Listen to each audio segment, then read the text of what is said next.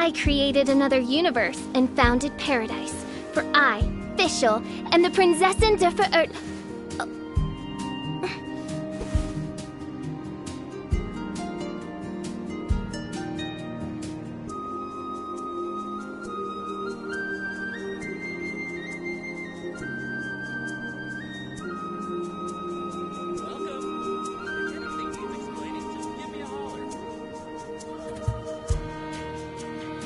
I do worry about the well-being of my retinue during my impromptu absence.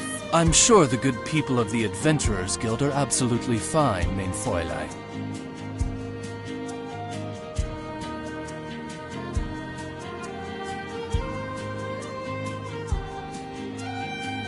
I created another universe and founded paradise.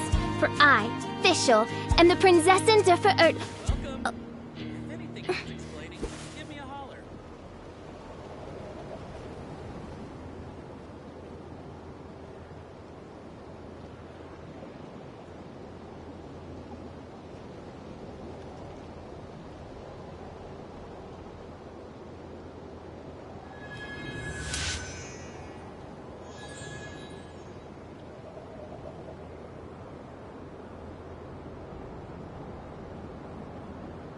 Welcome.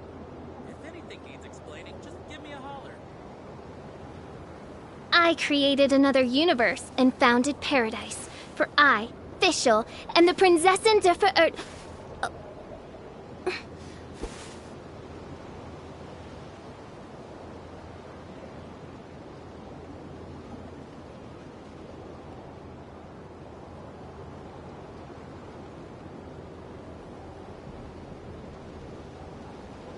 Welcome. If anything needs explaining, just give me a holler.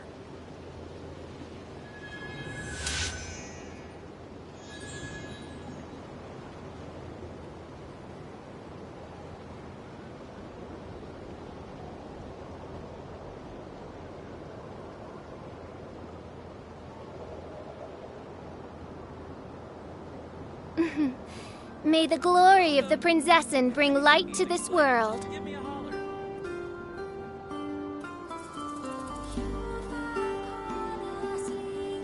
I created another universe and founded paradise. For I, Fischl, am the Prinzessin der Verirrt...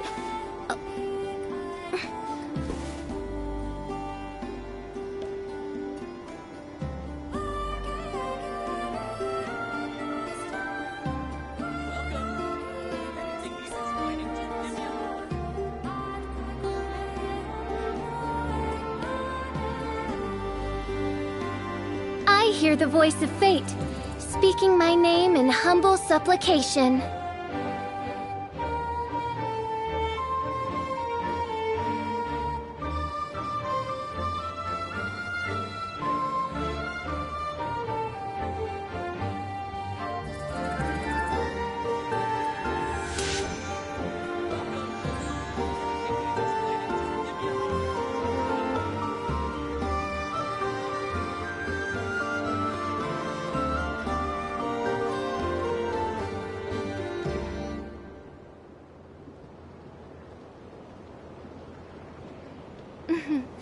May the glory of the Prinzessin bring light to this world.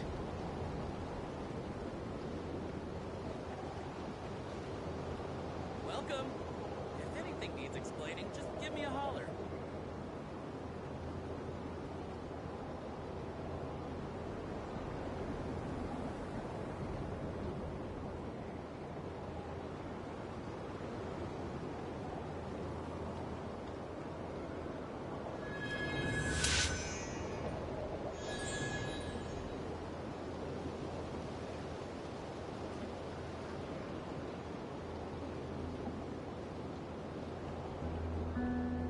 Welcome.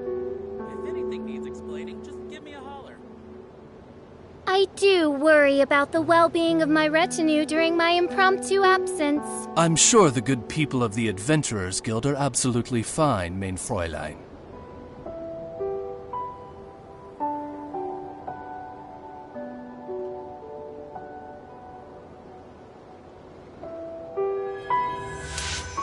Welcome. If anything needs explaining, just give me a holler.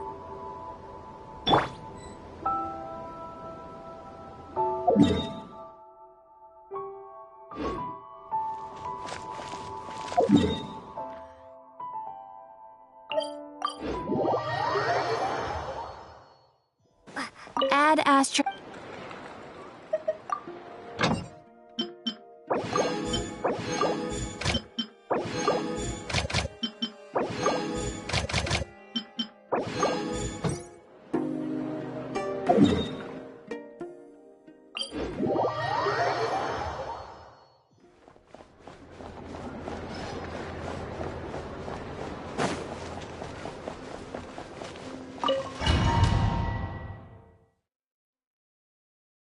I have to keep searching for a path toward reality.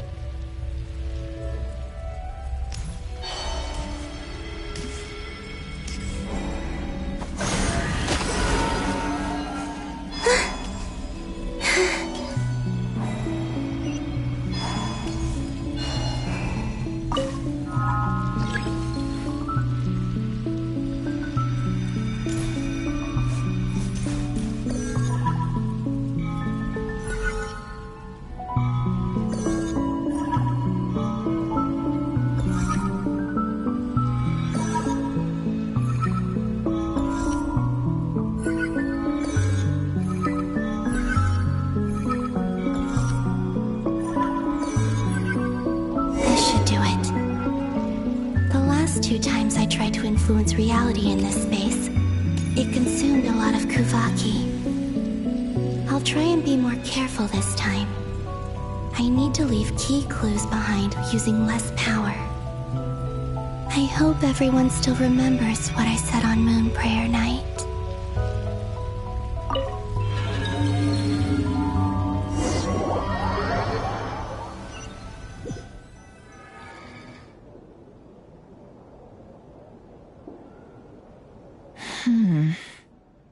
Nothing here either.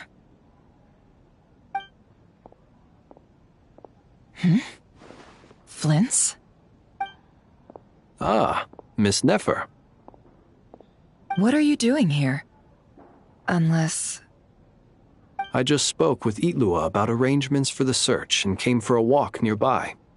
As for you, why would... It appears we think along similar lines.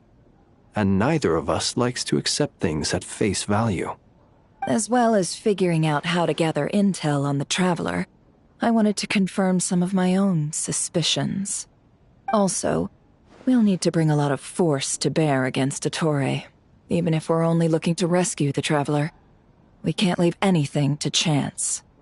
You don't think Columbina perished either, do you? I'm merely considering the possibility that she survived, just as you are. How much can we really know about a deity like her anyway?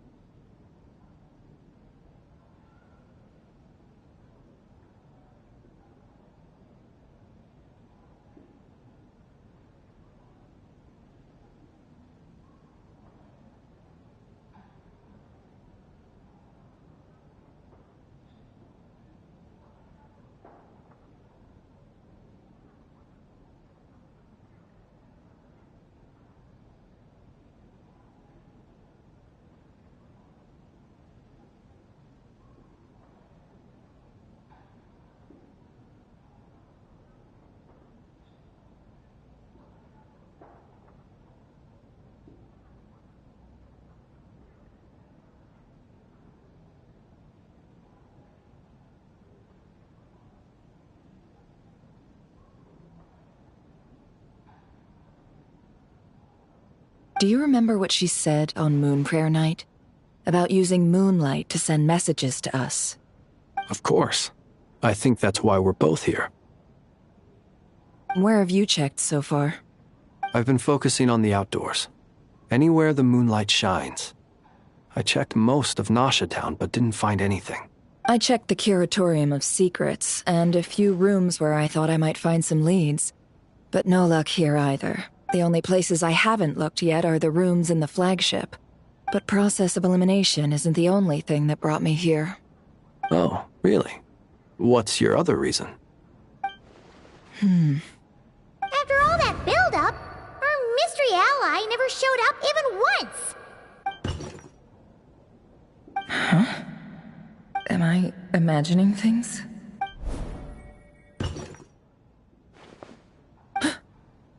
Come on, let's see what's going on.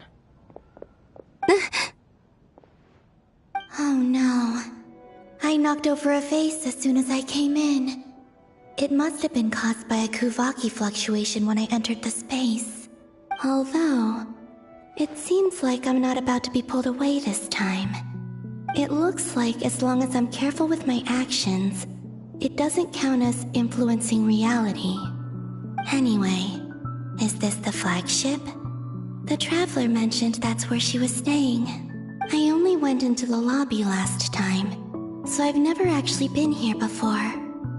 How does this space work? If nothing else, I can now be sure that it is not simply memory. She mentioned where her room was. I think it's this one.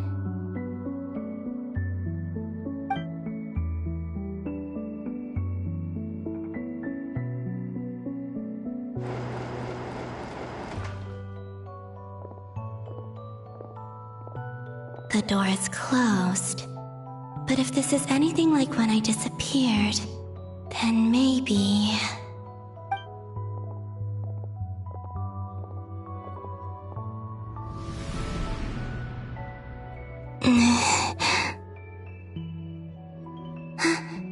I'm in.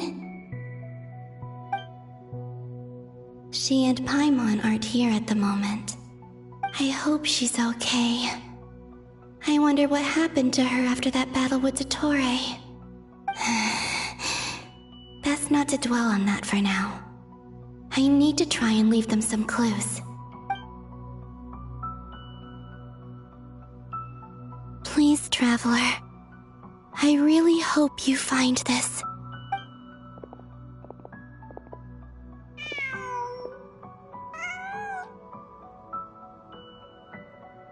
Huh. Just a cat. Nothing else here strikes me as noteworthy. Didn't you stay here for a couple of nights once? Before Rarir showed himself, yes. It's also where the Traveler and I first met. Did you notice anything unusual during your stay? I remember thinking how much noisier the flagship is at night compared to the graveyard. Other than that, no. The Traveler and Paimon were most congenial neighbors. This is where they've been staying, yes? Over here? That's right. I wouldn't usually condone breaking and entering, but we can make it up to them later. Focus now. I have to write a message on the wall using Kuvaki, just like I said on Moon Prayer Night. Simply open your windows on nights when the moon shines bright, and the moonlight will naturally flow towards the words I have written. Here goes. I'll need to carefully control my strength.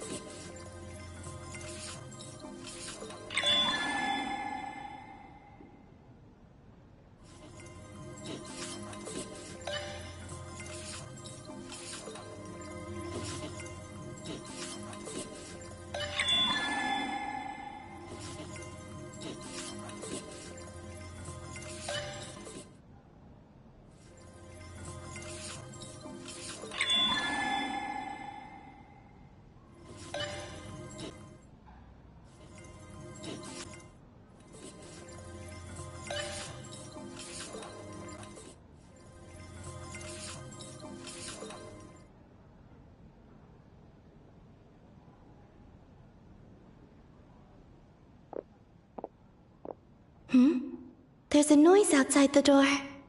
Is she back? Please, you have to see these words.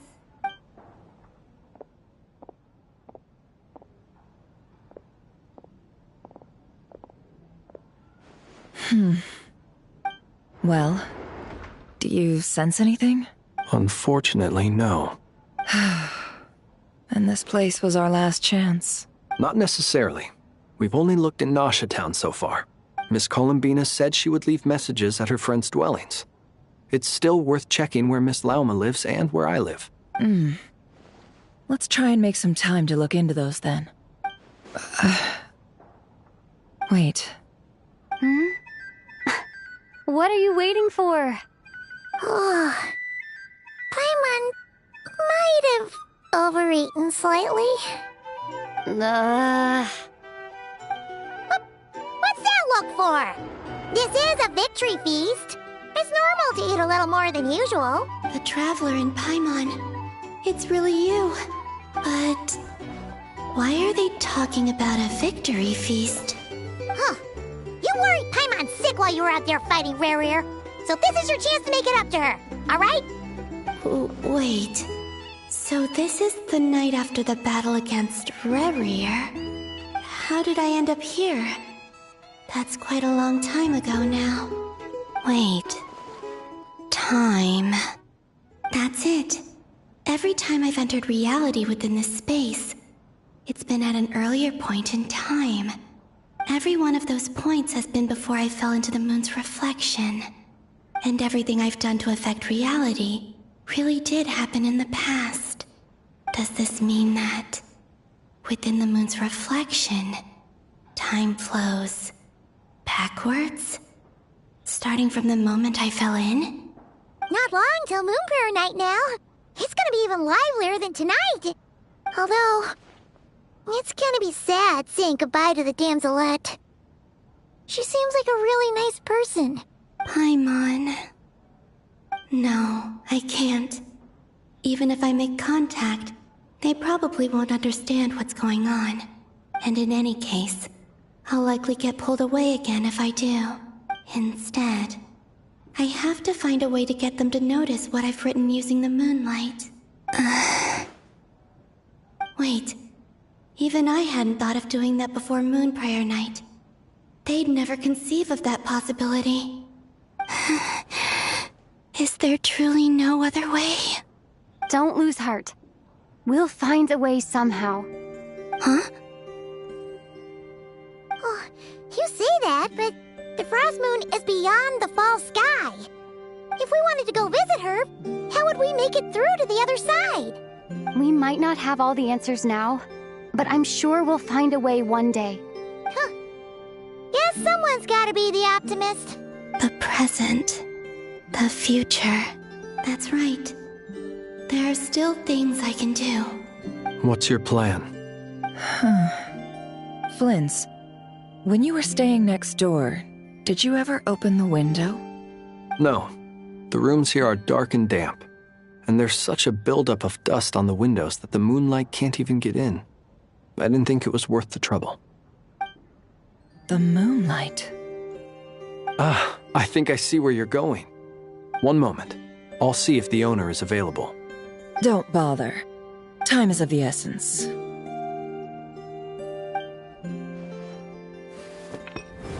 Time.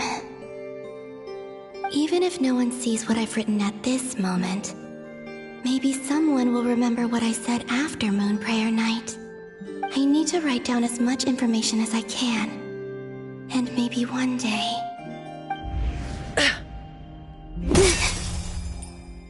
Huh? What's up with you? You can't even hold your cup steady. Are you getting tired? A little. Well, you should probably hit the hay then. You've had a really tough couple of days for you.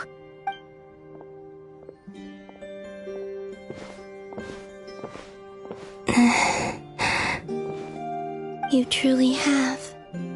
You helped defeat Rarier, helped me reclaim my name, and you helped the others organize Moon Prayer Night. Wherever you are right now, I'm sure you're still fighting against the injustices of fate. This is all I can leave for them. How I wish I could stay here, but it's time for me to go. I hope to see you again in the next time, and if the opportunity presents itself. I will surely return to your side. Huh. Columbina. She's alive. Not only that, but she's left us an entire wall's worth of clues. She even wrote down what would happen on Moon Prayer Night. It's just a shame we found it too late. I am here. Time in this place flows backwards. I am constantly moving forward. It sounds like she's found a way to influence the past using Kuvaki. But her future is our past.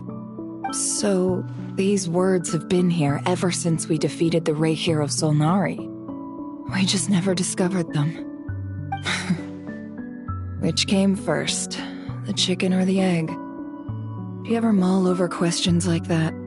Only when I'm in a good mood, and at leisure. Well, I never do. Everything that has happened already belongs to the realm of fact. As a business person, and especially an intel broker, what I do is extrapolate from those facts to try and read the future. An admirable philosophy. It's a means of survival. Let's go. We have a wall's worth of clues to share with the others.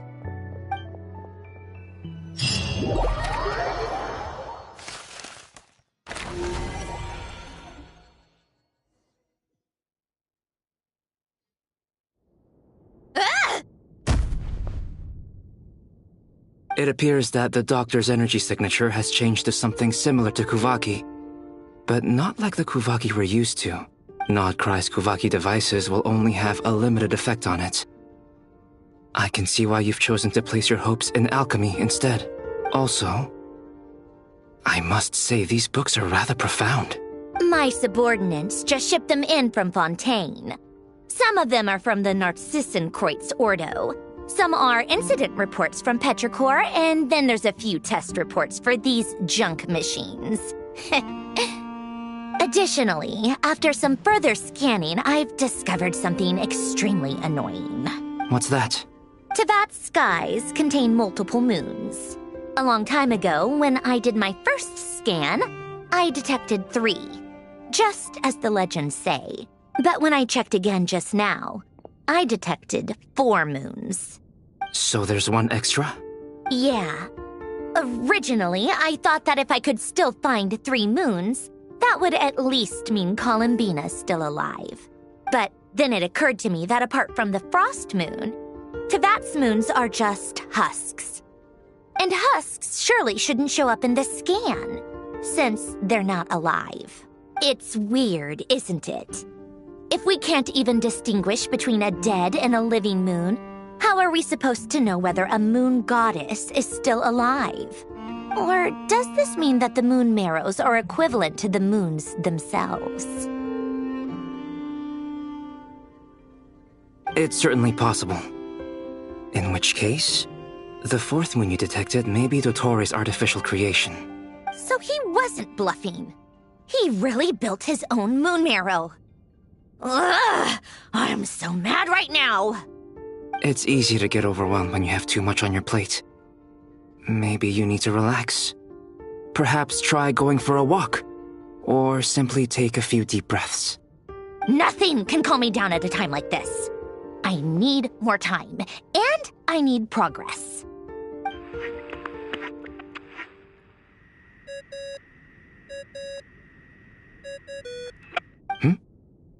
It's Mr. Flynn's. I really hate that ringing tone. Ugh. First the 4 orthants of the Narcissenkreuz, then moon marrows. Now what? Oh, sorry if we're disturbing you. Might I ask what's troubling you? What do you want? We're busy. Are you still at the Curatorium of Secrets? Yeah. Look, everyone else is still out, so there's no hurry. Plus, I'm busy, so I would appreciate if you gave me some space. Even though we have crucial intel to share? Fine, I'm listening. Do you intend to share it via the Dodo communication device? Ordinarily, I would, but this is a unique situation. I think it's best that we discuss it in person. See you at the curatorium.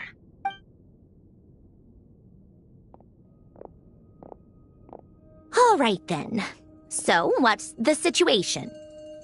The rest of the team is still out working on their missions and evacuations, but we've decided to fill you in on the most crucial information first. Sandrone, you were right. Columbina is most likely still alive. That's the best news we've received in a while, by a long way.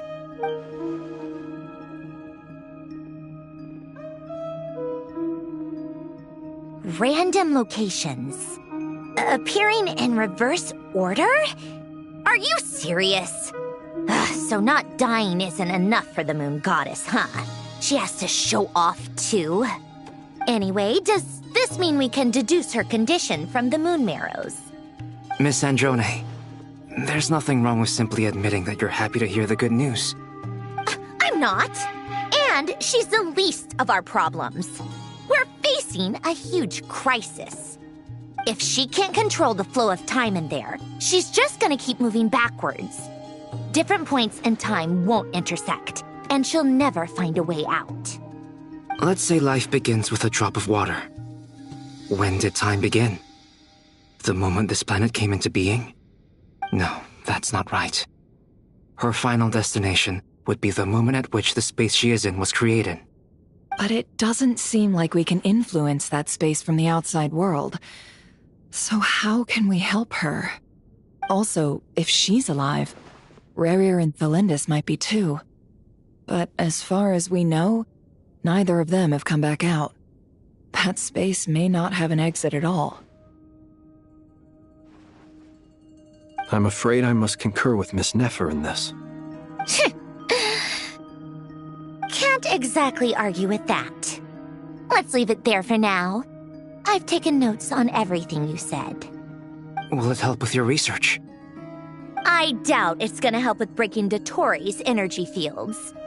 But who knows when it might come in handy. Better to have it all written down than try to remember everything when I need it. All right, I need to get back to my research. Mr. Albedo has made a lot of suggestions that will require my undivided attention. Sure, I'll stay here. I have things to work on.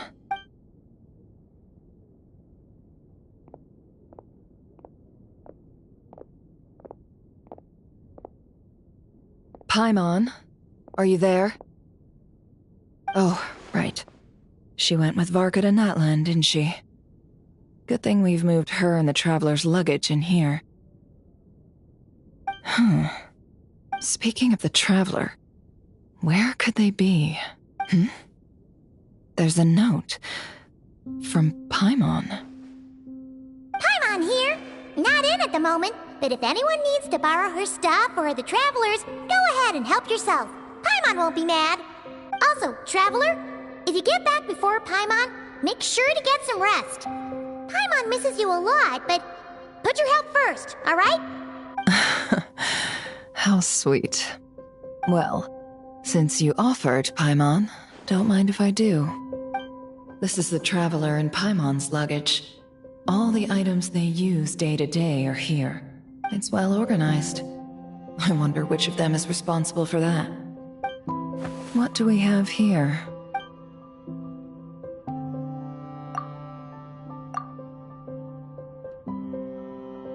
The camera captured a special moment that can only occur between people who are close to one another.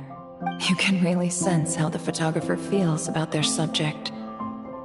I wonder why this picture was placed outside. Is it because Paimon recently looked at it?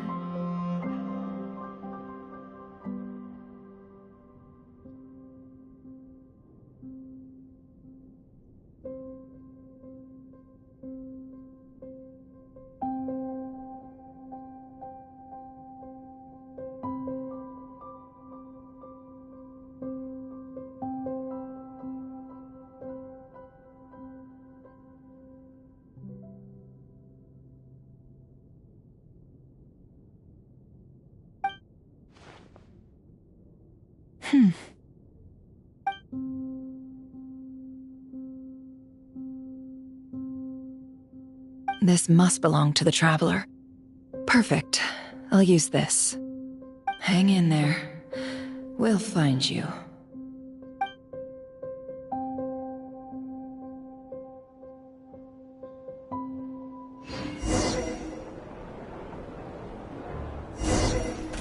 Polonia. Search keyword world formula and bring me all relevant books.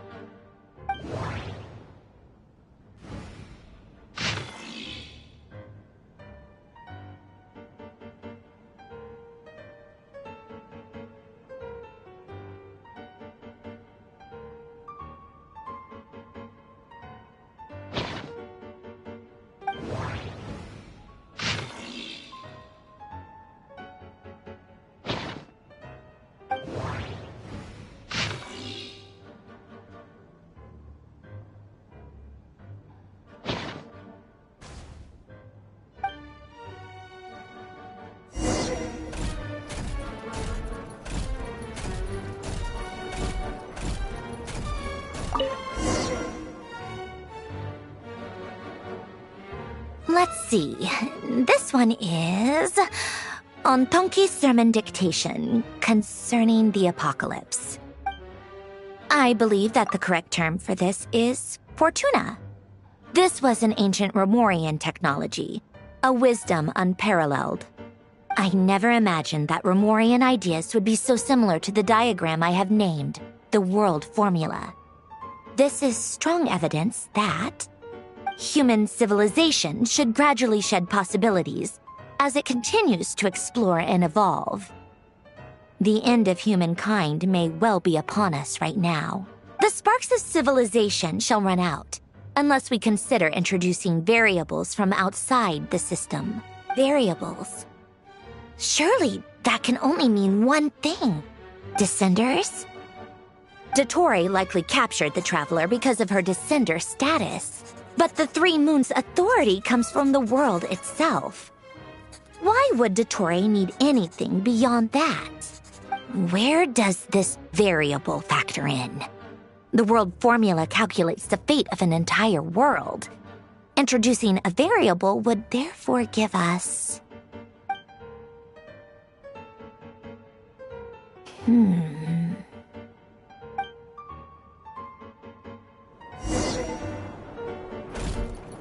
Polonia. Search keyword pathway and bring me all relevant books.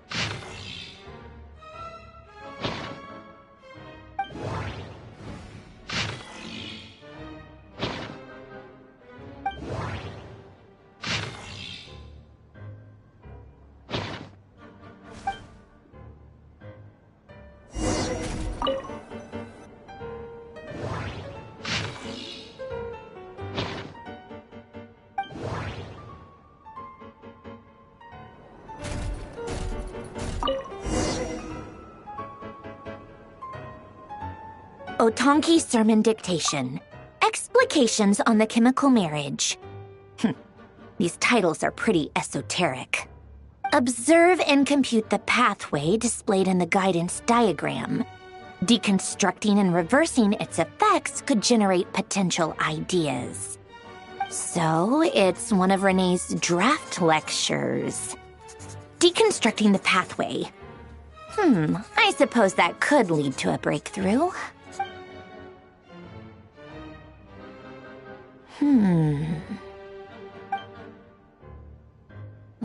This is so long. This guy sure loves showing off his knowledge.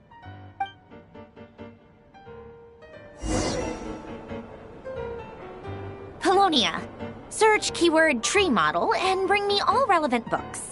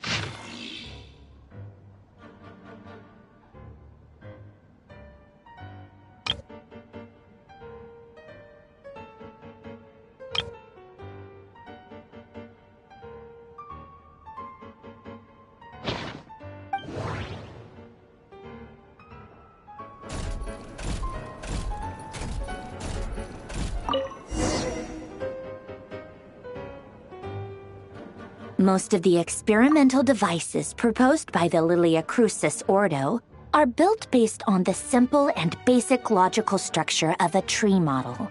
Lilia Crucis. Guess they were trying to cover up the name of the Notmaingenshinaccoun Ordo? When Duke St. Germanus departed, he said, "It seems that there's no going back."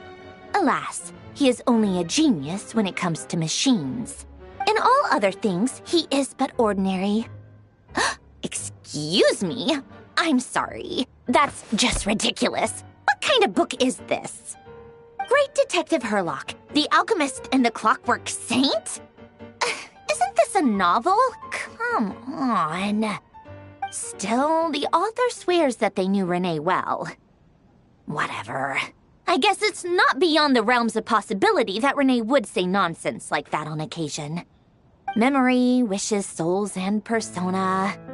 Frankly, this sounds more like occultism, but if Albedo vouches for it, I suppose there must be some alchemical basis to these techniques. The way Alain Guillotin saw it, the world was comprised of machines. The universe needed machines, and thus his technologies were created. That's why I was born. René, his full name was René de Petrichor, if I recall correctly. Sounds like he and the town must be intricately connected. That place was also the source of most of our information regarding Remurian civilization. Seems like some of his projects were based on their technology. The cutting of souls and storing them in vessels. These seemingly unrelated techniques underpinned René's research. Assuming that the four orthants correspond to alchemical categories. The chemical marriage model? Alain would have scoffed at that. He never would have let those theories or parameters anywhere near his mathematical formulas.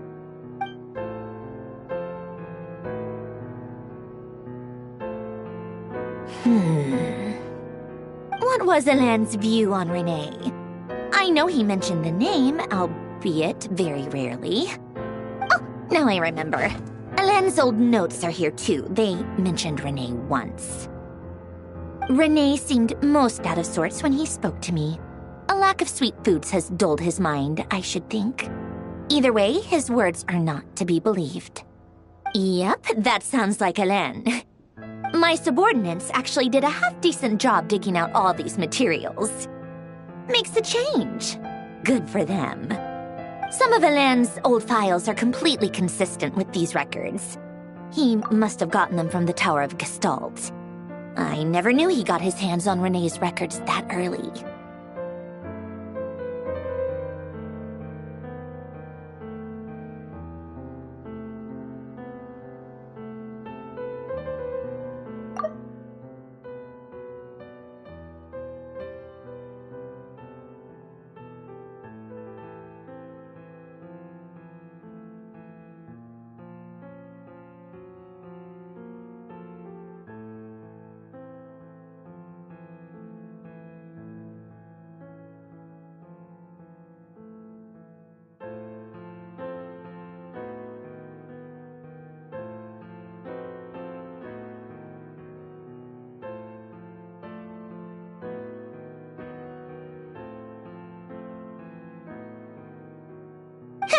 He may have kept them, but he never even attempted to use them. Didn't believe a word they said. Come to think of it, Renee's world formula was filled with calculations of constants. That shows he believed that the fate of the world to be predetermined. As for Elan... it's been too long. I forget what he said. What would he have said? A guy like him, fervent believer in machines, but not headstrong enough. The world can be changed. It is worth persevering. Yes, that's how he used to think at least. He created that procedure to save this world. Yet the scale of the world's fate proved too enormous. The result was beyond his ability to calculate. He died having never seen the outcome.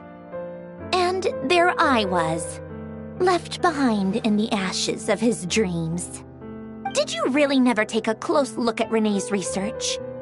Or did you read it but deem his philosophy incompatible with your model? The very thought of trying to incorporate his ideas probably made you feel sick to the stomach. Well, don't worry, because there's a whole new category of lunatic in town. Next to Dottore, every other madman looks sane. You once asked me what I wished for. Should have asked him instead. He's the one pining for things you'd sooner die than witness.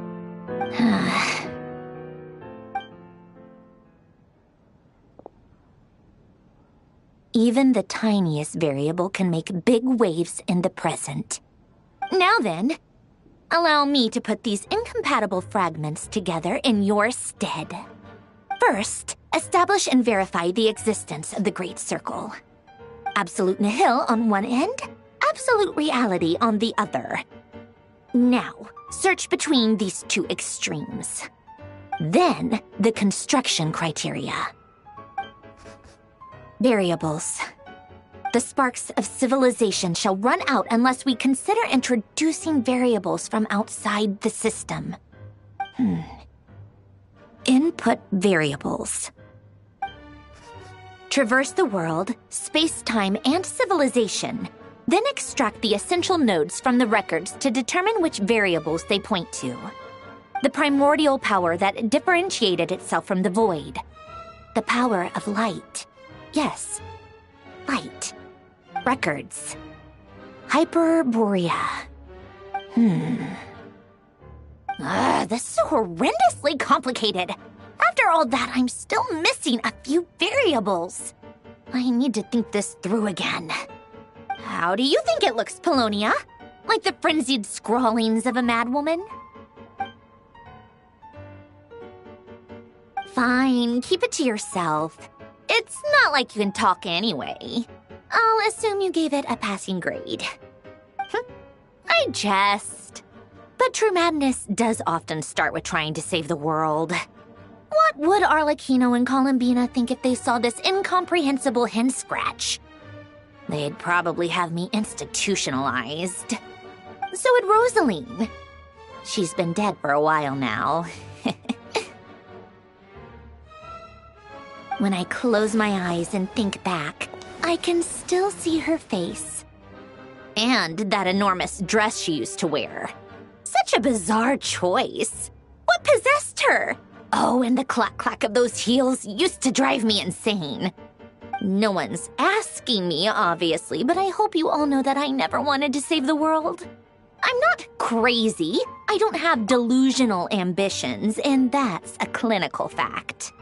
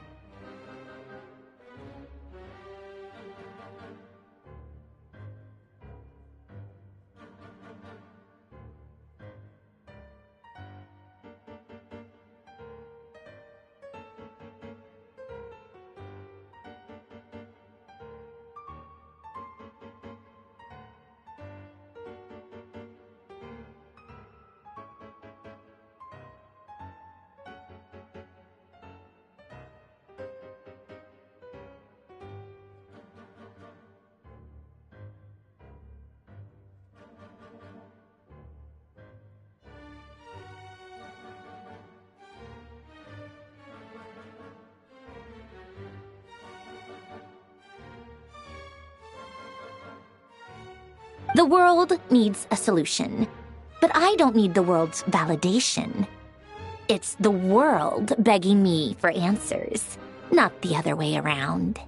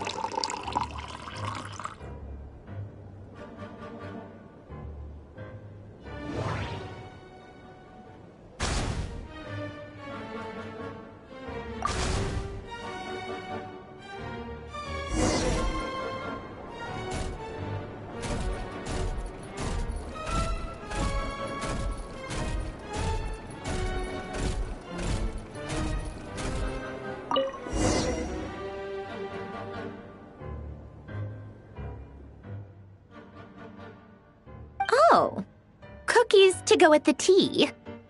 Let's see. They must be from that person who brought those documents. I see they're from Hotel de Boer.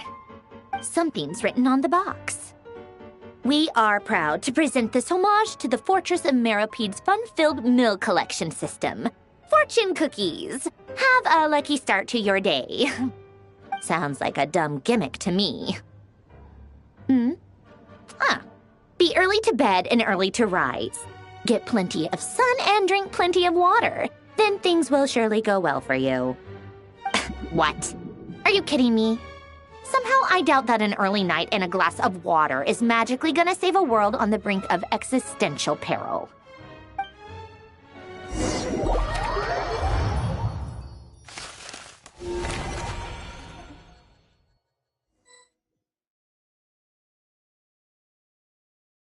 Lady Arlecchino, word has reached us that Lady Marionette's troops are all in position. They are ready to act as soon as the order is given. Excellent. The only thing is, They are fewer in number than we expected. It looks like many of them must have lost their lives at the hand of the monsters released by the Doctor. Can't be helped. Allow them to join our ranks, and keep in contact. As you wish.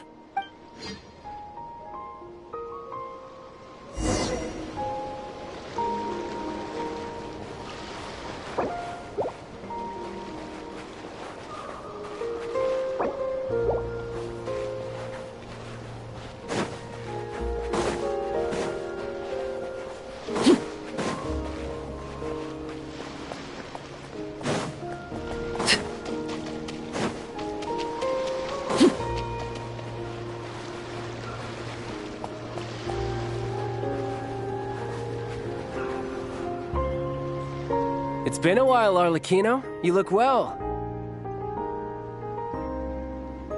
Did Dottore really have to build his lab right on the sole path between Snezhnaya and Nod-Krai? Had to go on a huge detour to stay out of its line of sight. Sounds like an arduous journey. I assume you've brought word from Her Majesty? Of course, all part of the job. Firstly, the Tsaritsa has authorized Fatui Internal Affairs to review Dottore's case. They will reach a formal verdict on whether he has turned traitor and whether he poses a threat to Snezhnaya. While they're working on that, I've been ordered to come and receive the refugees from Nod-Krai. They are nearby. My team will escort you to them shortly. Great. Aside from that, Her Majesty has a message for you and Sandrone personally. Huh? Where is Sandrone? She stayed behind to work since I was making the trip anyway. It seemed sensible to have one person on standby at base while the other came out to meet you. All right, guess that's just how she rolls. In that case, tell her that the Tsaritsa's decree this time is pretty awesome sounding. I think she'll like this one. Still, I wonder what... Wait, what's that? Did one of our troops turn into a monster? Take him out.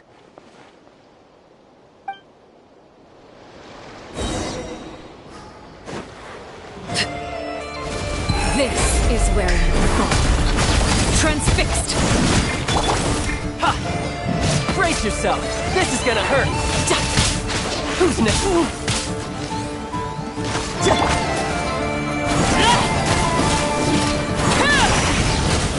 You've gotten stronger, Arlecchino. Nice! Stop that right now. I appreciate the praise, but I am not fighting you today. I knew it.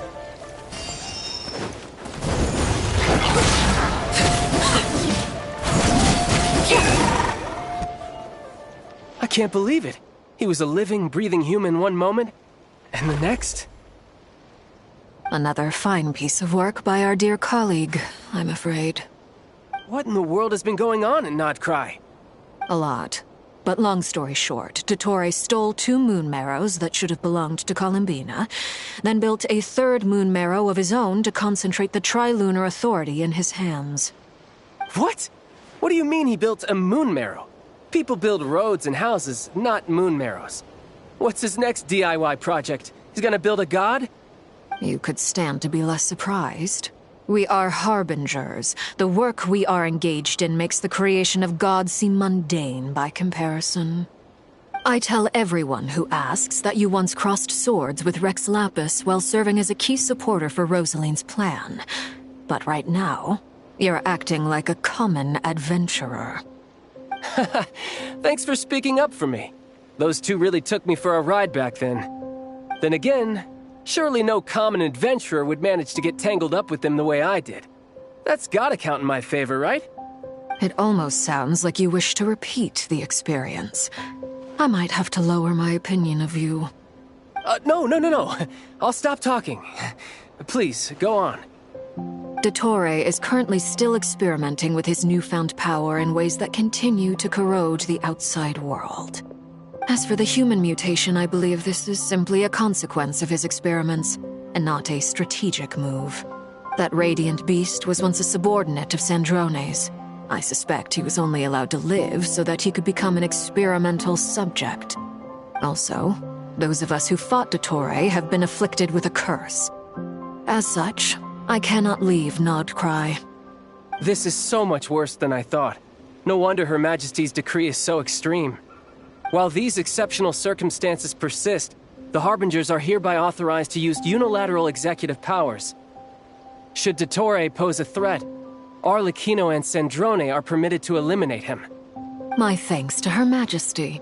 I will pass these good tidings on to Sandrone. Her Majesty has also declared that she will refrain from launching an attack on the now evacuated Nod-Krai due to the presence of unretrieved research material. A wise decision. By the way, how's my old partner doing? I'm assuming they're with you?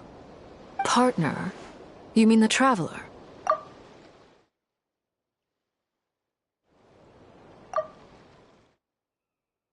I'm afraid I have bad news.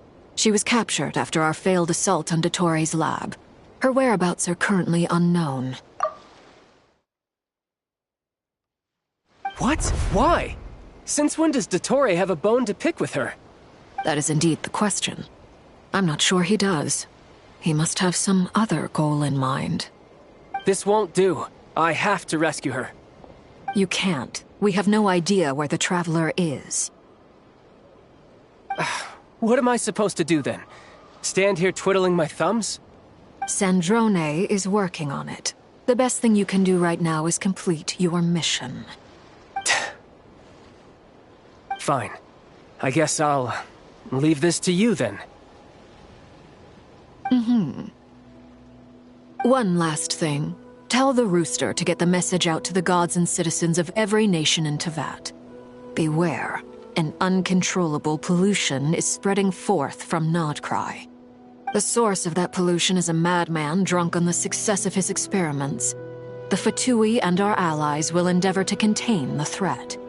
However, if Nod-Krai falls, things are likely to escalate.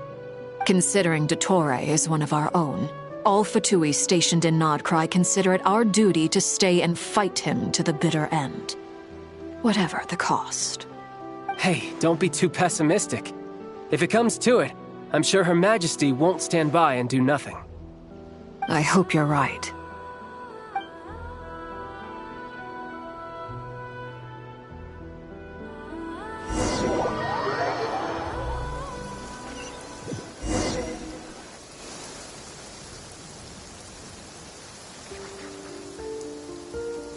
You're right on time.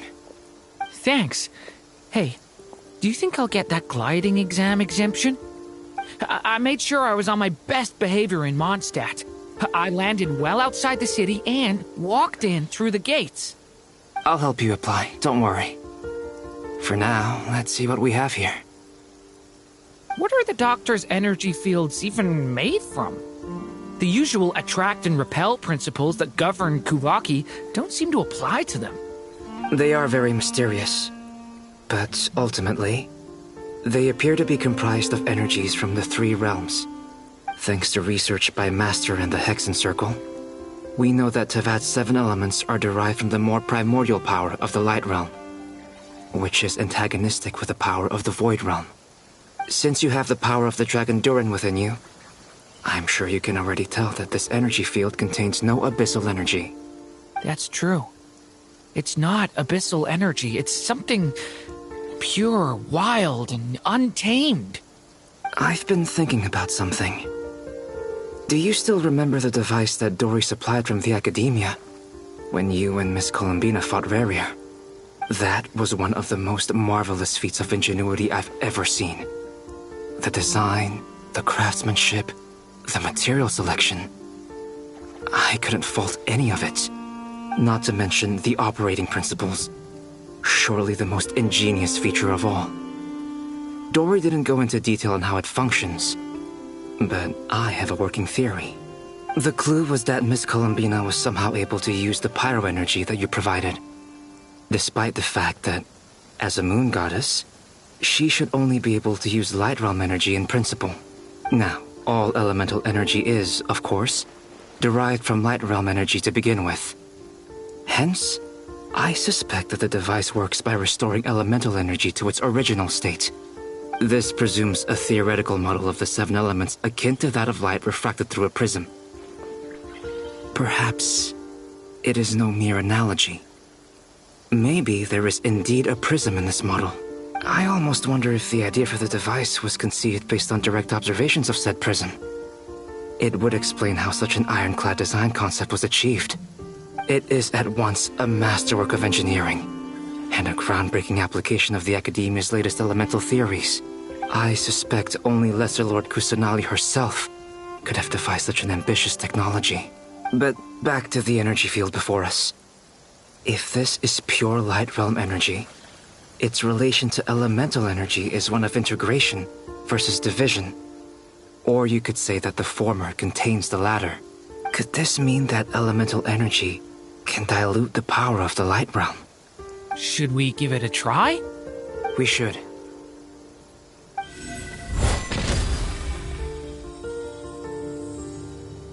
Ha! It works! Clear signs of disruption were detected at the periphery of the energy field. This indicates that elemental energy can disturb or even negate the field. Now you try. All right, here goes. It's working! Switch to abyssal energy and attack again. No surprises there. Abyssal power drains the energy field to a significantly greater extent. I now feel confident in asserting that the energy field is indeed pure light realm energy, and that elemental energy can dilute it. But the energy field is huge. How much elemental energy will it take to neutralize it? We don't have to neutralize it completely. We can try other approaches. That's all for theory. Would you like to continue watching? So you knew I was here? Huh? When did you get here? A while ago. But Albedo sounded like he was working on his thesis defense back there. Back in Sumeru. You can end a person's whole career by interrupting them mid-speech. Very thoughtful of you. I'm truly touched. Could I ask you to lend me a hand? With what? A little test. Try using Animo to unleash a concentrated assault with circular blades, with the goal of breaking through at a singular point. Nice! This time it tore through the field. Tremendous. This is a major breakthrough. Should we go through? We probably shouldn't risk having mutually antagonistic energies in such close proximity. Durin, you stay here and watch the entrance. Hat Guy and I will go in to investigate. Sounds sensible to me. Keep your eyes peeled, Durin. Don't worry, I got this. You two be careful in there. Just give me the signal if you need help and I'll dive right in. What do you mean, signal? It's based on a new alchemical concoction I developed last month.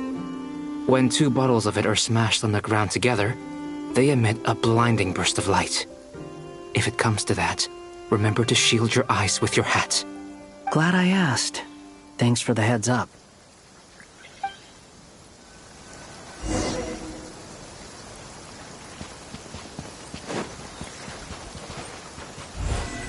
Come into being! Yeah!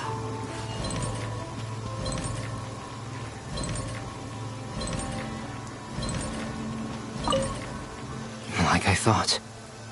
Beyond a certain distance, we can't see the opening where we came in. Maybe that's to prevent people from escaping.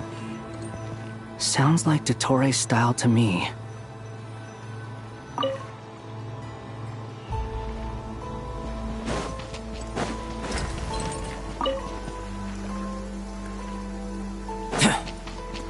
Not much has changed.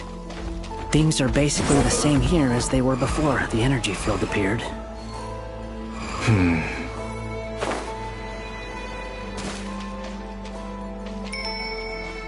Squall and Fury!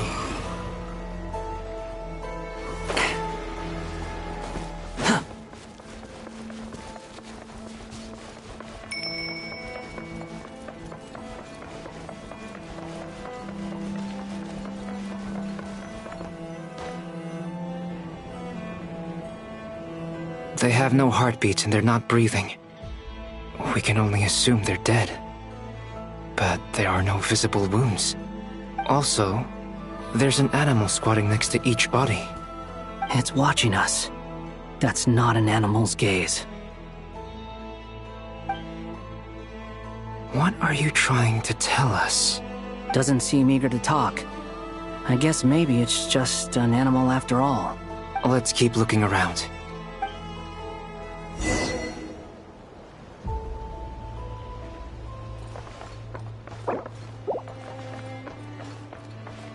Quit following me.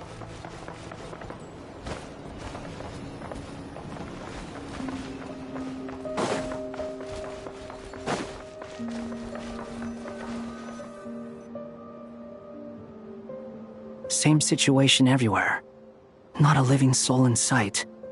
Just countless bodies with animals standing watch over them. Well, I think we can safely rule out the possibility that they're all pets.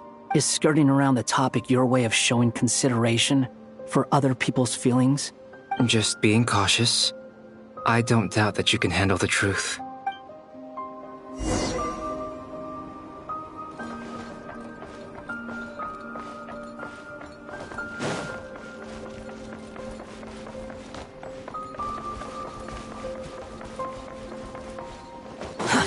Careful.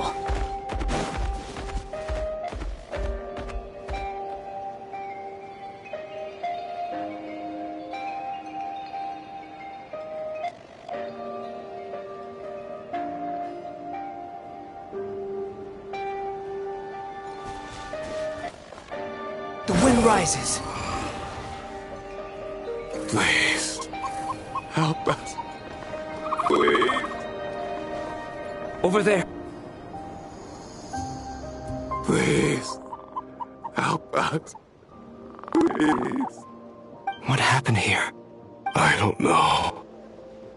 Suddenly, everyone collapsed. Then my line of sight got lower. I still have some of my senses left. I gotta get out of here.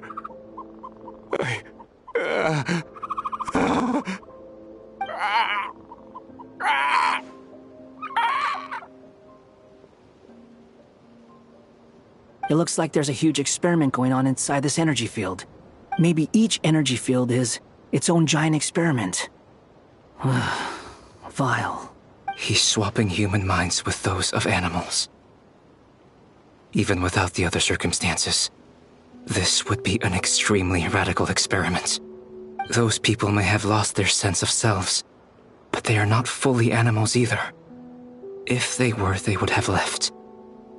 But instead, their instincts are driving them to remain by their dead bodies.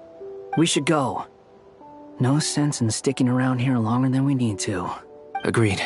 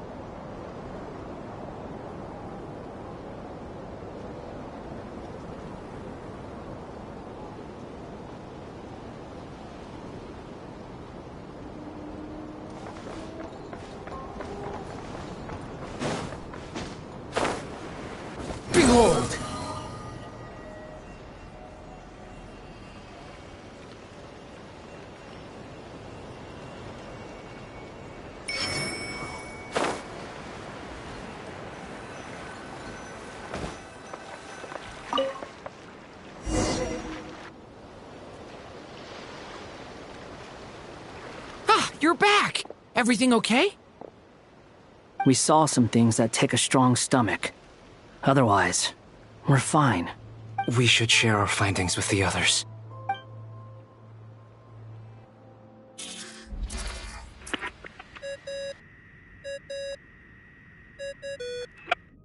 Yes? Who is it? Miss Nefer, it's me, Albedo. We found a way to break through the energy fields. With enough control, it's possible to tear them open using elemental energy. Also, we managed to take a look inside. Dottore is carrying out his cruel experiments on an immense scale. Any residents who have failed to evacuate in time will likely meet a grisly end. Sounds like he's living down to our expectations. Might I ask how things are proceeding on your end? I'm just about to get started. I'll be in touch once I have a result. Understood. Stay safe. I will.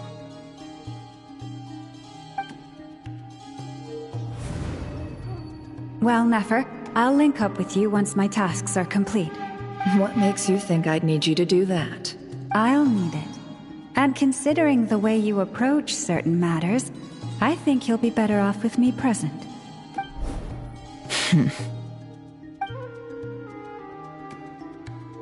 Let's begin. Entering simulation mode. A vast wasteland. Is this the Traveler's inner world? I was expecting something more vibrant, to be honest. Wait, someone's there. What are you looking at? In that case, I'll look at it with you. I want to know all about everything you've seen and experienced.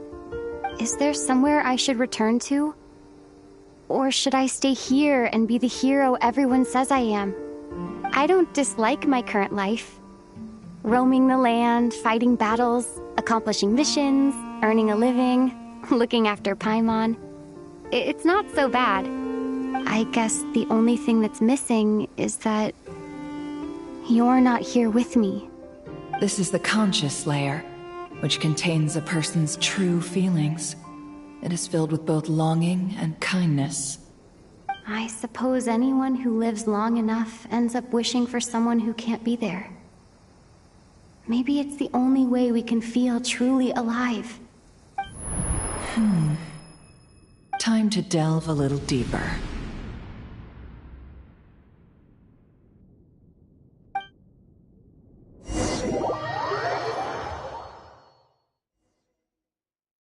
Nasha Town is hardly the optimal choice for a place to live, but it has character and a reasonable population density.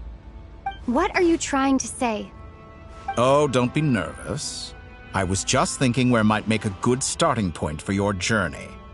Perhaps I should send you further afield. Conria, perhaps. Conria ceased to exist long ago. Once again, you fail to understand the possibilities that the Tri-Lune creates. Anything that has existed in the past, I can now recreate. You simply do not wish to see that happen. That might be because you miss your sibling and fear getting answers that you are not ready to learn. But this is not for me to judge. If we are to collaborate, we need to maintain an amicable relationship. In a moment, you will be able to... Oh no. What are you...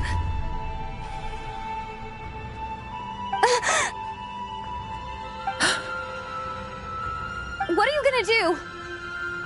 Don't move. Something unwanted has crept into... Oh? Gone as quickly as it came.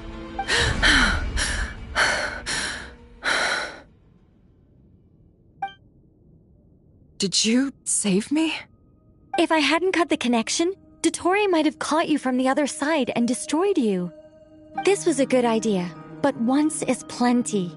You were exceptionally brave. Excellent work. Thanks, but now's not the time for that.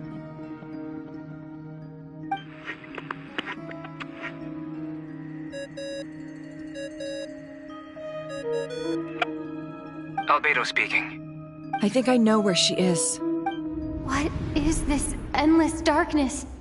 I can't see anything, even though my eyes are wide open. But why? What happened?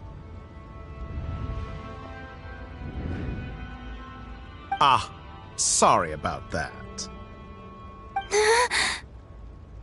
I take it you didn't notice. Just now, a friend of yours took a little peek into your mind. Could it be Nefer? How did she do it? Did she use something as a medium to connect to me? Do you think she's aware of your current circumstances?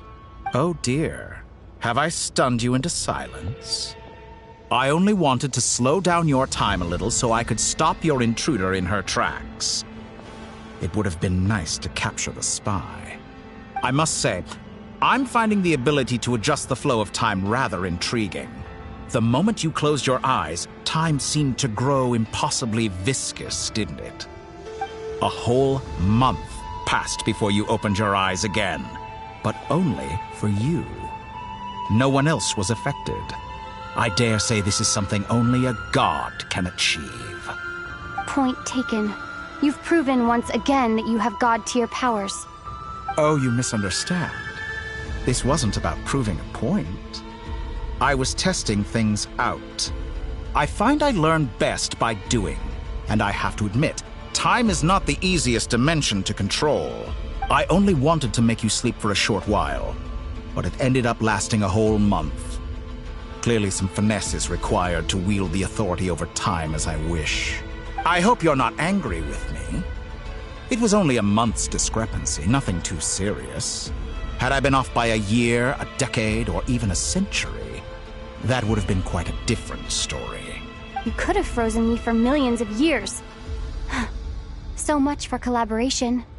You aren't showing much sincerity. Millions of years? To what end? I wonder if you don't understand humans all that well. They are very pragmatic creatures who understand only that which they can perceive with their senses. If I had you sit here for a week, I imagine people might sympathize. But if I left you here for 100, 1,000, or 10,000 years, the sheer size of that number would cause it to lose all meaning to them. They would not have the capacity to comprehend your suffering, and thus they could not empathize. Unfortunately, while gods do exist in Tevat, it is ordinary humans that account for most of the population. Their lifespans are so limited, their bodies so fragile. Did you ever really hope that they could begin to understand someone like you? Your long life and unique origins make you fundamentally different from them. How long will it be before they start to treat you like the alien you are? Before you are ostracized, outcast? Alien. Even I feel bad for you sometimes. This world has made you into a slave. So many times you have served its will, and not once have the powers that be ever thought to grant you the one simple thing you wish for. You have been treated most unfairly. I can change that. I will grant you special privileges and give you back the status you rightly deserve as a descender.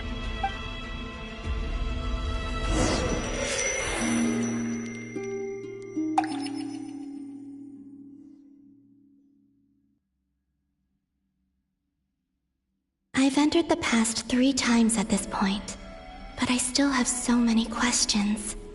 For instance, beyond each point being further back in time than the last, what determines the specific locations at which I can make entry? So far, the common thread linking all 3 scenarios is that the Traveler has been present. But it's more than that. I know I sensed something familiar around her. What was it?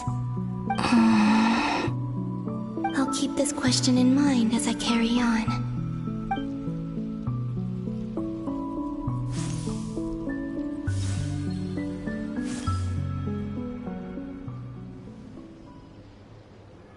Humans. You never change.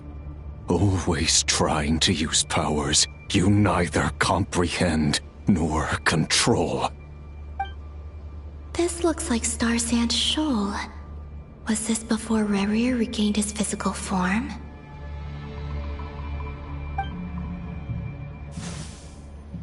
You've messed with the cannon again, huh? Sorry, but this round's not gonna go your way. The cannon. That's right. I was at Silvermoon Hall and I sensed an abnormal Kuvaki fluctuation coming from Nasha Town. And right after that, came an ominous power emanating from Star Sand Shoal. My body was once torn into countless pieces and hurled into the swirling chaos of time itself. But even so, my life and will were not extinguished. I wonder if I could try to prevent his resurrection. But how would I do it? What can I do, here and now? Traveler! Behind you! Look at that light!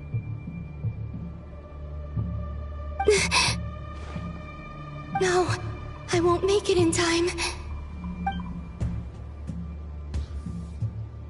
She's using the Kuvaki shield like I taught her. Is she gonna use it to block the cannon's beam? She's strong. I'm sure she can manage. But the force released when the beam impacts the shield might lead to collateral damage. EC Island. The Frost Moon Scions will be exposed to lethal levels of Kuvaki. A question, if I may. Kind Miss Columbina. When the cannon's Kuvaki beam was deflected earlier, I saw several bolts of energy streak toward Hisi Island, only to be blocked. Did you also have a hand in that? Maybe that really was me after all. Well, future me. But I don't know if I have enough power left. Sigi sato pasa sax, niti ipotofutos. There's no time.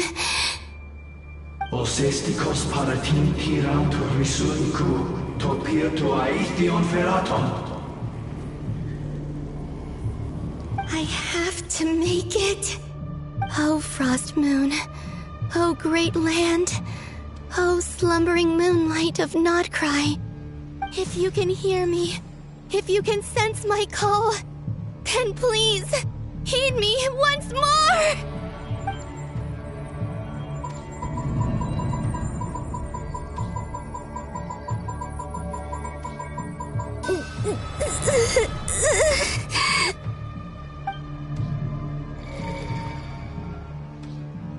Did it work?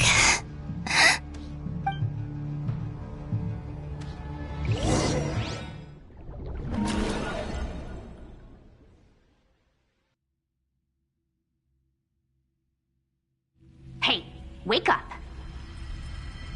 Hey, did you hear me? Columbina, I said wake up now! Oh, good morning, Sandrone. It's 3 in the afternoon, actually. And could you kindly not use my quarters as your personal nap room next time? But I feel so safe here. And your coffee, right? It's so bitter, but it smells lovely. It's like you were raised by wolves in a forest or something. What did you drink growing up? Grass tea? The Frost Moon Scions certainly led a more frugal existence than the Fatui. Then I'll bet you've never eaten one of these before. It smells delicious. That's because it's a Fontanian recipe. I had a little free time today, so I made a batch. Rosaline will be here shortly, but if you really can't wait, I guess you can go ahead and... Hey, at least let me finish before you start eating! Did the Frost Moon Scions not teach you basic table manners? Or did the rules not apply to you because you're the high and mighty moon goddess? These are so tasty. Of course they are. I made them. I was worried they might contain traces of machine oil. What? You know, there's something I've always wanted to ask you. Why did you leave your old home and join the Fatui? I mean, I'm sure their food was awful. But there's gotta be more to it than that. Well, life there didn't go quite how I imagined. What were you expecting? You're a god. Your followers are gonna make some demands of you, right? Surely you can just answer a few prayers here and there in return for the free food and drink. How bad can it be? Well, would you help other people just for free food and drink? The doctor told me that you were created by a great mechanic, Lord something Fisher. The Lord Artificer. Ugh, some people can't keep their mouths shut. Oh, Lord Artificer. And didn't he have something to do with the, narcissist? Notmaingenshinaccoun Ordo. Yes, that was it. Notmaingenshinaccoun Ordo. So, would you try to fulfill their wishes? You must be joking. I wouldn't go even if they paid me. I don't even know them. Exactly. Well, I felt the same way. I did not know the people who made demands of me. What do you know? We're on the same page for once. In his later years, Alan did ask me if there was anything I wanted to do. If I had any wishes of my own. Well, I don't. And I'm not in any mood to fulfill someone else's either. Who's Alain? He was the... You know what? Never mind. You're not gonna remember. Anyway, the point I'm trying to make is, neither of us is the self-sacrificing type. Let me ask you this. What sort of place would you like to live in, if you could choose? A place where people don't ask me for things I cannot give them. Where they don't worship me, or fear me, but just want to chat with me like a normal person. I'd also like the freedom to come and go as I please. And ideally, it would be somewhere with the smell of coffee and snacks. Not to burst your bubble, but no such place exists in the world. Now, take your snacks and scram.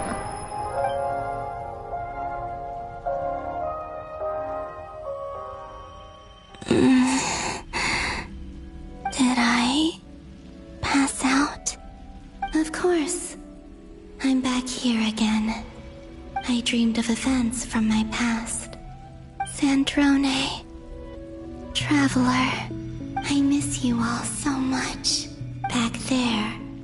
I guess I managed to harness all the Kuvaki energy on Hisi Island. But how did I do it?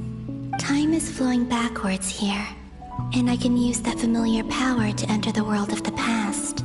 That mystery ally everyone talked about. It was me all along. I can sense that there isn't much more power remaining up ahead. What lies at the end of all of this? Will time keep flowing into the past? And will I ever find my way back?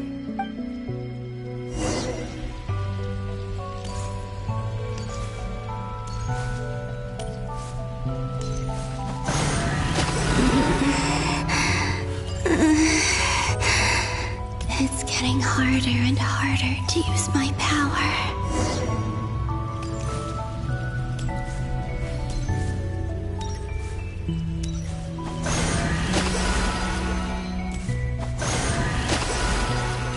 I'm no match for the Abyss in this state. I need to avoid the contaminated fragments.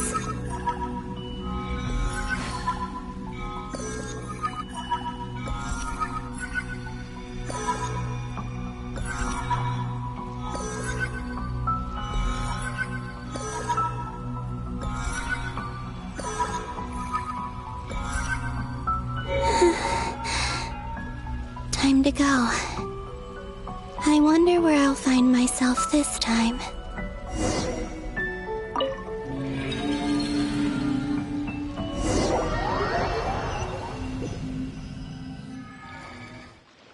The Final Night Cemetery. This is where Flint's is based. Or not! How are we supposed to read through this many files? Difficult, yes, but it is also our most efficient option. Seems like they're searching for information. Oh, I remember. Flint's and Varga talked about some files on the Wild Hunt. Was this my doing too? To expose the true intentions of this Rarir, we need to dive into Nod-Krai's history. Are my actions changing the past? Or are they simply completing a process? Is all of this inevitable? Or am I the one making these decisions? If I choose not to help them now, will it change how things turn out? Hope we don't land on our heads then. They're my friends. I can't not help them.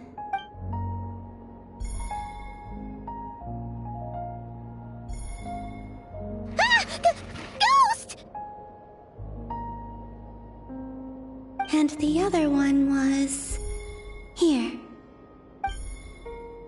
Hey! Another file's moving!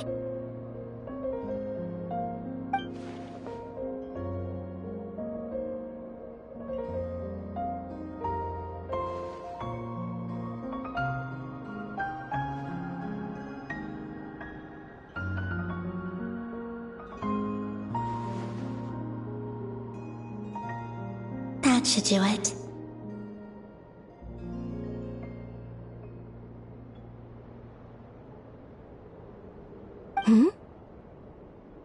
Luanatar? You can sense my presence? Wait!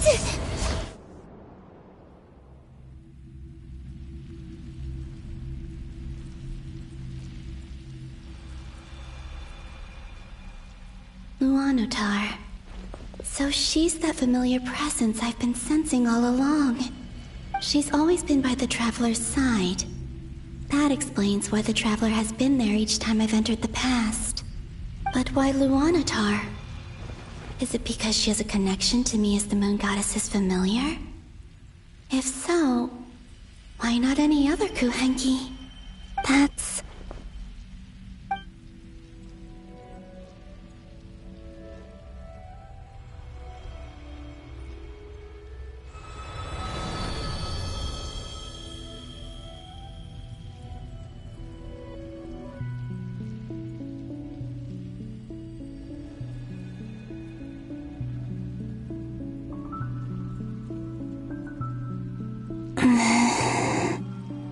I cannot sense any power up ahead. Just a void, stretching out into infinity. This is likely my final chance to enter the past. It's now or never. I have to find a way back.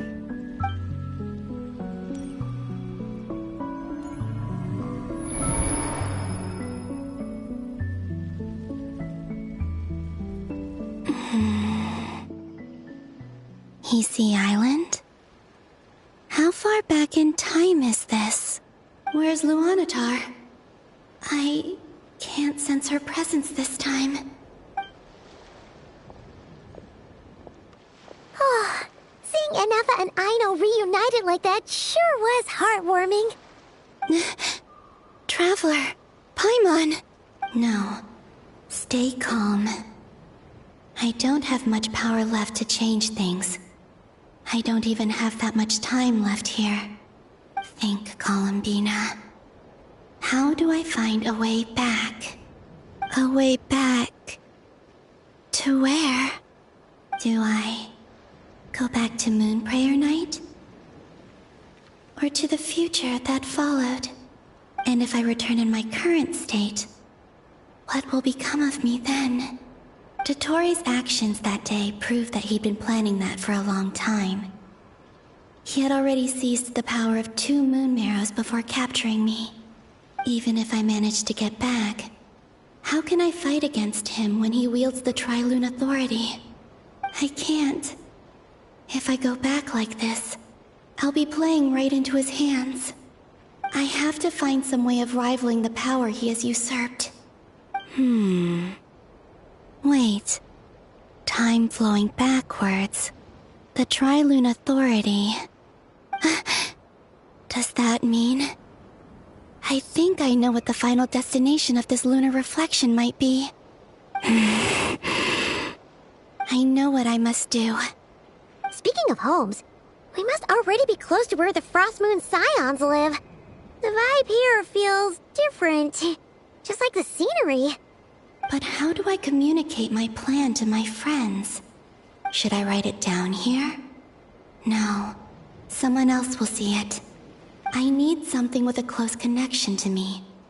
Something I can use as a medium to tell them what's happened to me in here. Now it makes sense.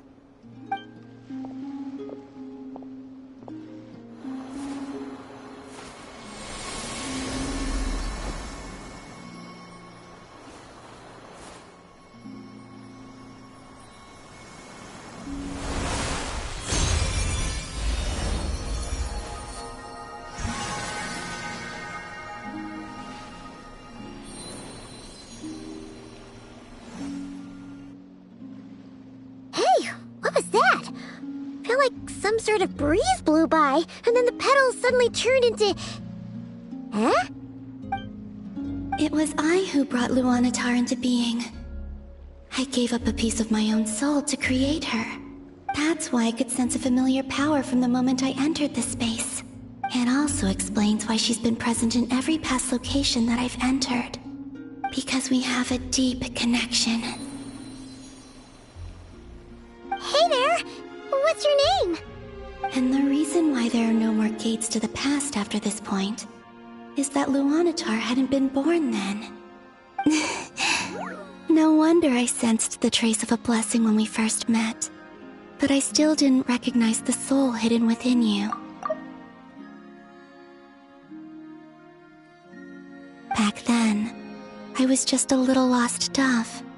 I had yet to become Columbina Hyposelenia. Go on now.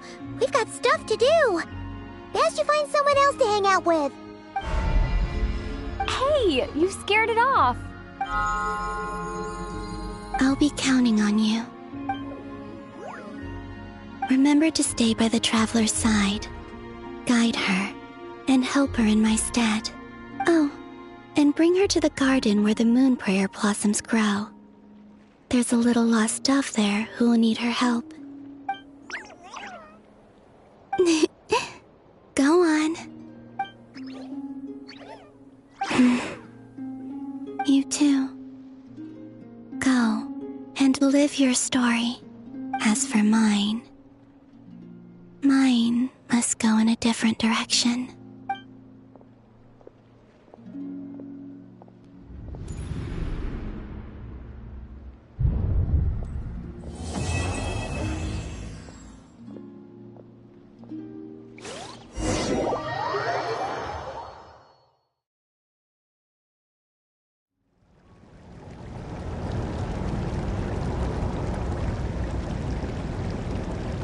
How would you like to experience the thrill of never being held accountable for your actions?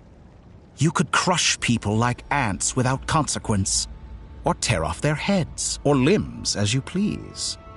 Believe me, such a life is but one small step away. What point is he trying to make? Freedom? But the freedom to kill? To do evil and get away with it? Why would you offer me that? The creation of a world is the ultimate scientific experiment.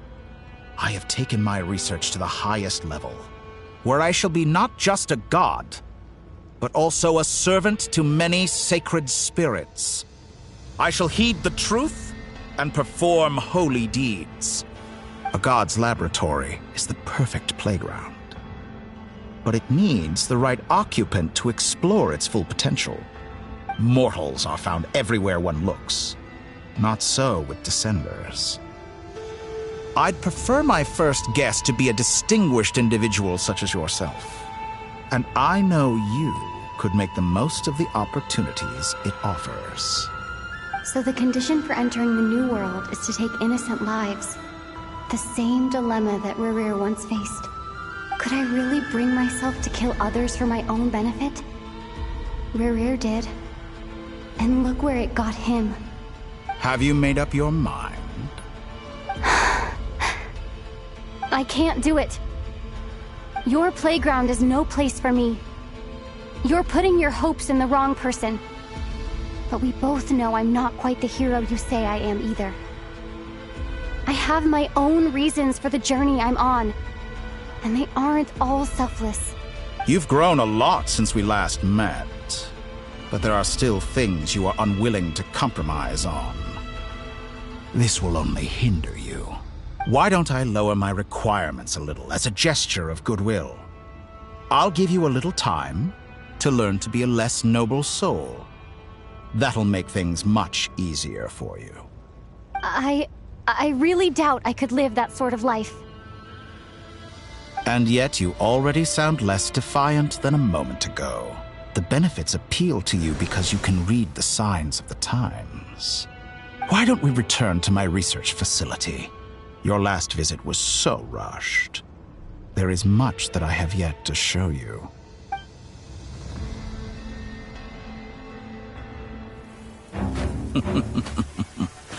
Now to that question,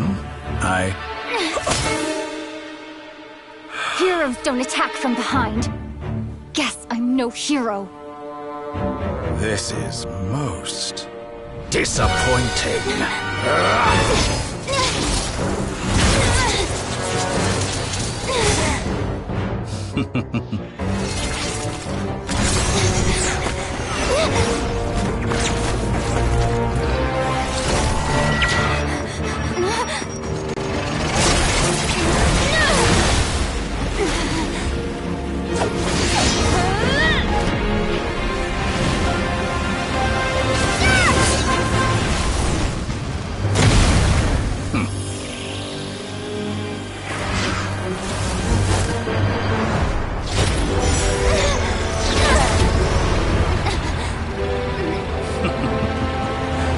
Now then.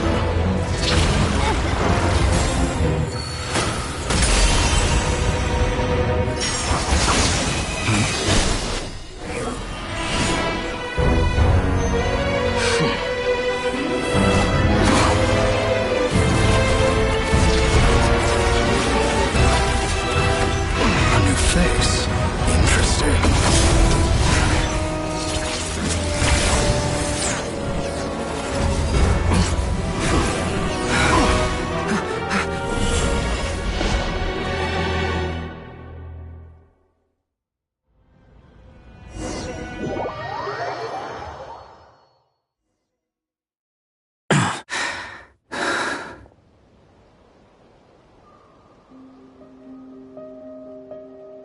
You're still gonna call me Hack Guy after that, huh? I didn't see anyone else in there who needed saving.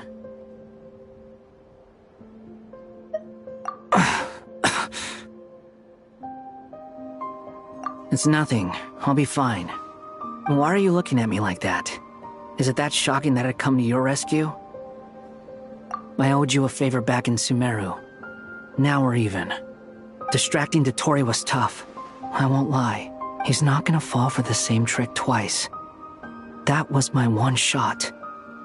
I'd hoped to use it to take him out. Ugh. I never wanted to obliterate someone more than I do right now. Dotori doesn't recognize me. But his segments were originally made based on an analysis of my operational principles. I expect it's only a matter of time before he figures out what I am. So Dotori doesn't recognize Wanderer because he deleted himself from Irminsul. Did he really miss his only chance for revenge by saving me? Why the long face? Hey, I'm not blaming you, okay?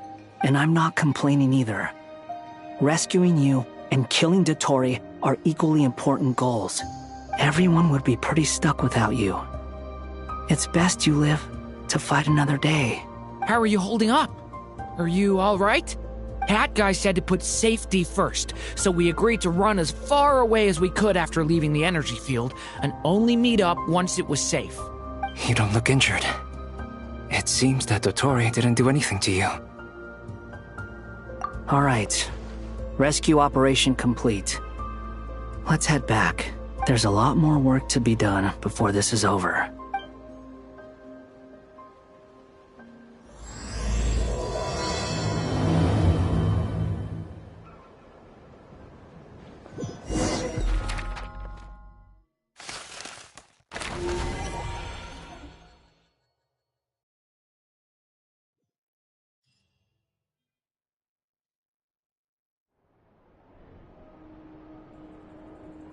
Understood. I will bear the Tsaritsa's decree in mind. I don't see what's so awesome about it, though. Does he really think everyone else is as immature as him? I'm not stooping to Tartaglia's level. I thought you might say that. How's your progress? Quite promising, actually. That alchemist Albedo gave me a few ideas. Remember how I asked you to look up some files for me? That stuff on the Nazi-Kreuz Institute. René de Petrichor and Jakob Ingold. Alain Guillotin despised René's theories and methods, but he never managed to come up with better alternatives either. So I adopted some of René's ideas. I thought Alain was like a father to you. He and René were mortal enemies, were they not? And what would you say if Lenny and his friends one day learned something useful from someone you utterly detested? I would applaud them for it. That would mean that they have surpassed me. For all we know, Alain Guillotin might have thought the same thing. Not that it matters, though. He's dead, and I'm alive. So it's my call to make. Once you die, it doesn't matter how great you were in life. Only the living get to decide what happens next. Hey, come on out. They're back. Huh?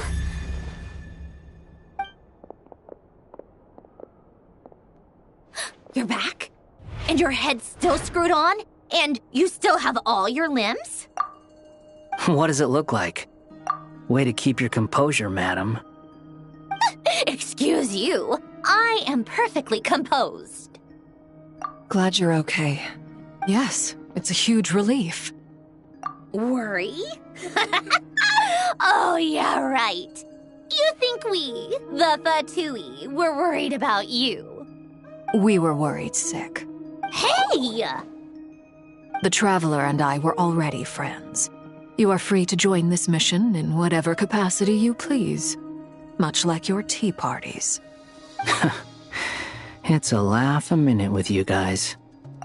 I must say, I was quite surprised when Mr. Albedo told me he would need no additional aid.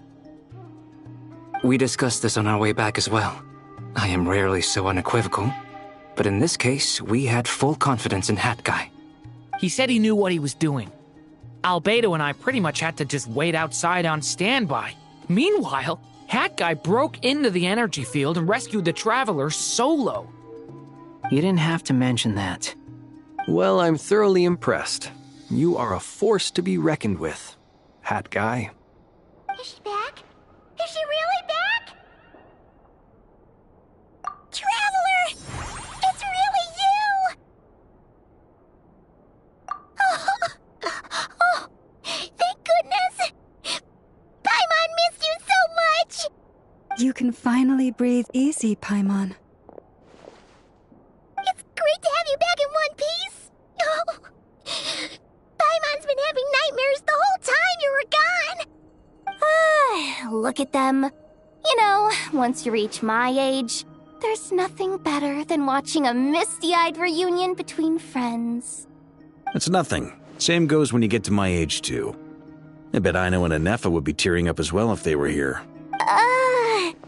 Varka, I'm not sure Anefa can cry. Oh, yeah, good point. Hey, your eyes are looking a little red and puffy. Come here, let's hug it out. What? Ew, no! No, thank you. You're not my dad, okay? Knock it off! Everyone, I'm sorry for all the trouble I caused you. But the silver lining is, I didn't come away from this ordeal empty-handed. While I was being held captive, I learned a lot about Dottoro's current capabilities and what he plans to do with them. Allow me to explain.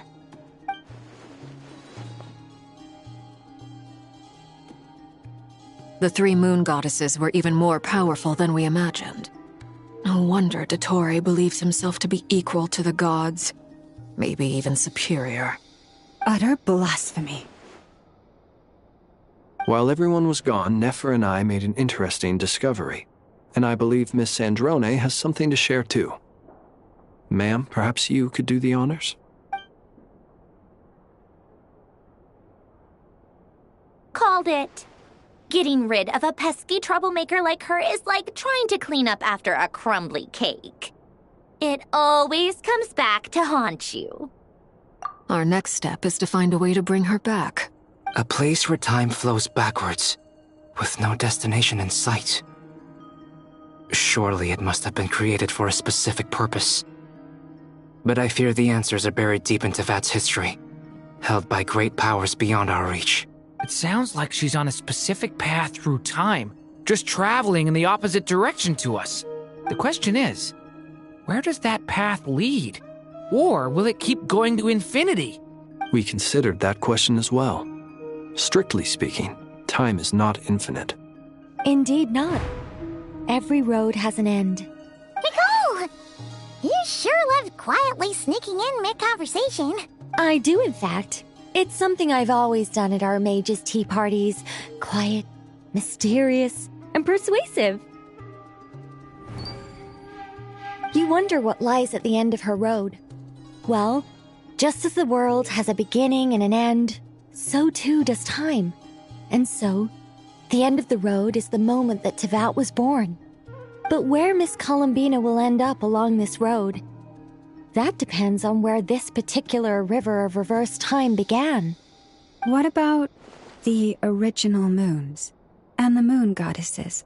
Do they have a beginning too? All things do. In the beginning, no moons adorned the sky. It was the Dragon King Nibelung who raised the three moons into the heavens, and thus were the moon goddesses born. They were shadows of the planet, born to wield Nibelung's authority and oversee the world on his behalf. They were extensions of his will, manifestations of his majesty. But then one day, they disappeared just as suddenly as they had once been brought into being. Nobody knew where they had gone.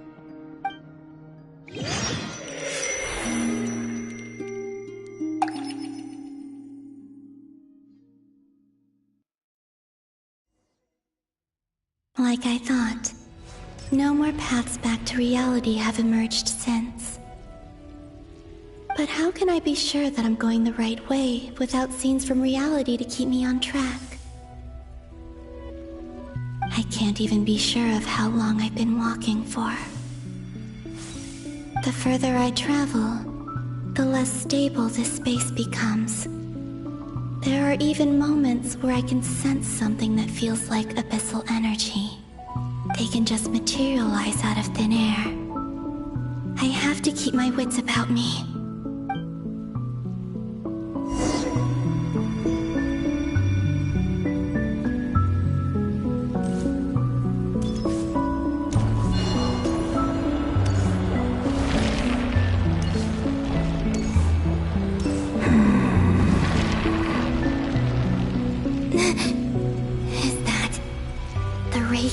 Solnari? I can't believe he survived. How did he do it?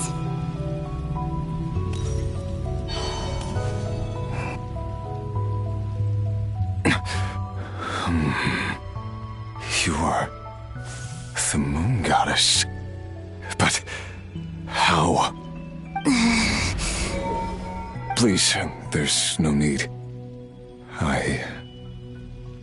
I'm not interested in fighting anymore. I find that a little difficult to believe. Yeah. Honestly, so do I. The way you used my own power against me was... It was a brilliant strategy. And then, in the final moment before I was thrown into this space, I got to see an old friend. Mr. Dainsleif. Right. It was so long ago now. But we were friends once. And when I first got here, I was filled with hatred, remorse, and rage. How I cursed and devoured. I tore everything here apart. I was consumed by the desire to leave this place and have my vengeance. But to no avail. This is a place with no exit. This is the second time I've entered this space. Though I have no memory of the first. I was torn to shreds the moment I entered. But this time I survived. It must be partly because of this new body.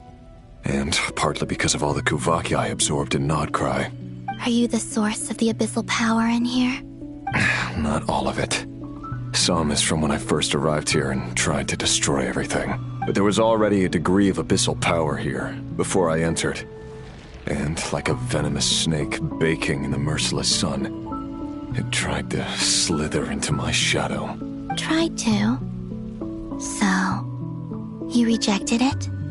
Yes.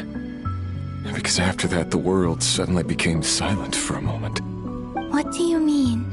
The voices in my head, they were gone. And then, I saw her. Her? Thalindis. My former lover. Never mentioned that she saw a memory of Thalindis leaping into the moon's reflection. More precisely, I saw her afterimage. I'm sure the real her is long gone. She was just an ordinary Conrian. She couldn't have survived here for very long. Anyway, why have you come here? Didn't you know it was a dead end? If I hadn't escaped through the moon gate, my friends would have been in far greater danger. Oh, I see. Because of your power.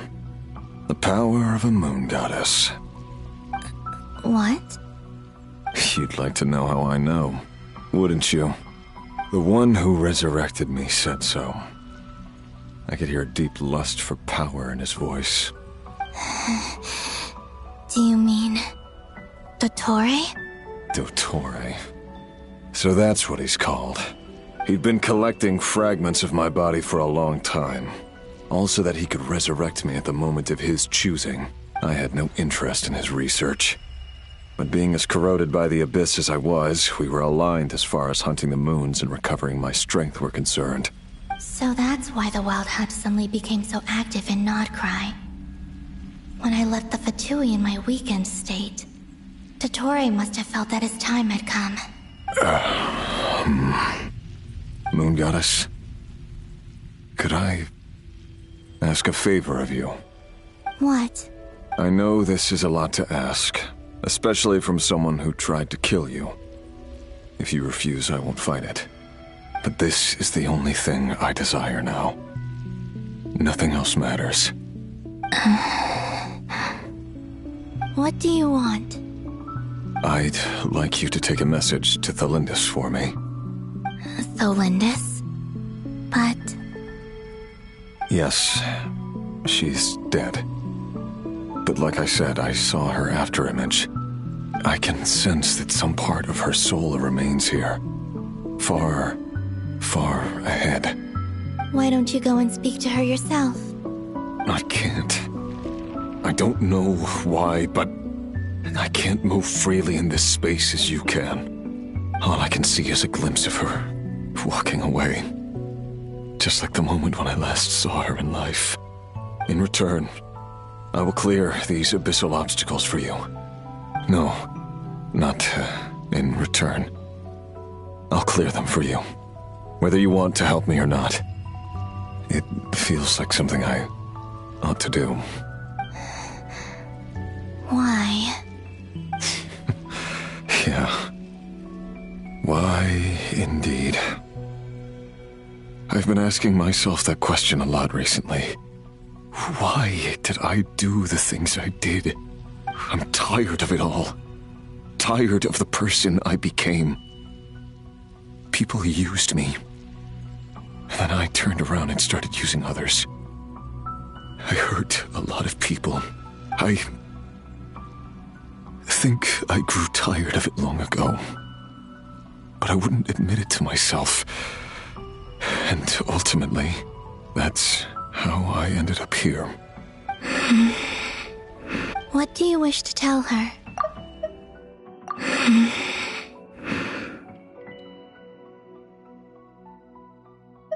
What do you wish to tell her?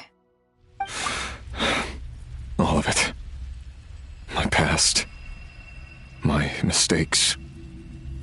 Everything that happened after we were separated. Is it okay if I give her the abridged version? Yeah, I'm sure there's plenty you can skip over. Just tell her the important parts. Whatever you think that means. Like the part where you relentlessly tried to kill us? It's up to you. Love demands honesty.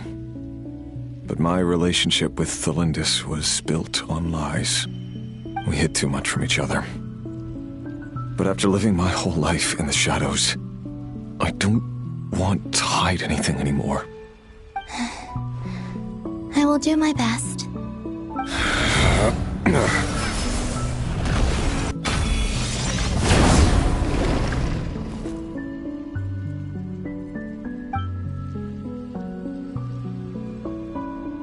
There. The Abyss will no longer stand in your way.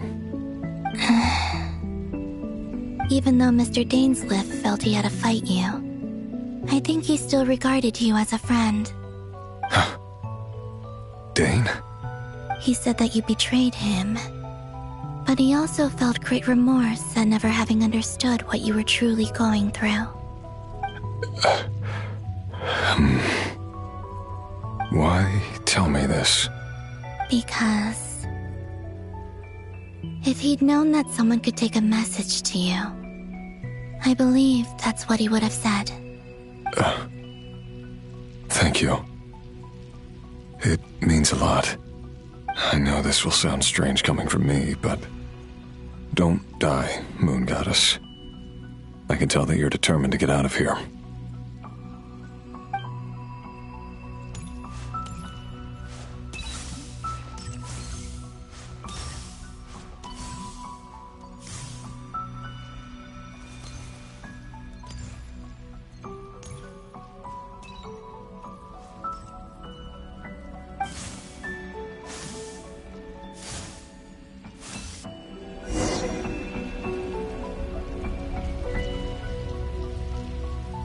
He kept his word.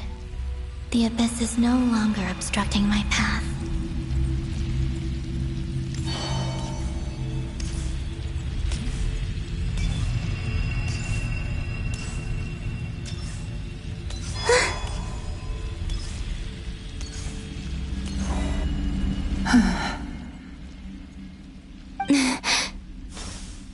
Is that the Lindis? She wasn't far off at all. And yet, they can never meet. Hello, Miss Thelindis. Who are you? How do you know my name? I've never seen anyone else here before. You can call me Columbina. I promised Rerir that I'd bring a message to you. Rerir? My Rerir? Is he well? He's doing better than he was. Better than he was, huh? Sounds like he's had a pretty rough time. Others have had a rough time on his account too. In many cases, their time ran out because of him. And I'm not just talking about the children of the Crimson Moon. So, things got worse before they got better. Could you tell me what happened, Miss Columbina? Are you sure you wish to know? Yes. This is my opportunity to learn the truth. No matter how hard it is to hear, I have to know. I admire your courage. However, time is short. I cannot stay here for long.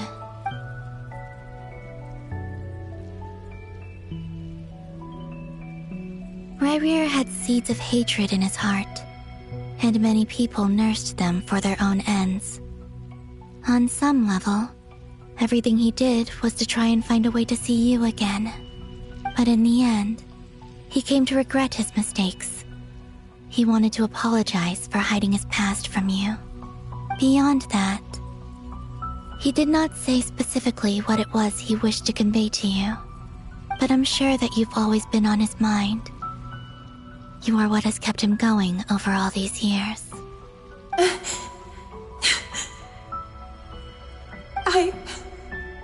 I'm sorry, Miss Columbina.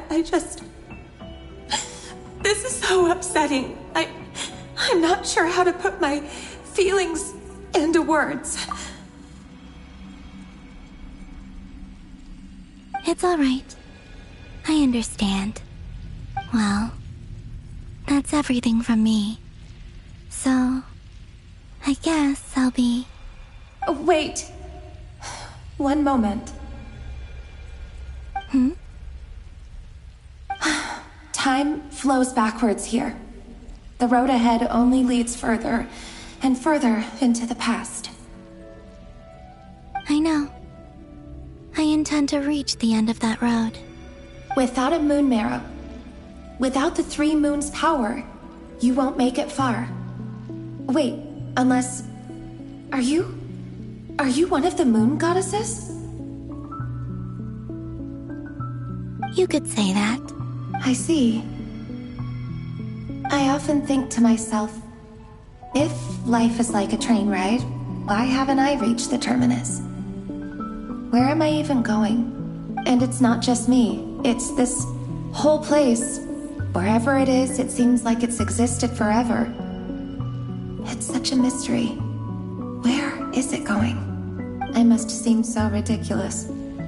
I can't answer these basic questions, and yet I jumped right in here without hesitating, only to be torn apart the moment I entered by powerful energy currents.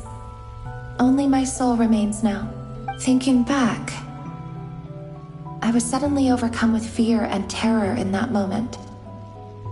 Perhaps I too became bewitched by the abyss. I may have been the leverage it needed to control Ryrir.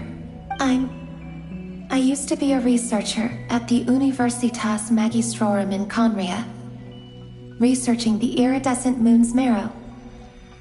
Eventually, I came to the conclusion that time in here flows in reverse. Ryrir was one of the Venster King's retainers. With me, he was in an impossible position. It plagued him constantly. I wanted to help him escape his lot in life. I wanted him to be happy, so I thought I'd use this place to return to the past. At the time, I thought I could just go back to the day that the Venster King first found the prince. It was only after meeting the prince that the Venster King started going too far with his research into the abyss. That was the day all of our woes began. I thought I could stop the king from ever meeting him and solve everything. I couldn't kill the Venster King himself, so I had to find another way to save Ryrir. That's why I wanted to go back, to kill the person who had brought new possibilities to our realm. I'm sure it was a futile endeavor, but the abyss probably enhances the basest human desires. So I naively hoped I could change everything. But I was simply too weak. Like a speck of dust against the whole universe. Look at me. I didn't even survive the journey here. Not physically, at least. I know I'm never getting out of here. But you're different. You can make it, and I want to help you. I owe you that much.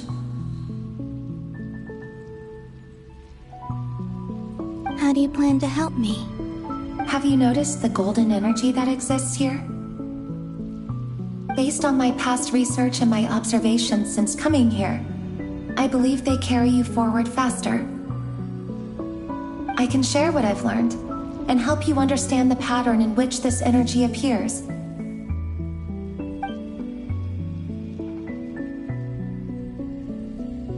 I think you just might... Now, I know you will be able to change the past. Also, I've been speculating about where this space ends.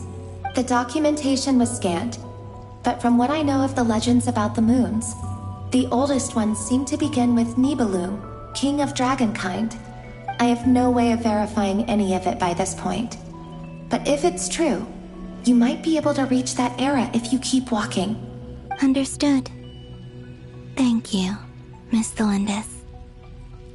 I'm the one who should be thanking you. If you hadn't entered this realm of everlasting death, what use would my deductions be? Thanks to you, they have some meaning. About Rayrir, I'm so sorry. For everything. It wasn't your fault. That's not true. Because we both feared bringing trouble upon each other, neither of us ever told the truth. And that dishonesty sealed our fates. But enough about that. I wish you a safe journey, Miss Columbina.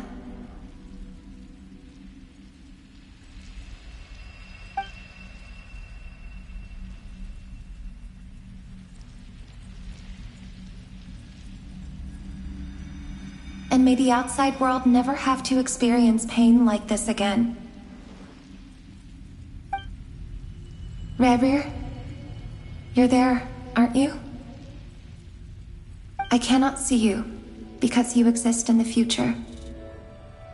I expect we'll be trapped in this prison of space-time for all eternity. But please, gaze upon the past, and then sit for a while. Let's find a place to sit down together, just like we did when we first met.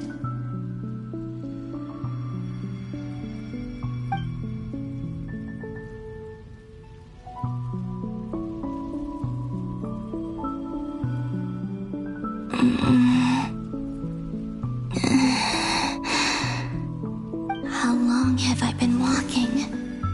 How much further till I reach the end?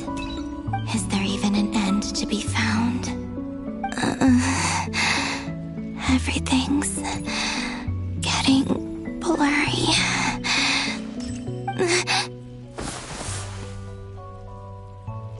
Huh? Are you all right, little sister? Have you come from the distant future?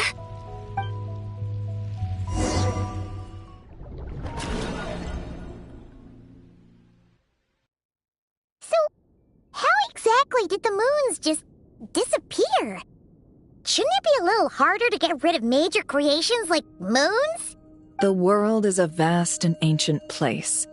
On a certain scale, all life lasts for but a fleeting moment. Miss Nicole explained that the moon goddesses likely perished in the War of Funerary Flame. The moons themselves were also destroyed at that time, save for the Frost Moon, from which a new moon goddess was later born. Am I missing something then? 'Cause the stories say that the moon goddesses were born on the moon, but doesn't Columbina say she was born in Nod-Krai? Huh, you're right! Why do their birthplaces differ? What's the difference between the two generations of moon goddesses? Also, remember what Sandrone said? Her scans detected 4 moons. In other words, 4 moon marrows. Technically, the result of the scan means that 4 moon marrows were detected and positively identified as moons in that moment. In other words, this piece of information alone isn't enough for us to know how Miss Columbina is doing right now. Yep, we have no way of staying up to date on whether she's dead or alive. She's on her own for now. But at least she's trying her best to get back to us. Yeah. She's a tough cookie. And a sore loser, too. We have to trust that she'll find a way. Because we really need her power. As much as it pains me to say it, we've got no chance of beating Dottore in a straight-up fight. He's much too powerful. It wouldn't even be close. That maniac is going to devour everything in his path until he reaches us. We need to find someone or something that can stop him before he does anything worse. I'll be frank. Our only hope of defeating this false god is with a real moon goddess on our side. I'm not just saying this because Columbina's a friend and I want her back safe and sound. It's just the truth. And I know that even she was no match for him when he attacked, but I don't have a better solution. We're not giving up on saving her, whether she can defeat Dottore or not. Right. Don't worry, Miss Sandrone. We're all aligned on saving Columbina. No one's trying to argue that we can only justify saving our friend because it will help save the world. This is about multitasking. We want to save both. So, she's more than just a moon goddess to you guys? Absolutely. Duh! She's part of the gang! And you are too, you know. Yes, I know. You don't need to labor the point. I knew that the moment I came running over with my documents that I was part of the in-group. I mean, if Arlecchino can fit in, I certainly can. Anyway, as for how we get Columbina back, I've been working on it constantly. But I think I'm still lacking certain information about the moon. I'd probably get there if I could continue my calculations, but the problem is, I've run out of computing power. Computing power? You mean you need more energy? No, the issue isn't energy, it's processing power. There's so much data to get through that the whole process has just ground to a halt. That's a tricky problem. René de Petrichor of the Notzitzumkreuz Ordo once foretold the fate of the world. But I don't know how he did it. My guess is that he used the primordial sea's power. However, that won't work for me. His methodology was vastly different from my own. What's worse, they're incompatible. And to top it all off, we can't even leave Nod-Krai. Ugh, this is so annoying. If I'd known we'd run into a bottleneck like this. Well, no, the design bureau's a bust as well. Curse that Dottore! Couldn't have made this harder for me if he tried. Oh, what do we do then? How about we grab a bite to eat and take a break? Maybe something will come to mind after you've cleared your head.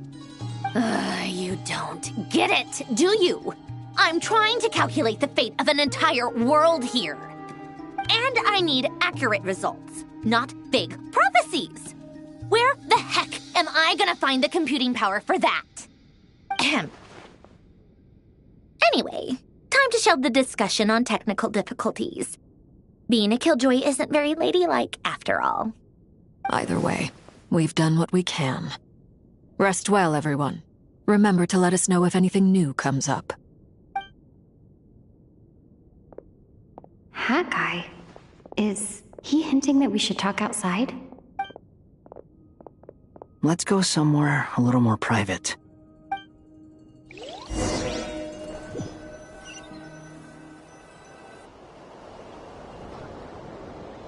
You know that Dory went back to Sumeru, right? Yeah. She mentioned she was planning to head back. Things aren't looking good for Nod-Krai.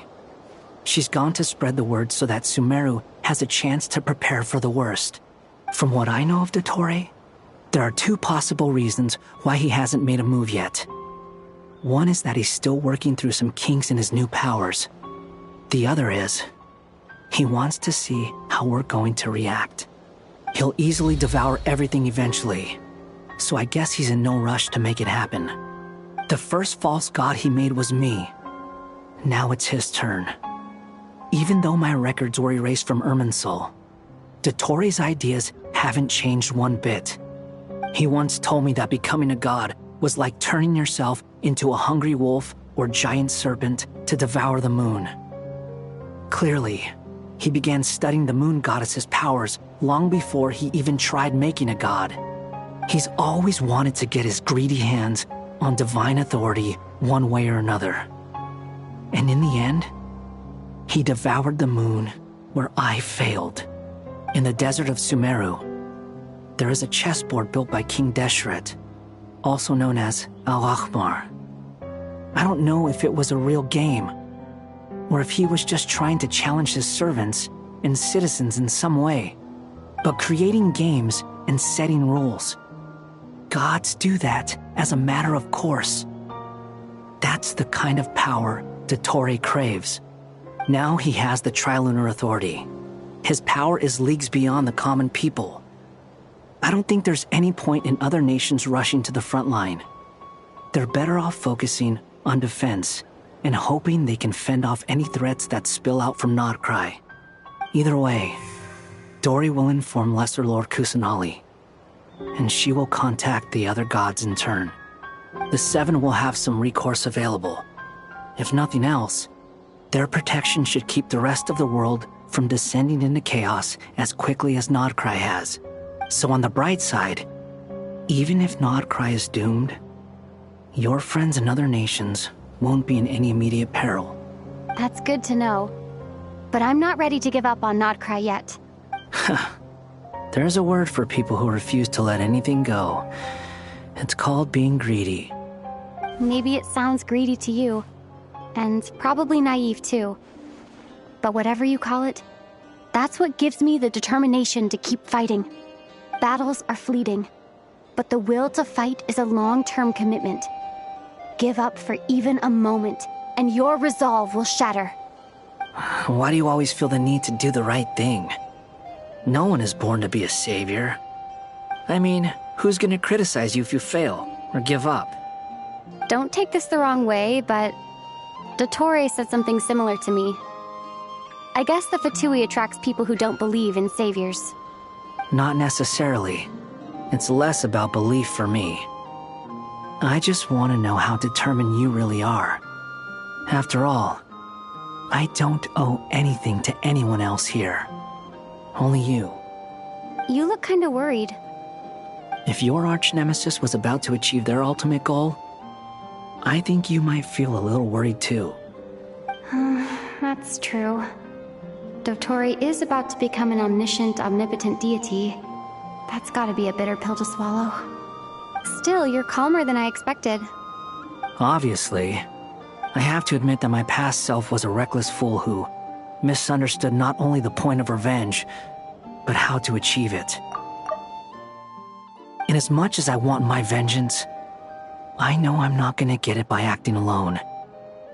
If the world's taught me anything, it's to think before I act. Too bad it never taught me any other virtues, though. So, I am going to destroy Dottore, no matter what it takes. So, what's your plan? I'll get to that. First, tell me, what do you think of Sandrone? Just like Paimon said, she's a friend, part of the gang. How much do you trust her? This is a serious question. Think carefully before you answer. Although she's with the Fatui, she has her own values, and she's helped us a lot. If nothing else, she's clearly going the extra mile for Columbina. I see no reason not to trust her. If you say so. In that case, the three of us need to talk. I have some thoughts about her computing problem. It can be solved, but it will come with a cost. How much? If I can afford it, I'll cover it. Sometimes your heroism really backs me into a corner. You know that? Come on, let's go talk to her.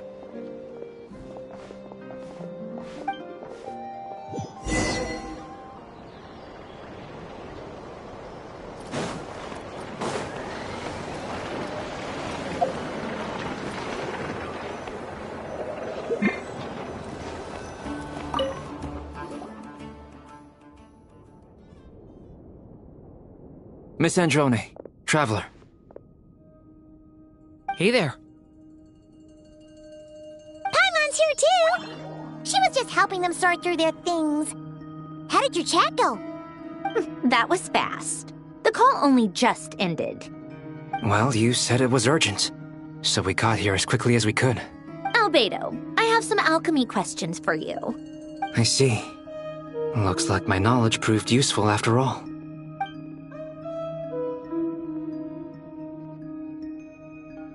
If I might ask, what is the end goal for the modified formula you'll be using?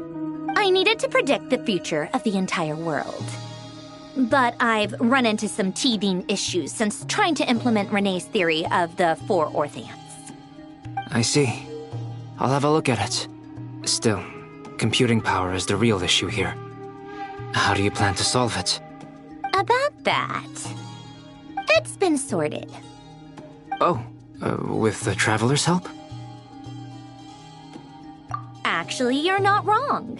She found the person with the solution. Was it Hat Guy? Yeah, it was him. Wow! Go Hat Guy! Seems like all that time studying at the academia is paying off big time. But where is he? Wasn't he the one who asked Albedo and I to come here? Come with me.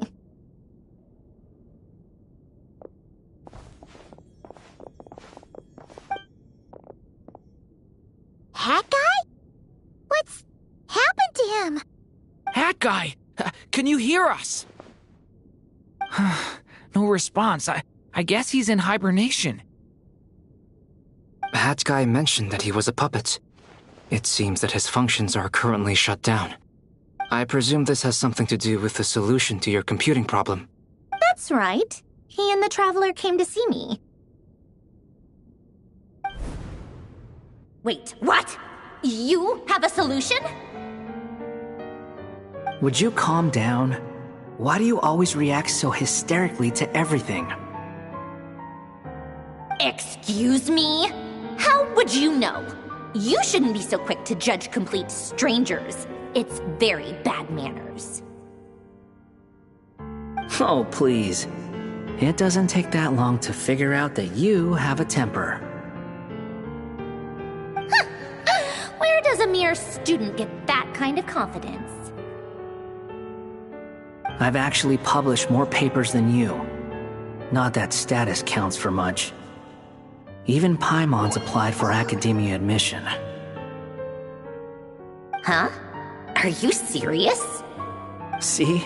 This is why I can't be bothered to explain myself. She recognizes no one's skills but her own. Okay, fine. I'll hear you out. So, tell me, how do you propose to solve my computing power problem? This world itself is constantly processing all kinds of information. If it's the world's future you're trying to calculate, you need a processing device that's designed to cope with that volume. Easier said than done. Only Irminsul can handle that kind of... Wait, is that what you're suggesting? But surely we can't just plug my formula directly into the ley lines. You should be able to tell that I'm not human, right? Yeah, I noticed. The technology, though, seems pretty ancient. Very different from Fontaine's. It's a completely different system. Conrian, to be precise. I'm what they would have called a puppet. Puppets need an energy source and processing power. The artisans who built them sought out the materials most suited for that purpose. You? Do you mean... The Traveler and I have talked it over. She's willing to vouch for you. So, I'll allow you to borrow my core for your calculations. It was built using wood from a silver-white tree, which makes it a small part of Irminsul. Conrian technology and Irminsul wood. Who in the world could have built you? Are you sure about this? A puppet without its core will cease functioning completely. And if it's left in that state for too long, it might not recover. You could die if you do this. You do realize that, don't you? I can put 2 and 2 together, yes. No need to rub it in. I won't lie to you. This has never been done before. I cannot guarantee your safety. Doesn't matter. I'm prepared for the worst. Did you two actually talk this through? Is he... Are we really considering this? Yes, we discussed it. The bottom line is, he trusts me and I trust you. Let's give it a shot, shall we? Honestly, I have no clue where this kid even came from.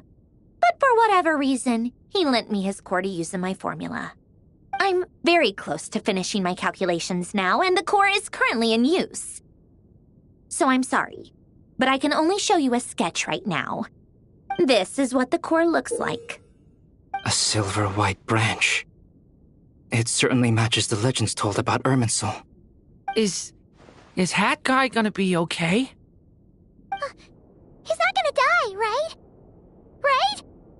In theory, he should be fine. As long as we put his core back in time. Beyond that, all I can say is that I'll try my best to avoid risk and make sure the core doesn't sustain any damage. I think I know why you called us here now. Someone needs to watch over his body and make sure it's protected until the process completes. Correct. He said that the only ones he trusts here are you two, and the Traveler. And the Traveler will have other work to do. He will have our undivided attention. Aw, Hat Guy. On a more positive note, things are progressing steadily on my end. I'll call everyone in for a meeting once the results are out.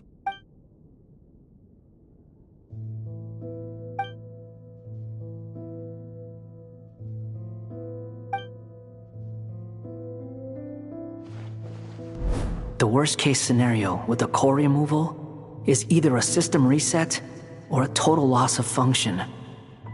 But I'm not afraid. A quiet death should have been my fate long ago. A core is completely different from a heart. It's like another vital organ entirely. I never believed it could be a true replacement for what I sought. But in the end, it turns out the core was more useful to me. Pretty funny when you think about it. It's like the punchline of my entire life. Do you think there's any difference between a puppet and a human? If not, then this would just be another samsara. I have already experienced both a past life and a next life. Part of me wonders whether I'm only capable of making this decision because I've become a real human. What's with that expression? Isn't this a good thing?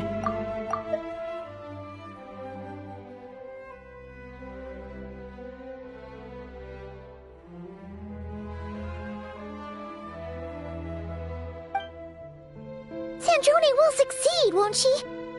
She has to. She will. We all have to persevere until this is over. That's right. And I'll protect you all until the moment of victory arrives.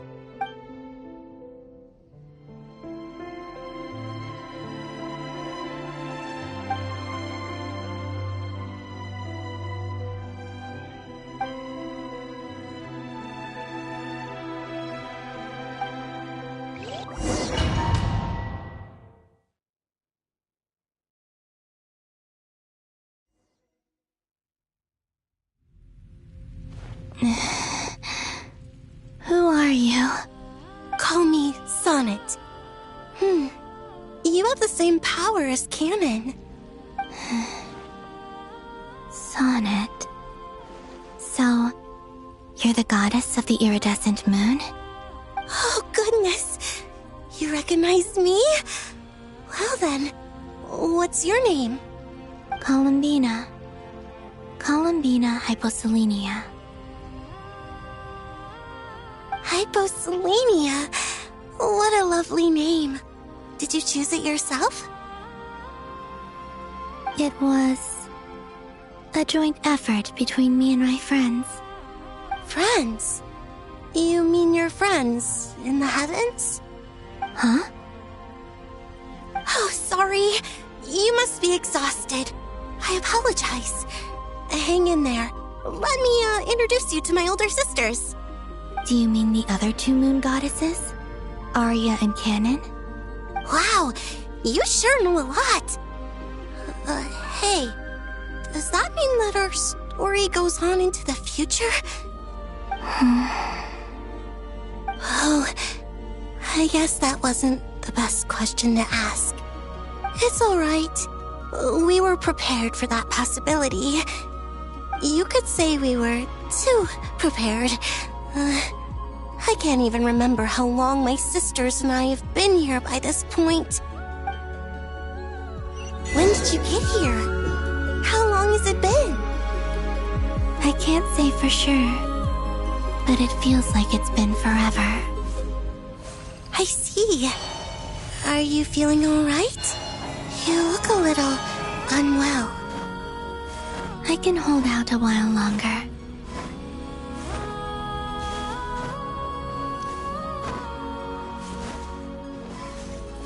We don't have far to go. The place where my sisters and I are based is just up ahead. Don't worry, they're both really nice.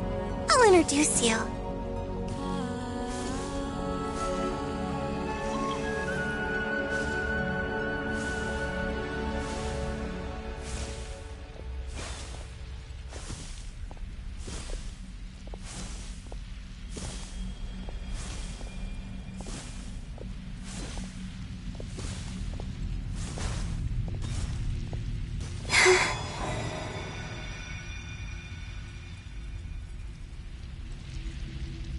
Sisters! I'm back!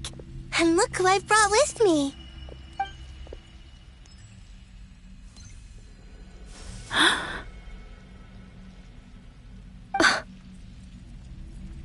It's our lovely little sister, born in the far future.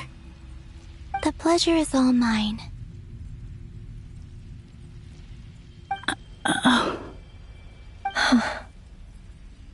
Allow me to introduce you to Columbina Hyposelenia.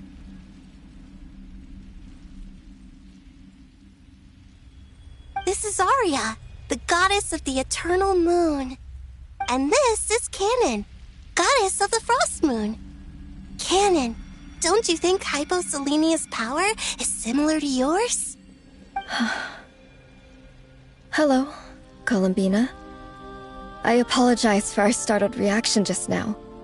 And please, forgive our little sister if she's been annoying you. She tends to talk a lot. It's fine. You seem shy. Don't worry, Columbina Hyposelenia. No one can hurt you here.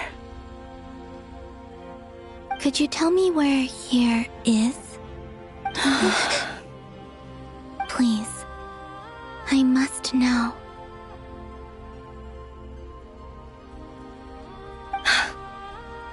My dear sister, this is where Tevat's original ruler, the Dragon King Nibelung, imprisoned the moon goddesses. What? You're scaring her, Canon. No, I'm fine. Please, continue. Nibelung, our original master, created us in the distant past to maintain Tevat. But he left this world and traveled into the dark universe beyond, to explore worlds vaster still. Day and night, we fulfilled our duty in the heavens, until the day that the first Descender arrived. The great ruler of the firmament. The heavenly principles. Is that what later generations call them? I see. But we did not reject them at first, nor did they seem to harbor ill intent towards this world. We coexisted in peace.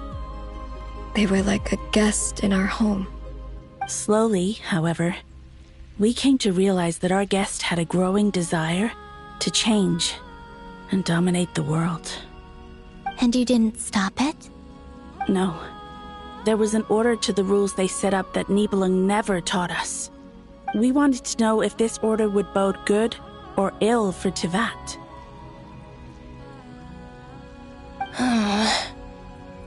All right. Canon and I wanted to know. Sonnet was against it from the outset. Later, we discovered that this great ruler of the firmament bore an almost paranoid hostility toward the desire of certain life forms to seek power. Or perhaps they feared them. They would even cast down celestial nails as manifestations of their power, to punish the civilizations of the world below. Only this was far beyond mere punishment. Right. Their rules brought order, but the price people paid for merely testing the limits of those rules was far too great. I did everything in my power to help the punished escape catastrophe, but still, too many lives were lost. The ancestors of the Frost Moon Scions were some of the ones you helped. But just when we had decided to take countermeasures, the Dragon King, Nibelung, returned. And so began the War of Funerary Flame. So, that's the name the world gave that war in the future. Well, who won in the end? As far as I know, the Heavenly Principles won, although it came at a great cost. They remained in Teyvat, where they continue to rule to this day. And the world's original master, the Dragon King Nibelung, was destroyed. And what of the moons? Are there still 3 moons in Teyvat's skies? You can tell us the truth, Columbina. We know we are but remnants of a bygone age.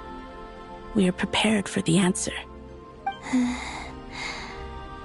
Only the Frost Moon remains. But it has been cast beyond the false firmament by the Heavenly Principles. The eternal and iridescent moons were both shattered during the war. So death finally came for us in the end. Sonnet. But you're still here, aren't you? A moon goddess cannot live without her moon, Columbina. She's right. That's why I began to disappear.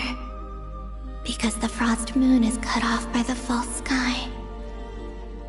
How much worse it would have been if it were outright destroyed. Our souls may endure within this lunar palace, but if our moons are destroyed, then we shall disappear the moment we depart from it. I'm sorry. There's no need to apologize to us, dear sister. If anything, we owe the world an apology. If only we'd decided to act sooner, rather than arguing amongst ourselves. All the more reason not to spend this time in regret and repentance.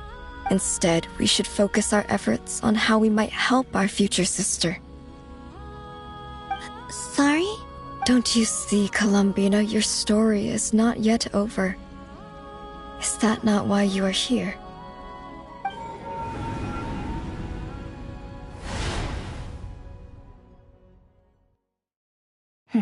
It's done. Initiate numerological array. Continue running primary process. Calculate the world's fate through extrapolation. And identify nodes of potential change. Secondary process? Scan for moons. Still 4. The number of moon marrows hasn't changed. Wait, let me think.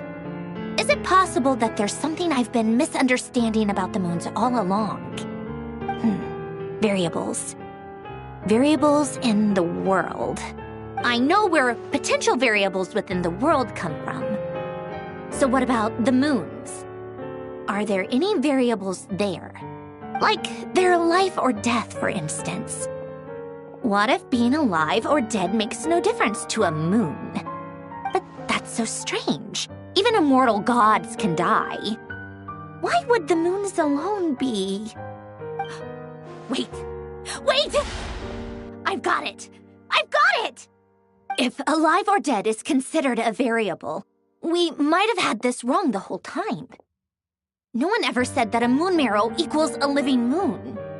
We just made that assumption ourselves. Initiate secondary process. Scan again. This time filtering out interfering perimeter, moon marrow. I don't care if they're natural or artificial. Get them out of my search results!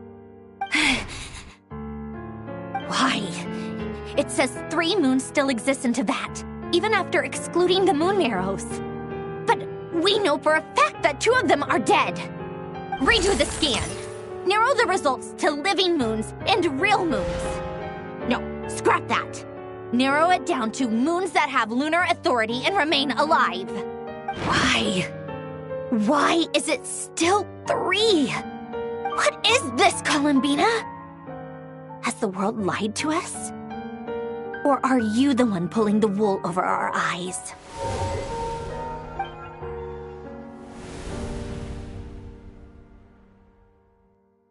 So, you think that the moon's reflection might be where Nibelung imprisoned the 3 moon sisters? Yes, it would explain a lot, such as why that space would respond to a moon goddess's power, opening the moon gate at her command. It would also explain why Miss Columbina has been unable to leave, and why time flows in reverse there. In the messages she sent, Columbina promised us she'd find a way to return, but we have no way of knowing how, when, or where this might happen. The fact that she still has yet to reappear in this world indicates that returning from that place is no easy feat. We cannot afford to simply wait for her. So you're saying, if she could return by her own power alone, she would have done so long ago? Yes, she certainly wouldn't leave it to this late stage when it's so touch and go. I've been giving this some thought, and I've come to believe that Luanatar might be an anchor that she left behind, as a sort of future waypoint. This could also explain why Luanatar is always by the traveler's side. Sounds like a plausible theory. If that's the case, there must be some criteria we need to fulfill to allow Columbina to return to the present. The question is, what could they be?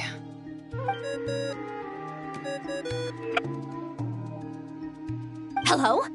Listen up! This is extremely important!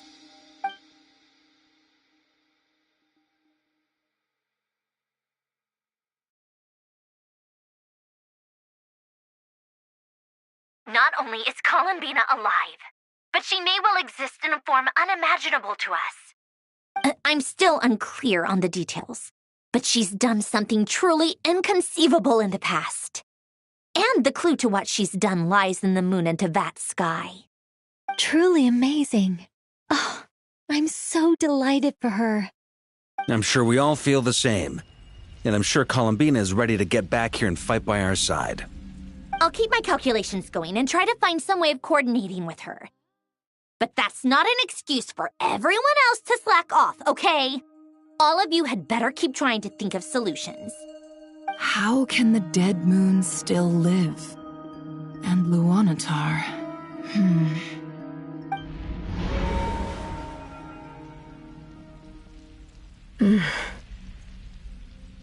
It's hard to believe that's what will happen in the distant future.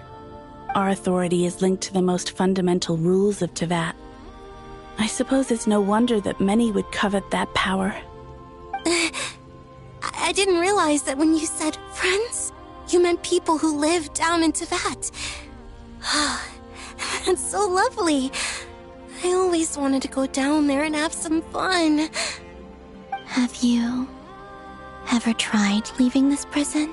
Of course. Between us, we've tried everything. But no matter where we go, this space will eventually bring us back here. It's like the center of a whirlpool. Everything ultimately converges here, at the moment when Nibelung imprisoned us. In that case, have you tried using any of those pathways that connect this space to the real world? Sorry? What are those? They're passages through which you can make small-scale changes to reality by using Kuvaki. Or am I the only one who can use those passages? Because part of my soul remains in reality. Kuvaki. What is that? You don't know? It's a unique kind of elemental energy found only in Nod-Krai, the land from which the moons arose. Oh. Well, it's true that the moons first rose up from the part of Tibet you say is called Nod-Krai. But there is no difference in the elemental energy between there and anywhere else. What? Could you show us some of this Kuvaki hyposelenia? Maybe if we see it, it'll make more sense. Okay.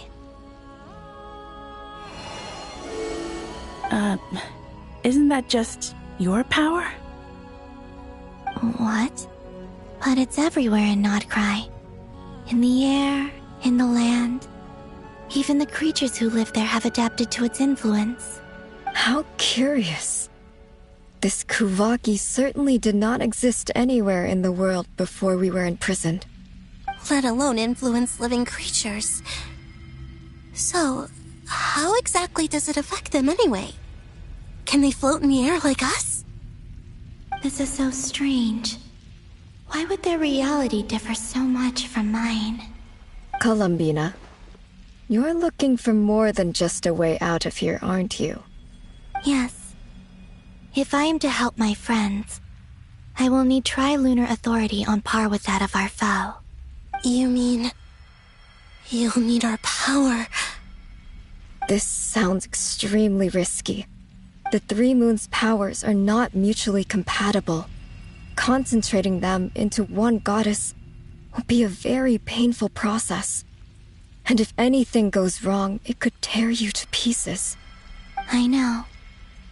But I'm willing to take that risk. Even so, let's say we successfully transfer our authority to you. How will you take it outside this prison? Nibelung constructed this realm specifically to prevent us from using our powers to interfere in his war. No moon goddess can leave this place alive.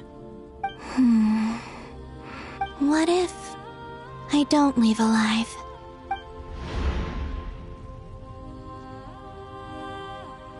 Where do we even start? How are we supposed to figure out what we're meant to do to help Columbina?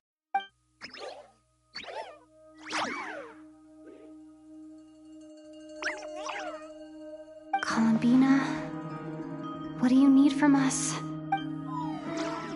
If she really got to the beginning of time in there, how do you think she'd leave us a message? You don't think she'd write it down on a stone tablet somewhere in the hopes that we'd find it, do you? Seems unlikely. Columbina may not talk a lot, but she thinks deeply about issues like this. Let's review what we know. This is the Columbina who fought alongside us against the Reykir of Solnari, and with whom we celebrated Moon Prayer Night. She knows our personalities, our ways of doing things, even our unique strengths and abilities. So, if she wanted to tell us something from a long, long time ago, what would she do? Oh.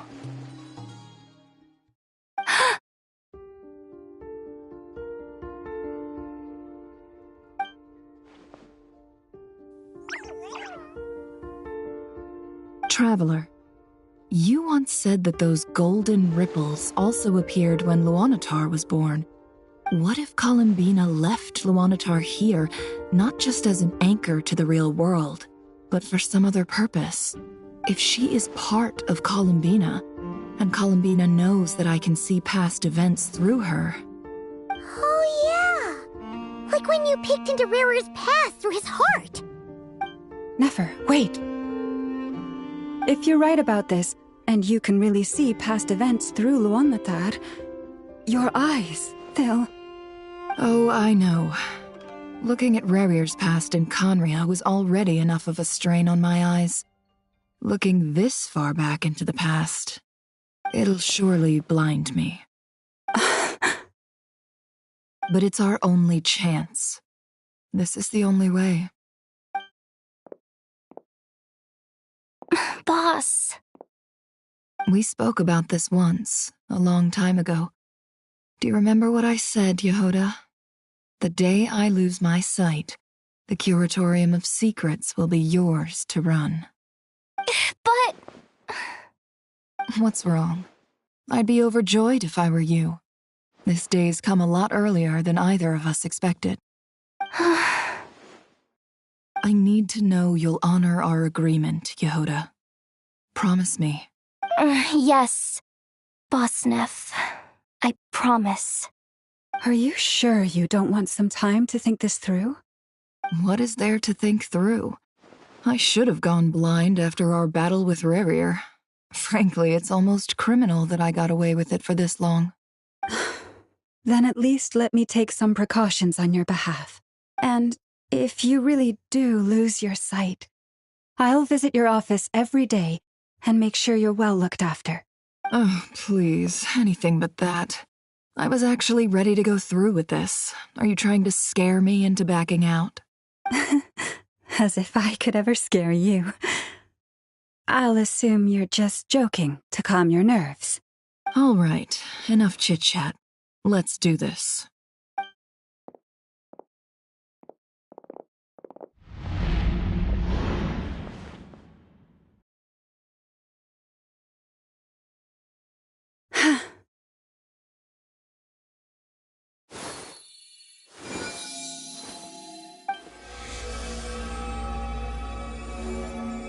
All done.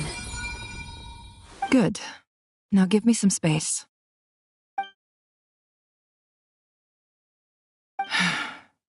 Come on then, little one. Show me what happened in the past.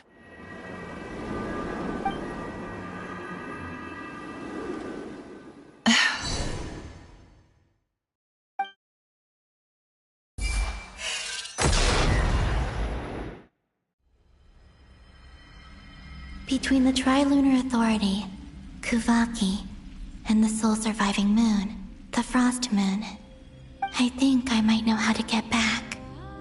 But I will need my sister's help. Time to go talk it over with them.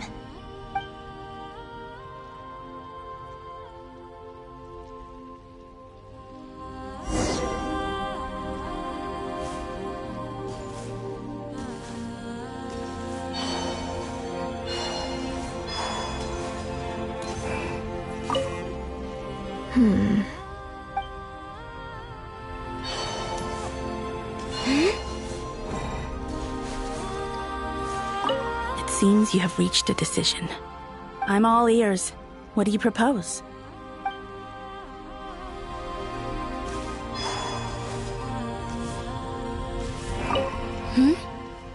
Have you decided what to do? I hope it's not too dangerous. You really scared me when you said that thing about not leaving here alive. Come on, let's go find the other two.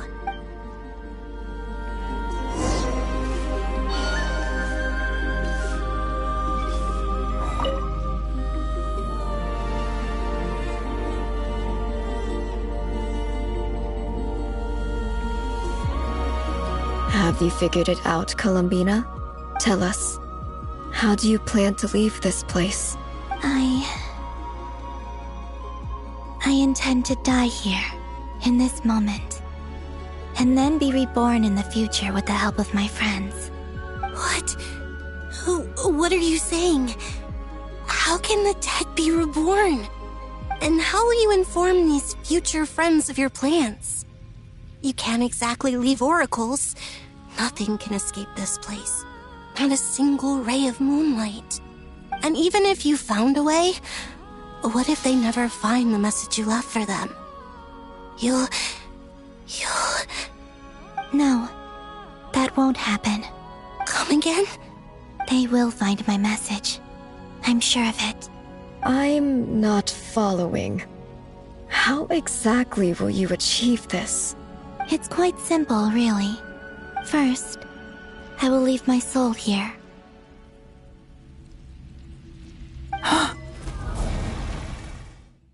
I see it. Your soul? You mean, you're a divinity? Yes. I once left a portion of my soul in the future. One so small that this prison barely noticed anything. In this very moment, she can resonate with my soul across time. When the time comes, I believe that she can serve as an anchor to pull my soul from here back to the future reality. Just as gravity connects the world to the moon. Exactly. In the future, where I came from, the moon has been cast beyond the false sky, but I can still feel that it is there. In a similar way, I can feel a connection to the soul fragment I left behind even now. My friends can use it to detect my presence. But how do you just leave your soul here? Is that even possible? On my way here, I met an ordinary mortal who entered this place long before I did. Her body is long gone, but her soul remains. And before that, I encountered an old enemy whose entire soul survives here intact, while the power that once corrupted his body has faded away. So, perhaps this space is specifically designed to imprison divinity and authority, but not the physical body. Still, even if your body can escape, would it not just be a lifeless husk without the soul inside? Wait, is that what you meant when you said you wouldn't leave alive? Yes. I shall turn my body into moonlight and pour it over Nod-Krai. That power shall protect the land and quietly blend into it, awaiting my soul's return in the future. However, I cannot do this on my strength alone. I would need your help to do this, so I'm humbly asking for your assistance. Oh, dear sister, you need not be so formal. As I said before, we are but remnants of a bygone age. You, on the other hand, were born alone in that distant future, and you have walked a long and lonesome road since then. How could I bear to let your story end here in this dungeon? Don't forget, we are your sisters, your family.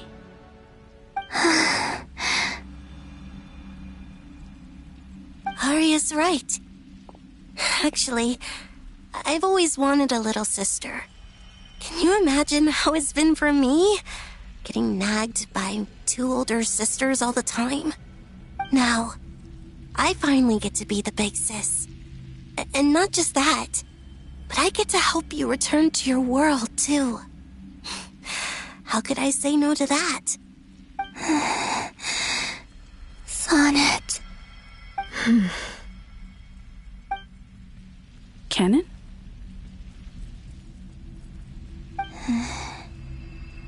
I'm sorry. I know this is a bold request. The Frost Moon is rightfully yours, and it remains intact. Oh, no, please, don't misunderstand me, Columbina. I was just thinking back on the years that the three of us once spent together. You cannot imagine how happy I am to hear of the future world you describe.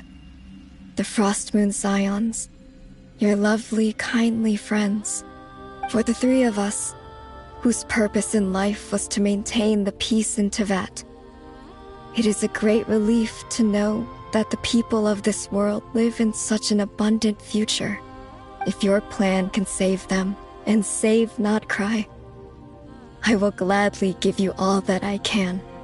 Besides, the three of us have been together since the day we were born. I could never abandon them to live on alone without them. Canon. Still, I do have one question I would like to ask you before we proceed. Certainly. What is it? Why do you cover your eyes?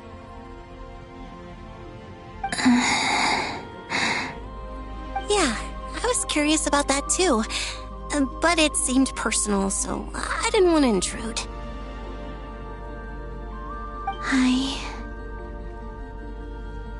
There was a time when I refused to look upon the world. I believed it was full of nothing but lies and falsehoods. I wished to hide my feelings.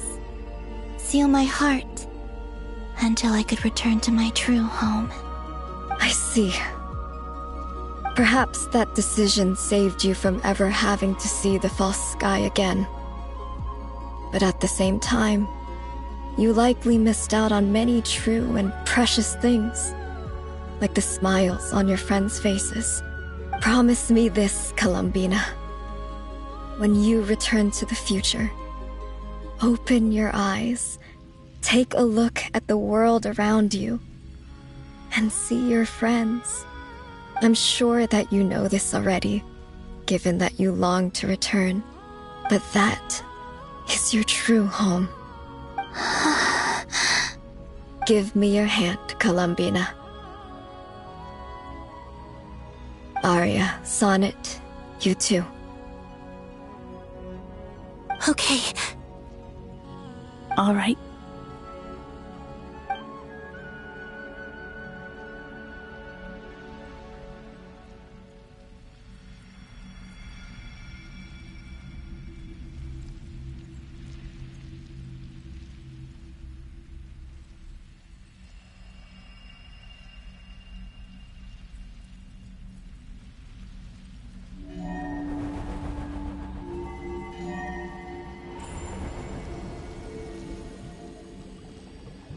We once were the songs sung for eternity, but now it is you who must continue to sing. We once were the tides in the great river of time, but now we subside, and you arise. We were the messengers of madness and inspiration, but now the lies have faded, and your truth must endure. We are souls awaiting the sun. You must return to be with those who smile when they see your face.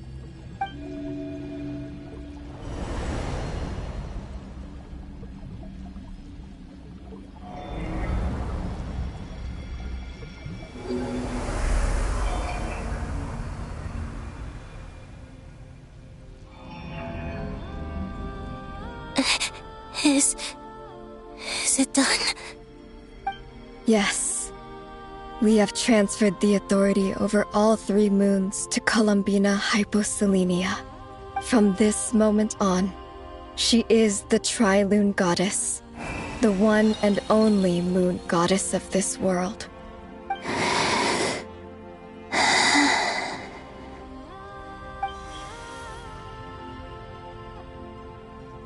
Thank you. Thank you, my sisters. Now go, and do what you believe is right, Columbina Hyposelenia. Be aware that we cannot grant you the power of the 3 moons beyond these prison walls. The conflict that arose over their remains following our disappearance will still take place. I understand. Sisters, oh, my body. It feels... Now that we have given up our power and authority, our bodies are merely mortal shells. This prison is dissolving them as we speak. It's okay, Sonnet. The end must come for every god, just as it does for every human. That's all this is. The final destination of our lives. Canon and I will be by your side the whole way. We have one final request, Columbina.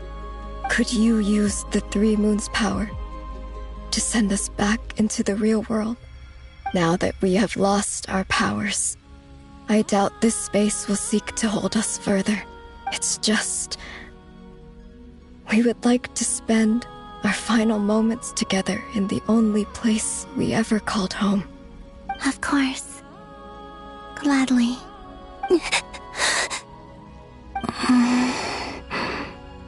Sonnet? Yes? Don't... I wish I could tell her not to give in to the abyss. Not to be afraid. But is this really what I should say at this moment? Don't forget. I'm so glad to have a big sister like you.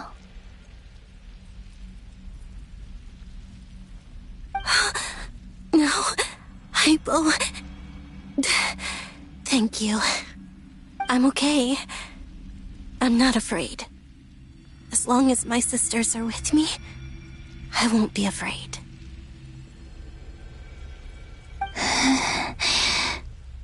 It looks like this is goodbye, sisters. Goodbye, Columbina. Take care of this world in our stead. I will. And now, it's time for me to bid farewell to my body, too. May it become the moonlight that keeps Nod-Krai company through the long years ahead. So this is why Nod-Krai was not always home to Kuvaki. It only appeared after I poured my body out upon this land, and only this land. Kuvaki responds to me because it is me, my body, answering the call of my soul. And the golden energy I've encountered on my way here was, in fact, that very soul, which I am about to leave here to guide me.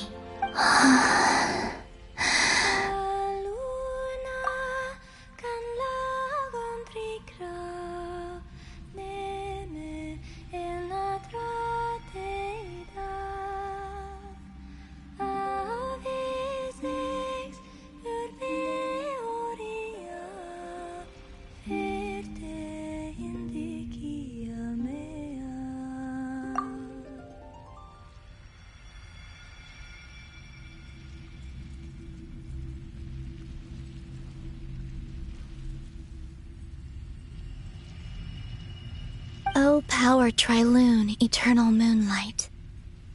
I, Columbina Hyposelenia, lay aside my body. Let it be cast into the dark night to illuminate the future. May it be a companion to all who dwell beneath the moon.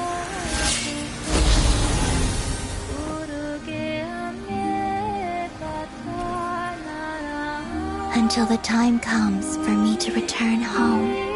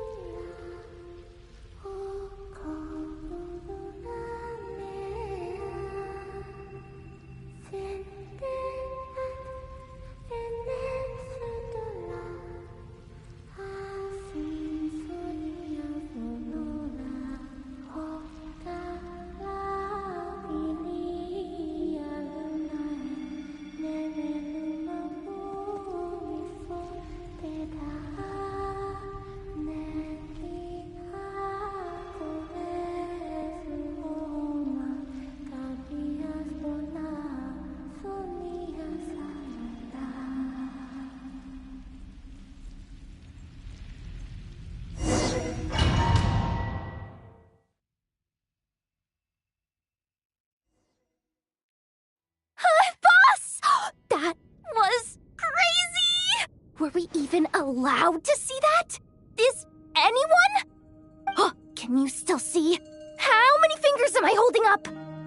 I see 2 fingers, and a look of sheer terror on your face. Truly astounding, Miss Nefer. Your eyes have glimpsed the very ends of the world, and yet they remain as sharp as ever. Or is the credit for this miracle due to Miss Lauma? It seems that even time itself is no match for your medical skills. Surely you jest, Mr. Flins. I suspect we have Columbina to thank. She must have realized the immense toll that the ritual would take and purposely set aside some of her power in the past to protect Nefer's eyes when this moment arrived. There is always a great price to pay for witnessing the truth, but it seems that this time, Columbina has shouldered that burden on our behalf. She chose the perfect method of getting a message to us. Though her eyes were always shut, she was clearly so perceptive. She knows us well. She knew exactly how we would think and what we would try. Despite being separated by time and space, we're seeing the same possibilities and seizing the same opportunities. We still don't even know if she's okay right now. But as long as there's a chance we can do something, we'll fight to make it happen. We'll get you back somehow, Columbina.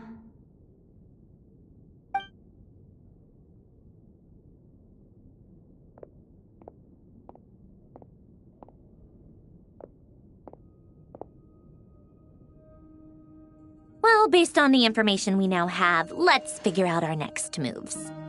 Thanks to these gentlemen, we have a much clearer picture of the situation with Dottore. The civilian population has been moved to safety, so we no longer need to hold back. Miss Androne, how are the calculations going?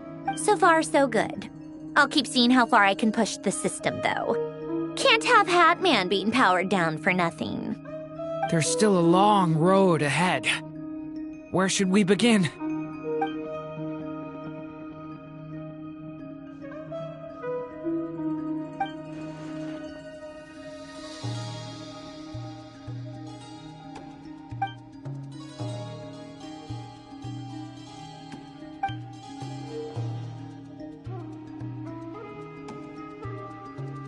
Our plan is clear. Time is short, so let's get moving. There's just never enough time, is there? Time is the bane of my existence. Ugh. Anyway, I'm gonna get back to work. All right, we'll do our part too. Yeah.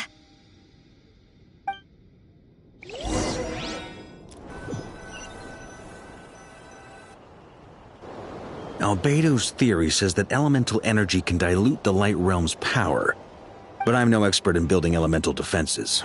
Sounds like something out of the advanced elemental theory section of the library. Whew.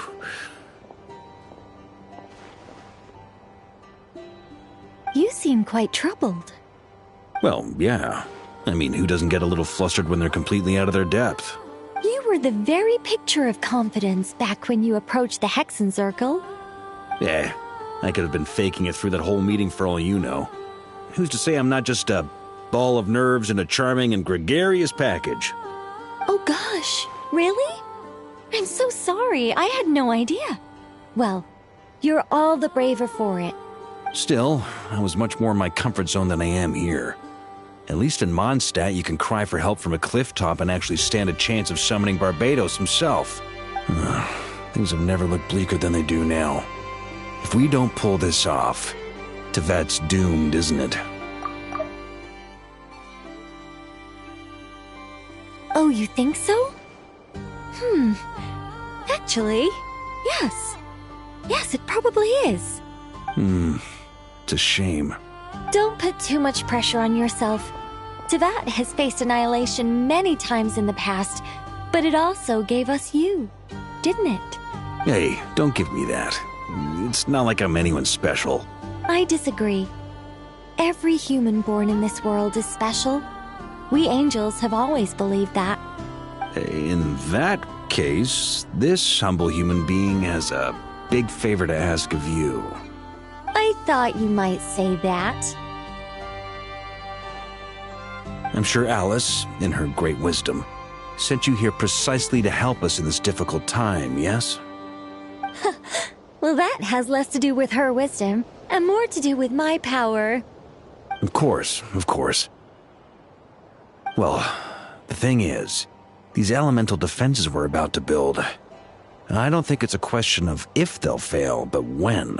Durin's findings from his patrols make it clear that Dottore is constantly expanding his territory. First it was his lab, then the design bureau, and now this. It's not realistic to completely stop him encroaching on the rest of Nod-Krai. Rather, our goal should be to stall him for as long as possible.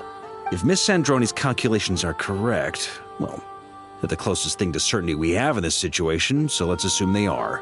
Anyway, her calculations suggest that our best hope for victory lies in Miss Columbina's return. It's up to us to slow Dottore's advance and buy time for her to make a return. Are you asking me to help you with building the defenses? No.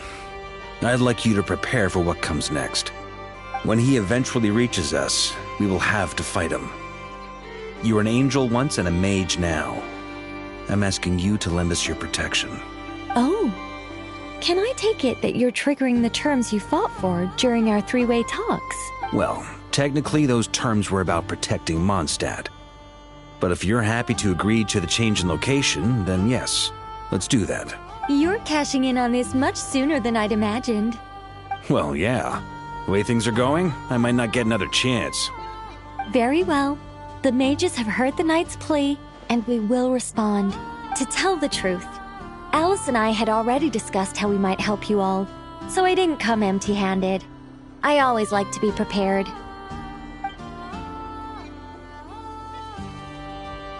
This is... wow. Yeah. This is great. Seriously, thank you.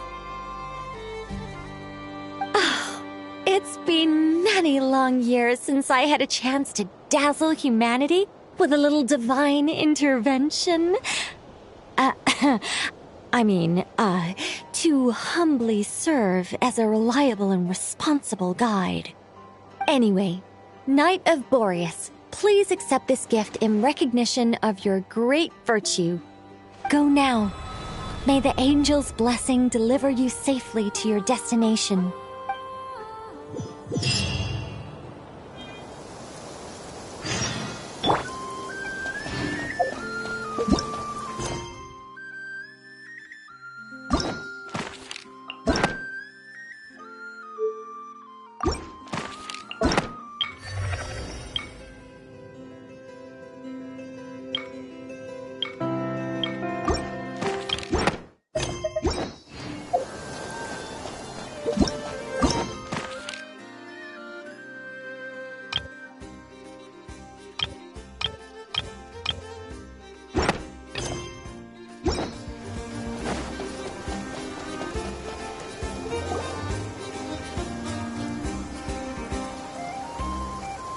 You're here.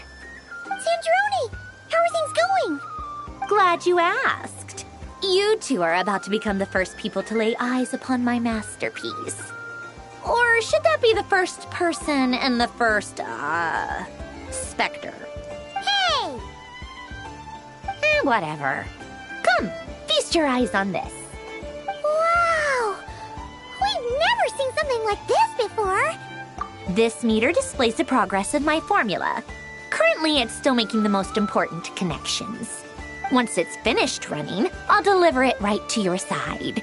And then, we can finally bring Columbina back. What do you mean, deliver it? Can't you just tell us over the Dodo communication device? It'll just be some numbers, right? Ugh, you're such a greenhorn. This isn't the kind of formula you solve in math class. It's a highly complex algorithm capable of constructing a framework of rules. Whatever. We'll be here all day if I start trying to explain it. All you need to know is the formula must be completed before we can bring Columbina back. I'll share the data with you. Nicole's agreed to let me use her information channel, so we just need to use the Dodo communication device like so. And... there. Now you can check in on my progress. Wow! Look at that! You're amazing, Sandrone! About time you recognized my genius. Took you long enough. Anyway, that's all for me. You should check on the others if you have time. Make sure we don't have any weak links in the chain. That might sound harsh to you, but close supervision is a common practice in a Fatui. Not looking to catch anyone out. I just care about everything going smoothly. That's all. I'm kinda stuck here while the formula's running, so I need you to be my second pair of eyes in the meantime.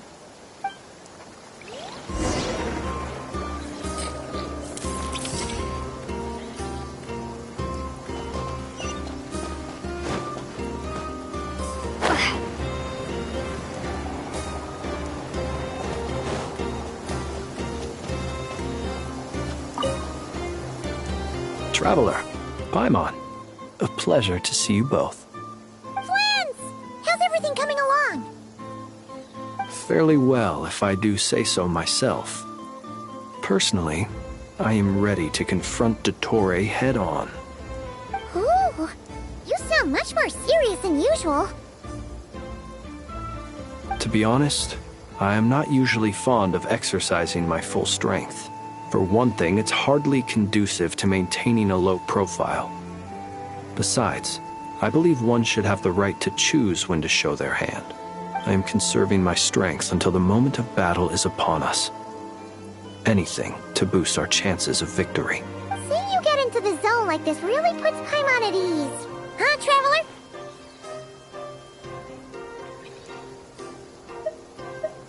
I consider it an honor to have your trust.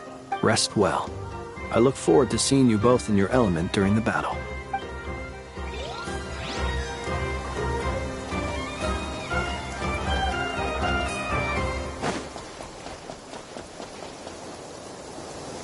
Thankfully, Miss Nicole has come to our aid.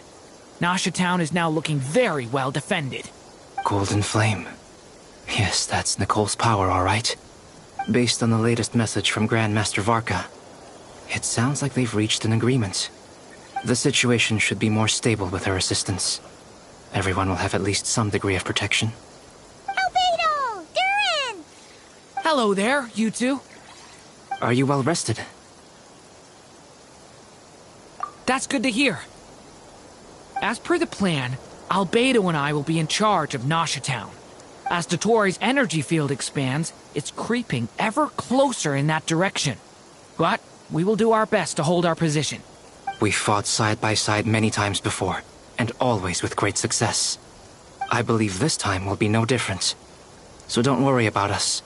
Focus on fighting Dottore.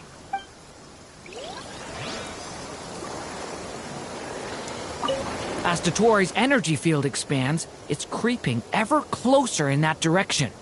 But we will do our best to hold our position. We fought side by side many times before, and always with great success. I believe this time will be no different. So don't worry about us. Focus on fighting Dottore. Rest well. I look forward to seeing you both in your element during the battle.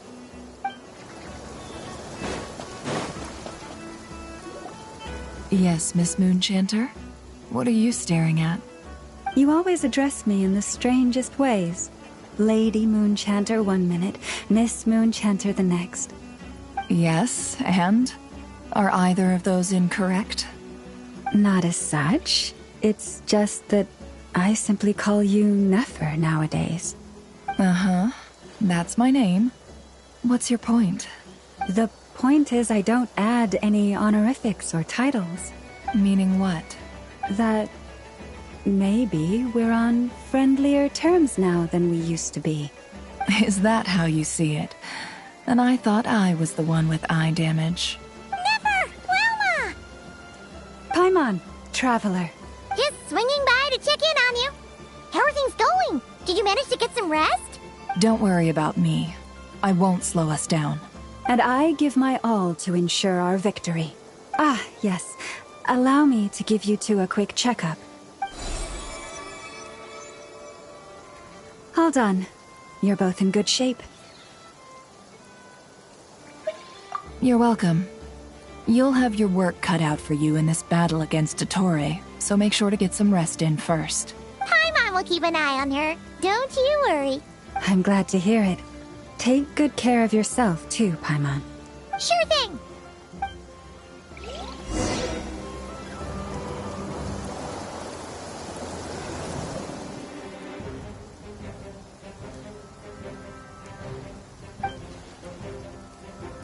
Here they come. That's quite a horde. As we expected. Get ready, everyone! Take your positions, and prepare to engage. Let's begin. I'm at the ready.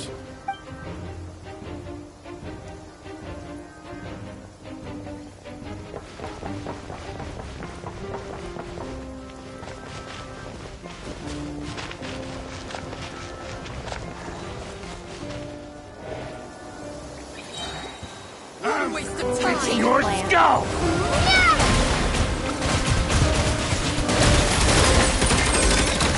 Beware the creatures of the night. Another one? Fine. Close your eyes. Got him ready with your name on it. Observe. Are you quite finished? Night falls. Be silent.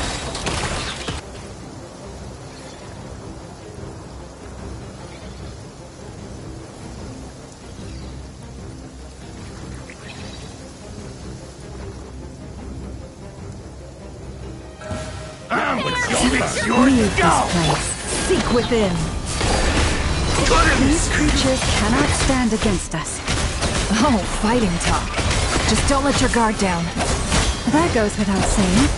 I'm hardly the risk taker in this group.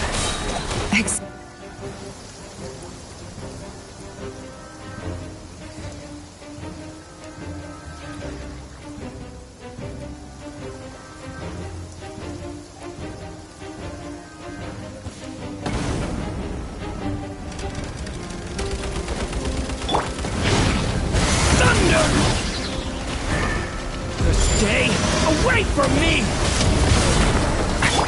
Witness my great undertaking! Burst forth!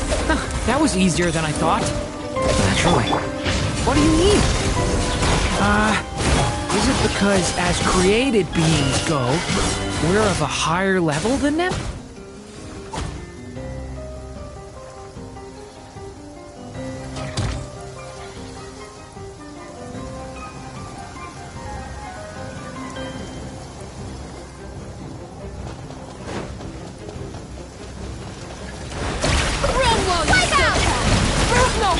The night cometh. People have always used fire to drive away wild beasts. Wouldn't a lantern work just as well? You read my mind, my dear friend. I was just about to say that. All right then, dear friend. Bring the light! With one heart, we pray. Forest, protect us. Observe.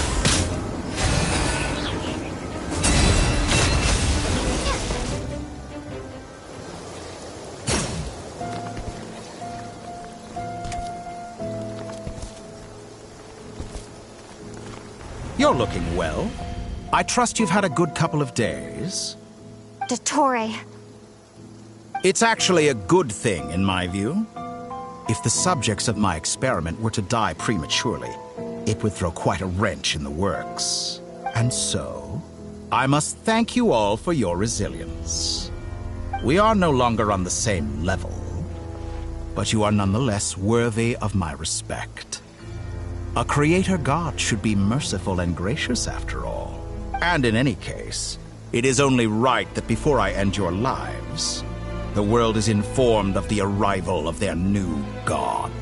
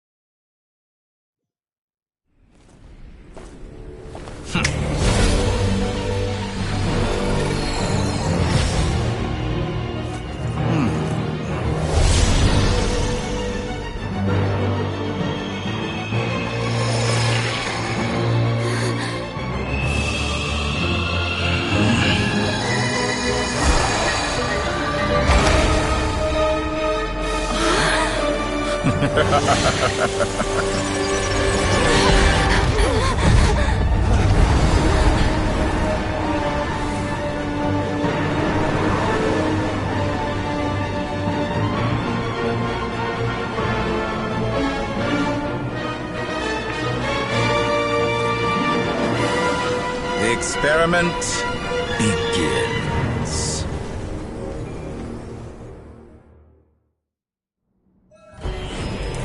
With the marrow of the 3 moons in my hand, behold the false moons fall!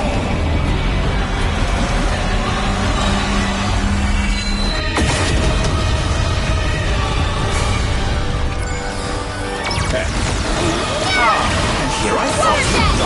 Beware the creatures of the night. The deception ends here. Can't hide the truth. It all adds up.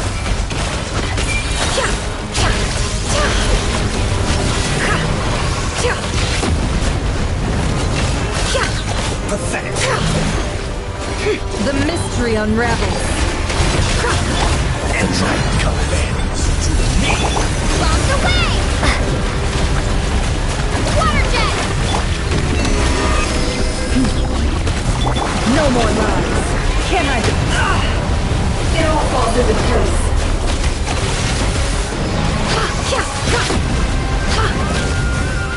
Did you No honestly more think that lies. would hit me?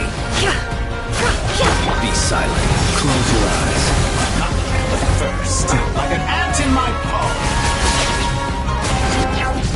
Oh. I've been moved inside another space. And it's sealed off.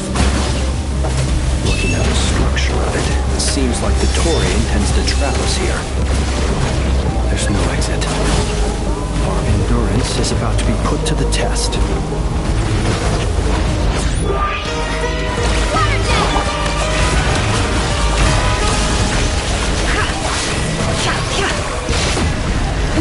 Shameless. It all adds up. Genshin's a song.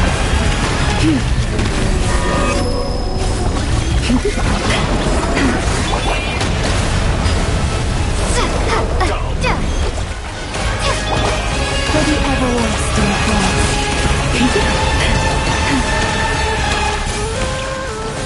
Found. A grave transgression. Moon's remnant. No more lies. With the marrow of the three moons in my hand, behold the false moons fall!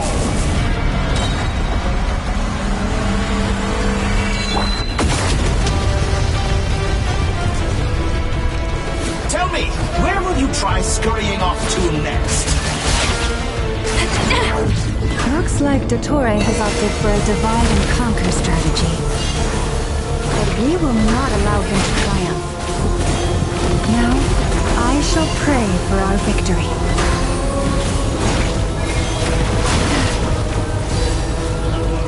You poor master. To me! Can't hide the truth.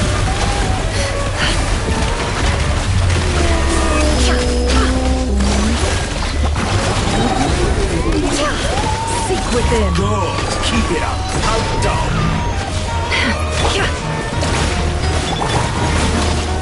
Be shackled.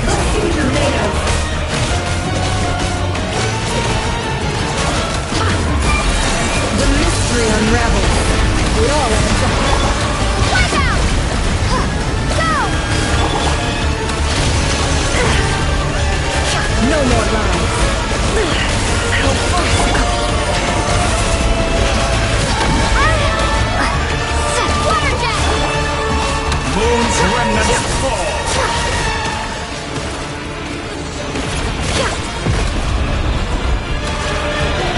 Entry. It all adds up.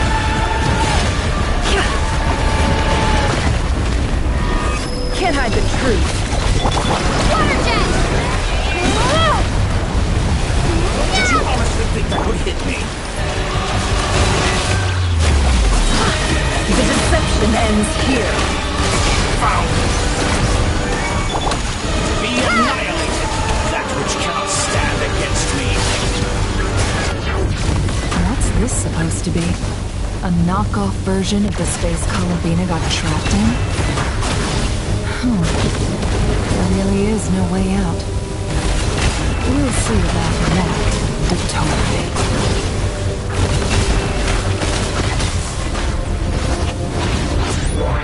My apologies. I had not intended to take your teammates. But you have a choice. Obey, and I can release them. An excellent deal, if you ask me. Won't you consider?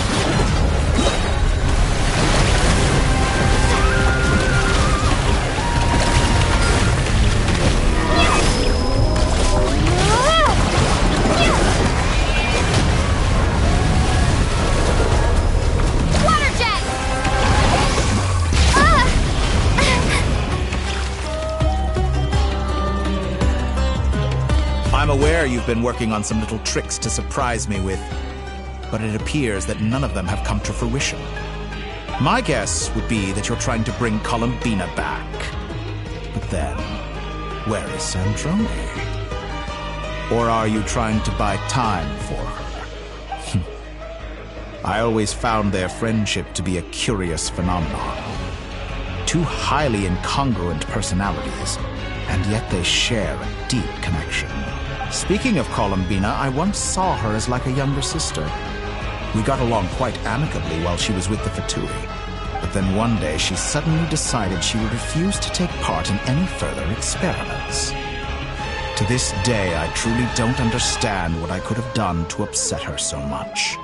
It's such a pity. I could have had a sister, a family. But alas, she grew to dislike me. You're not fit to be family to her. That I can't deny. So many people, all obsessed with playing out the same tired old dramas. This world is rotten to the core. And then there's you. You had every opportunity to reach the right conclusion. The thought of killing you off like this? But I maintain that I approached you in good faith, so I will offer you another chance. Will you work with me? You have until I count to 10 to make your choice. 1, 2, 3. Not in a million years.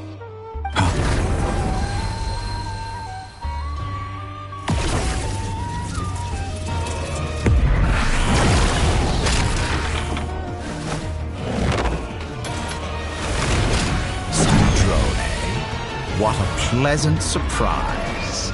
I didn't think you'd join us all the way up here. You're as sick and twisted as ever.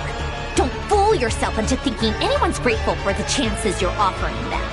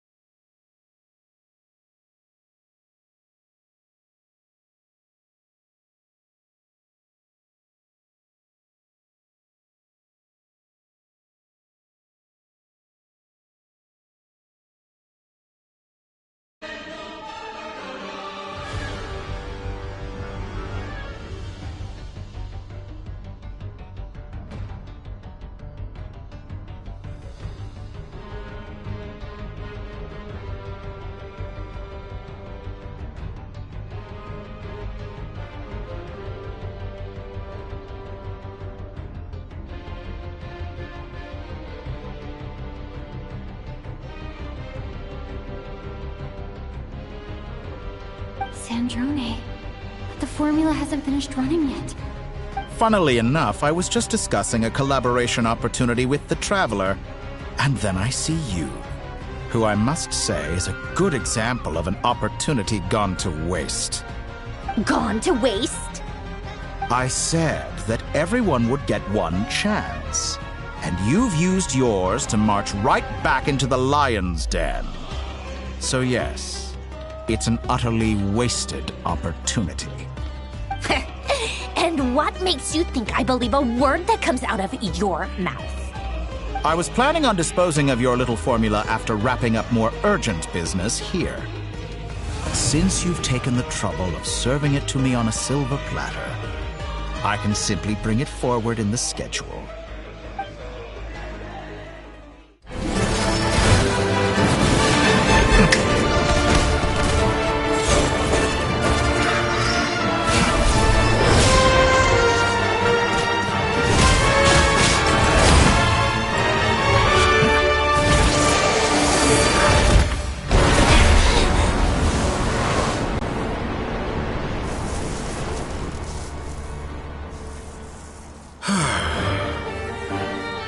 Is this your life's work?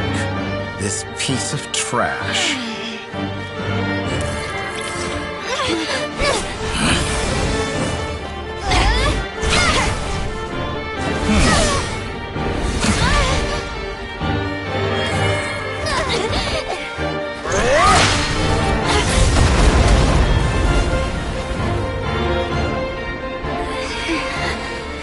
Your formula runs too slowly, Sandrone. You put your hope for success on others instead of fighting dirty. That is why you have failed. Now, whom should I slay first? Any volunteers? No one? How nice of you to leave the decision to me.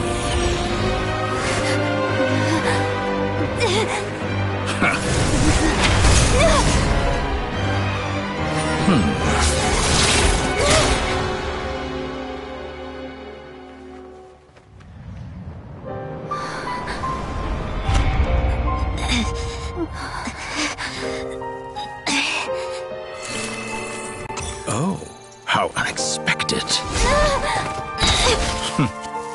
Sandrone, any last words for me, comrade?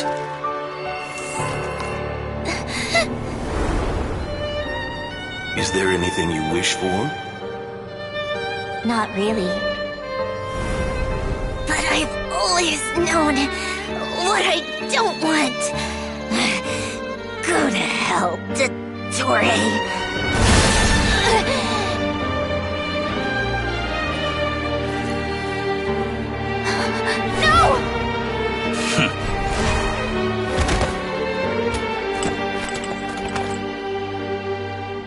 And now, you have failed.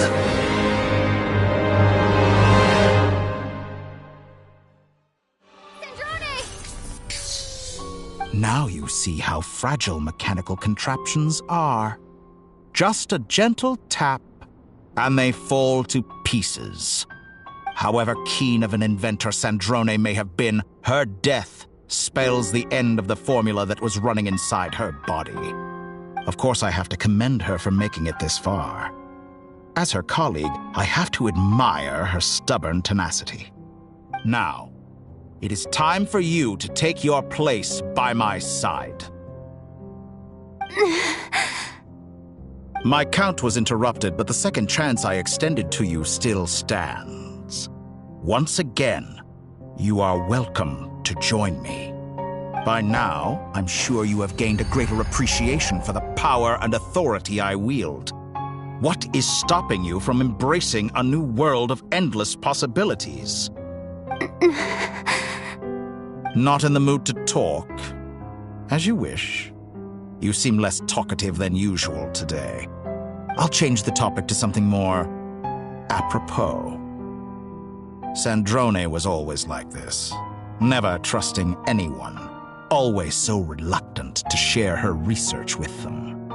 Objectively speaking, she had her strengths. It is remarkable how she extracted and even optimized the world formula from so much data. But her inability to trust was her undoing.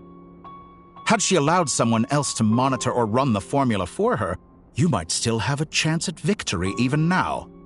But regrettably, she was a stubborn fool. As much as it pains me, she had to go. Dottore, maybe this is news to you, but people can change.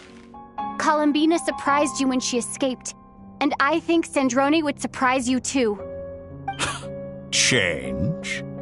You can twist the truth however you want, but I see it clear as day. You're the one who can't trust other people. Is that how you see me? By this point, what can you hope to do about it?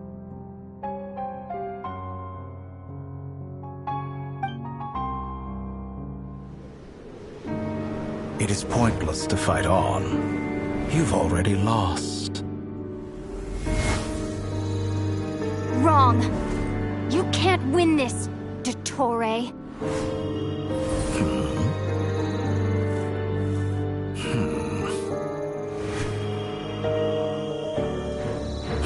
What?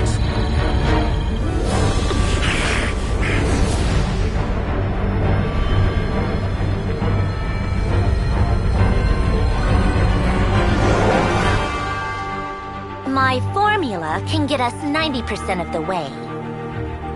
It will connect you to Columbina. Then, I will bring the formula's output to the Traveler's side. For the last 10%, do whatever it takes. Just bring the moon down.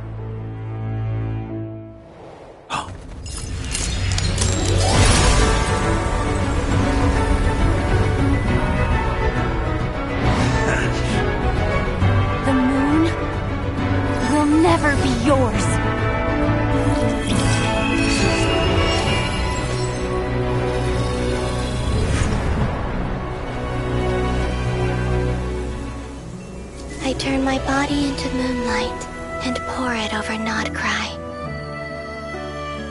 My soul, I leave here to inform my future friends. Lastly, I will hide the Trilune Authority within the Frost Moon. And when my body, soul, and authority are reunited, finally...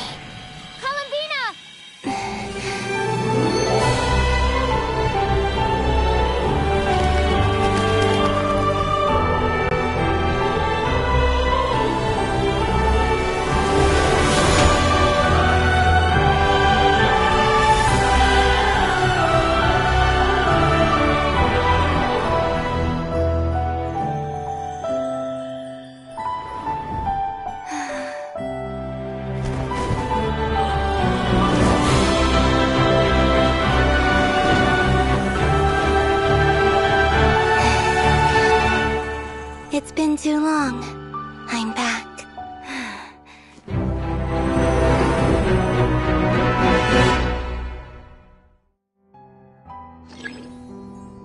Stay focused on the battle, Traveler. What a touching reunion! Though I personally find myself repulsed by the sight of weaklings huddled together for war. Now, you're quite finished patting yourselves on the back. Show me how long you can struggle before you drown! Watch out, Columbina! He can manipulate space itself! I know. Wait for the right moment. We'll strike together.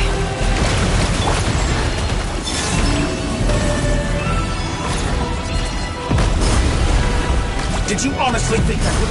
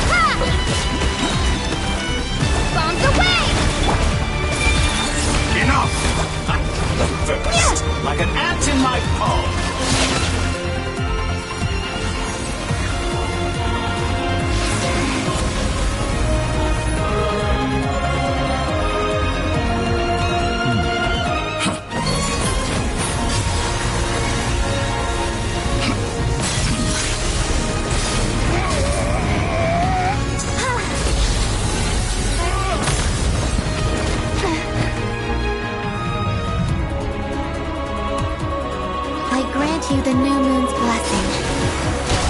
The new moon shines upon you. I am growing weary of your stubborn resistance. It's over, Dottore!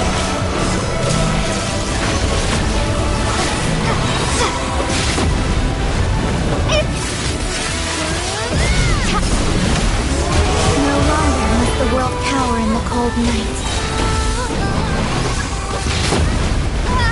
To the new world! Let the moonlight dispel the darkness.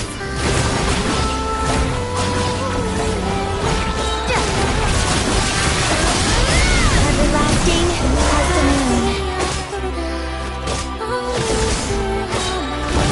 Rotten, decaying.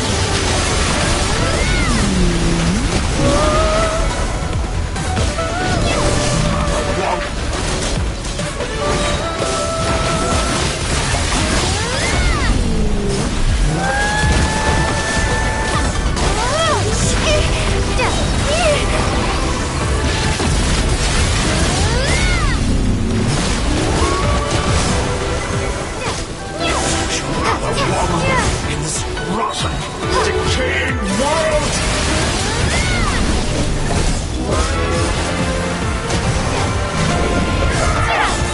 So close. I was so close to the new world. Willfully blind. How can you be so satisfied with your fate?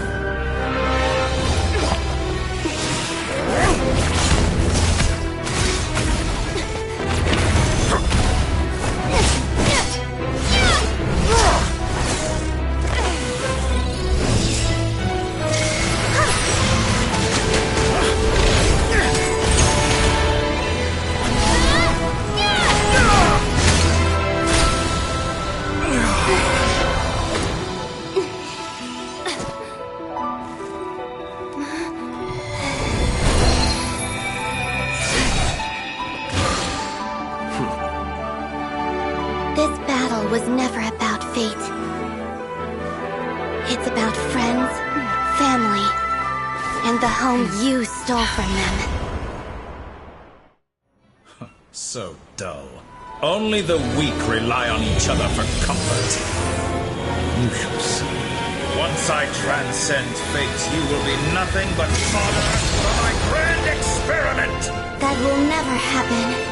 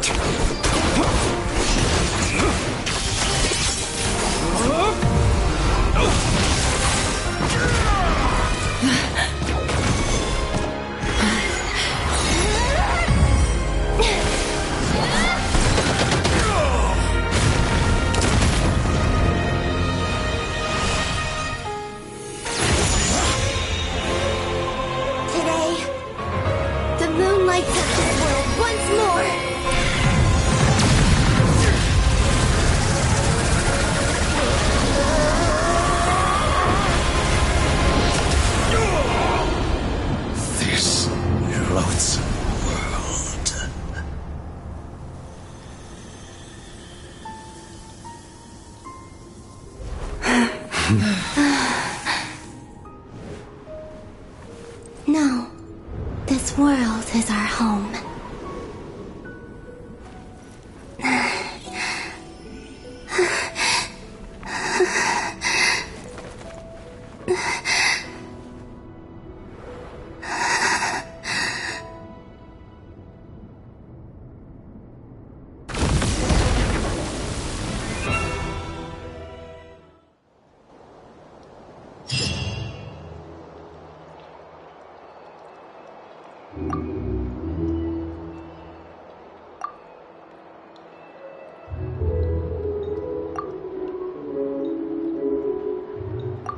No, you're doing it wrong. The moon looks like this now. What are you drawing, children? The new moon, Mom. It looks different than before, doesn't it? Also... Can I go buy a sugar sculpture today? Please? Just one? All right. I suppose today is a special day after all. Almost like a festival. Extra, extra! Get the latest Nasha Express here! Post-disaster report! Nasha Town reborn beneath a new moon! The voyage begins today! The future looks bright thanks to the League. Want a copy? I knew things would be different. But I didn't think that would include the moon. They say a new moon goddess has been born. A new moon goddess? Who's saying that? The Frost Moon Scions? I guess so. I'm not too clued up on the details. As far as I'm concerned, the moon's still in the sky and it's business as usual. Hey, since we've come all this way, shall we grab ourselves a free meal while we're here? Are you a convert now? Or are you just here for the free lunch? Oh, come on. What does it matter? After everything we've all just been through? That smells good. All right, that's it. I'm hungry. Time to eat. Come on! We gotta get there early, or there won't be any good spots left! Shh, keep it down. This is a residential area. What if people are still sleeping?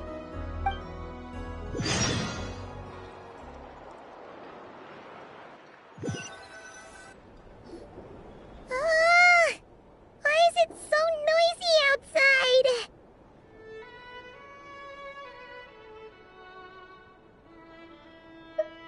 It's okay. Paimon was pretty much awake anyway.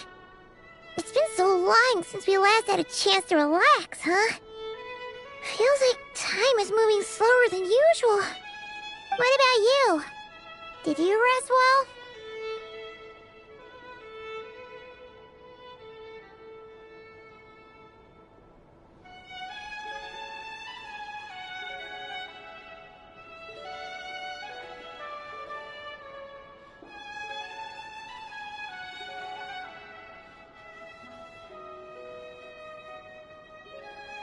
Still winding down from everything that's happened? Or are you wondering how our friends are doing? Or is it about what Dotori said to you? Okay, if you say so. But don't push yourself, alright? Let Paimon know if you need to talk.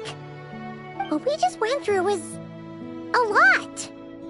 It's totally normal if you need some time to get back in your groove. Luanatar disappeared after Columbina came back. Apparently, she was part of Columbina's soul or something. Still, Paimon kind of misses Luanatar somehow. But anyway, you did great. So did Paimon. We all worked our butts off to contain this disaster, and in the end, we made it. So, chin up, Traveler. You should be proud of yourself. Hey, don't poke fun. You should be glad that Paimon's growing as a person. Paimon didn't think you'd mention it. You have no idea how anxious Paimon was. She was worried sick about you. Well, if you really want to show Paimon you're sorry, you're gonna need to make it up to her. You better be ready to splash out on a lavish meal.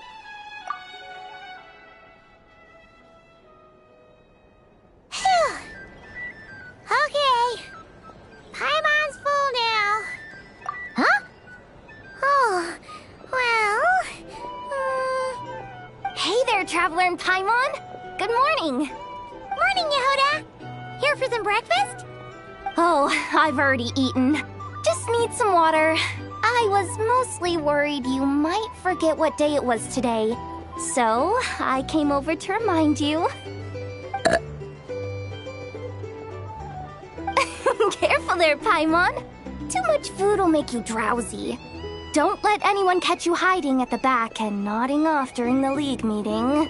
Yeah, she'd probably be saying that to Aino. She's the baby of the group, if anyone. True. You know, I'm surprised that all these competing groups are actually coming together to try to solve things together. Definitely a first for Nod-Krai. Well, nothing like a region-wide calamity to bring people together. After that, surely even the most self-interested people have to realize that going it alone isn't worth the risk, right? Try telling Boss Neff that. She's not exactly convinced that people are gonna get with the program. Really? But if she's so pessimistic about it, why'd she agree to be the Curatorium's representative in the League? Probably 'cause even though Unity sounds like a pretty far-fetched idea, the benefits it would bring make it worth a shot. I think things will work out, though. I swear, Nod-Krai feels like one big family now with everything that's happened. More than it used to, anyway. Paimon's with you on that one. And it seems like plenty of other people agree, too. Just listen to the bustling streets. All right. Everyone's been rebuilding these last 2 weeks, and the evacuees have been coming back in droves. Life's slowly returning back to normal. Which means my workload's probably gonna shoot back up. Were you about to head out? There's still some time before the ceremony begins, you know. Yeah, we were gonna take a stroll around the square and say hi to some friends first. Sounds good. See you later then.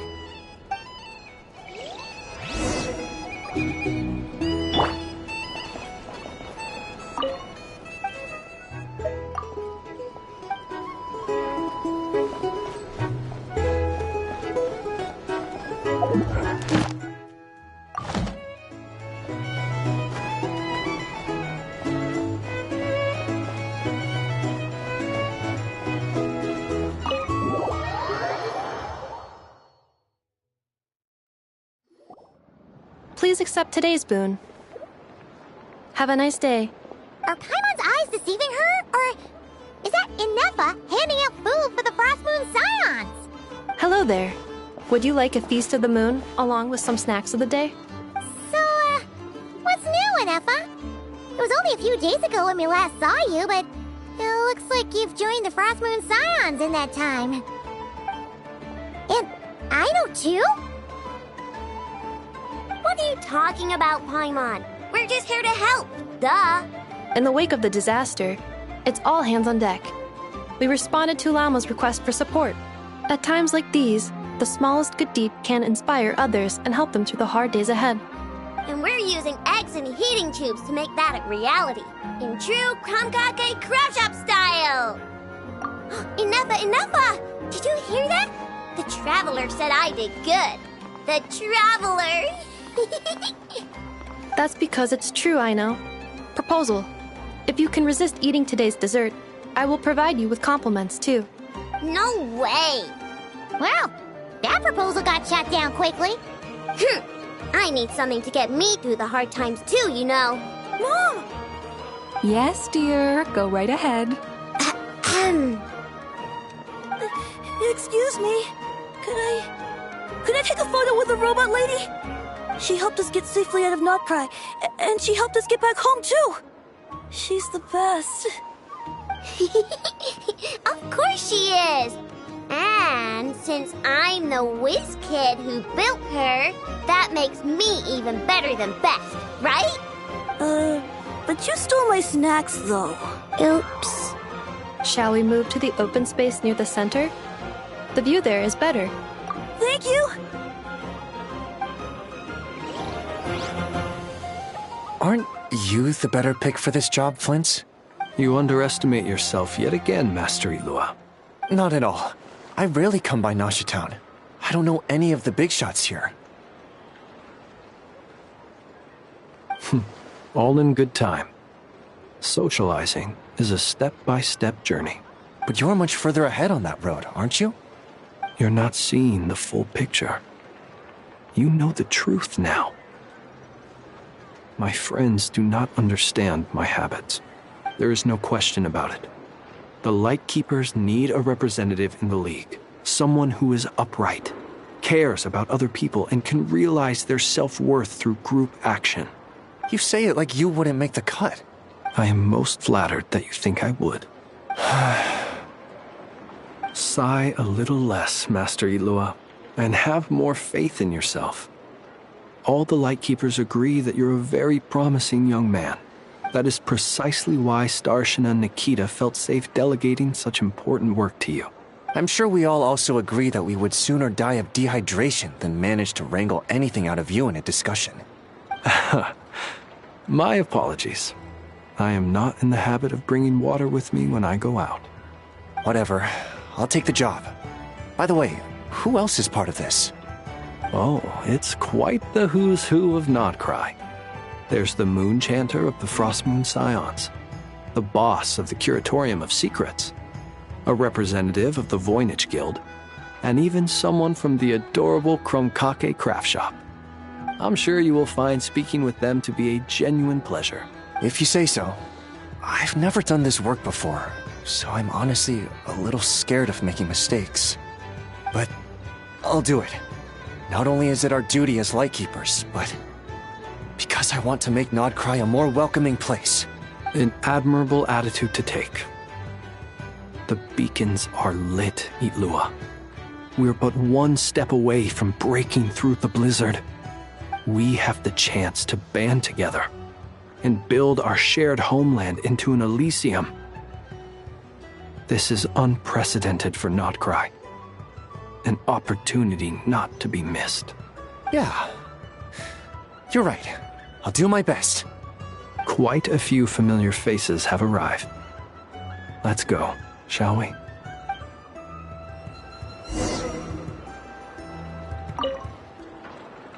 You look so cool when you fly this robot, and when you use your spear too! And even though you took my snacks, it's pretty cool that you can build stuff like this. You've got so many inventions. It's amazing! Also... Micah, we need to go now. 1 second! Please take this Feast of the Moon, as well as some snacks. Share them with your mother and your lovely family.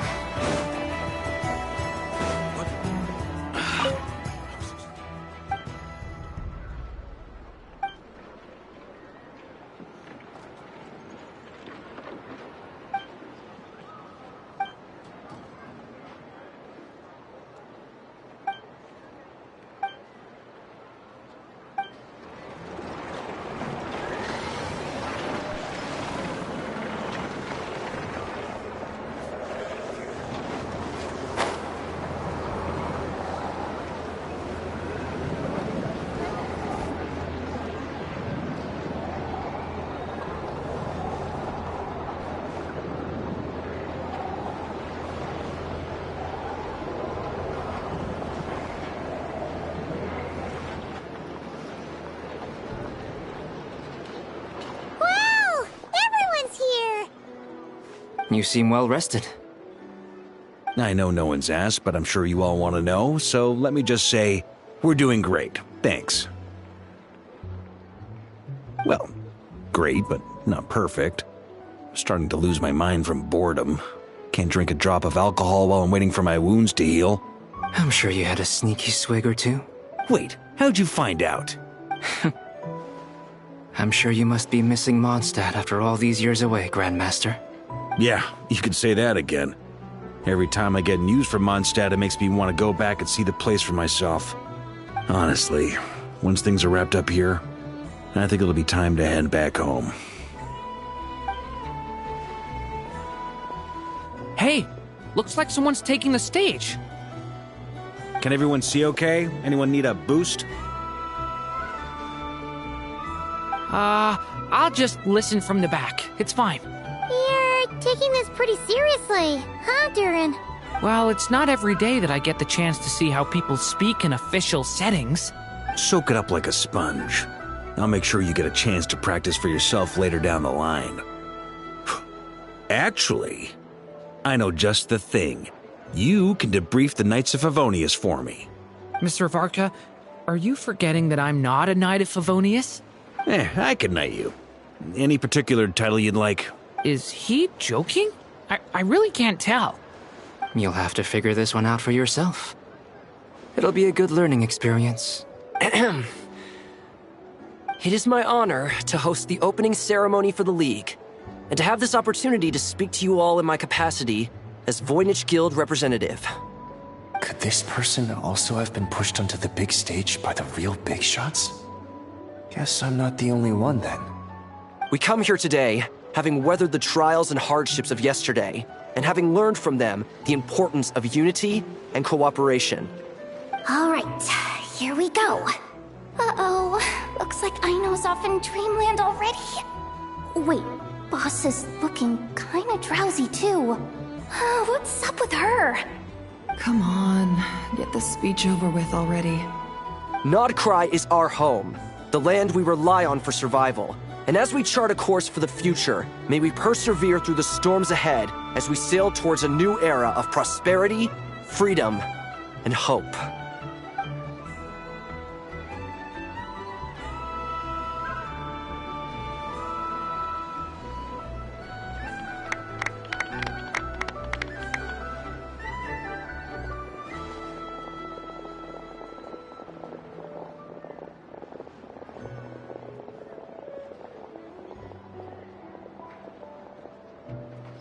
Looks like we'll have more opportunities to visit each other going forward. I'm sure you'll cope, Lady Moonchanter, given how fleet of foot you are. Unfortunately, I suspect I'll be too busy at the Curatorium to act as your host. We have a busy schedule, not to mention an international network of contacts to manage. It'll be all right. I'll just check your schedule with Yehoda well in advance. And if she's not available, I can simply ask Ashru. You... So giving my employees extra workload isn't enough for you? You're really going to drag my cat into this too? I thought you'd approve. Aren't you forever increasing your employees' workloads? That's a bold statement. Are all the Frost Moon Scions feeling more audacious now that your moon goddess has returned? Columbina's return has brought joy to all who care about her. That includes both you and me. As for the Frost Moon Scions, we are learning how to thrive independently, without relying on the moon goddess. It is up to us to make our home a more livable place. Joining the League is one of the steps we are trying towards that end. I like the word try. It's nice and non-committal. You can opt out at any time and still say you tried. You don't see a bright future for the Frost Moon Scions? Or did you mean the League? I'm just not as optimistic as you. The Frost Moon Scions should count themselves lucky that they have a leader as stubborn and enterprising as you. But Nod-Krai's a big place, with all kinds of people. Most of them don't enjoy answering to a leader, or even listening to reason. Well, that's where you and your methods come in. Unless the Curatorium of Secrets is only here for appearances. For now, yes. And that won't change until this venture becomes worth my while. What would make it worth your while? Getting out more than I put in. Right now, I'd barely break even, but I'll grant that it's a good start for Nod-Krai. Then maybe it's worth a try. All right, you can stop now. Or do I have to join the Frost Moon Scions before you'll get off my back? You'd be very welcome to join us. Hey, you two! Congrats on all your hard work! What are you chatting about? Nefer was trying to dissuade me from adding to her employees' workload. Also, she's considering joining the Frost Moon Scions. Sorry, what? Your conversations are always the most interesting. Would you two care to join me for some tea before heading to your next destination?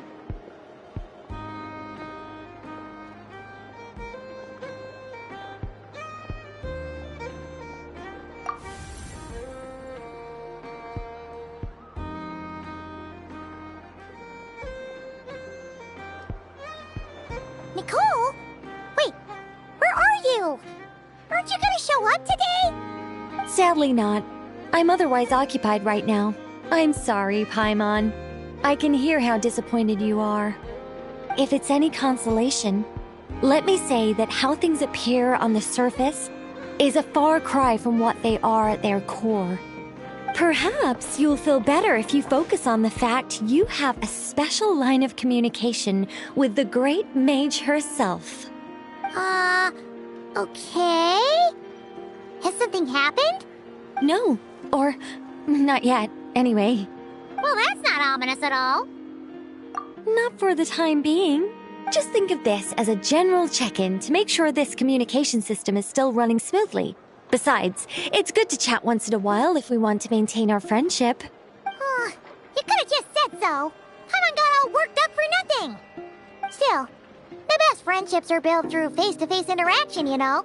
It's never gonna stop being weird having tea with you when you're not there and just talking to thin air. All right, fair point. I'll bear that in mind for next time. Yeah. Any update on that crisis at the world's borders? Alice just informed me that they had their work cut out for them. And now everyone's thoroughly exhausted. But they did finally get things back under control.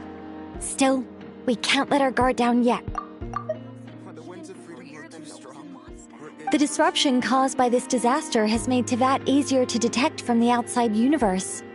She plans to wait for things to stabilize, then reschedule her Mondstadt vacation plans. As for me, I agree with Hat Guy's perspective. This is a time when many new variables are emerging, and the situation is changing constantly. Plus, most of this change is for the worse. We have to remain vigilant and ensure that the embers of chaos are not rekindled. I did notice that the energy in Nod-Krai changed somewhat after the War of Funerary Flame, but since it was still aligned with the Light Realm, I never gave it a second thought. It looks like I'll have to examine the connections between phenomena I observe more closely in the future. Just doing my duty. It's more or less second nature by now. Of course. To give you the full picture, I'd have to start with the substance from which angels were formed. Never mind. Paimon's right. Showing off my knowledge would be much more satisfying in person. By the way, you did receive the gifts from the Hexen Circle, yes? I'm not trying to claim credit or anything, but my pride demands that I at least mention it.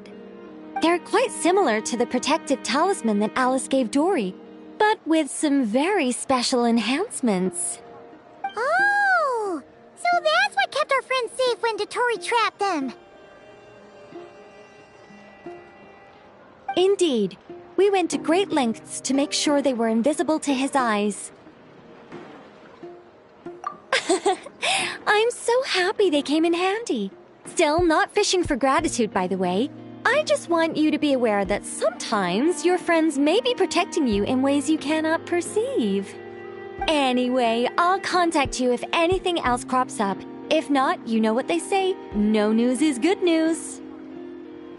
Oh, my angelic instincts are tingling. They say you should head to the docks next. Your friends are about to board their ship home.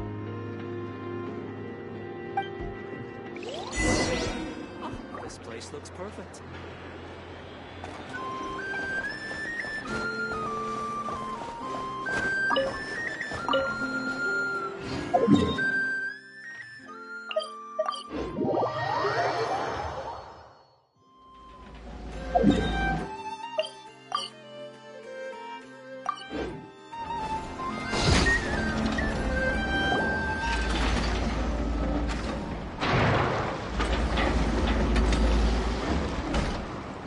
You're here.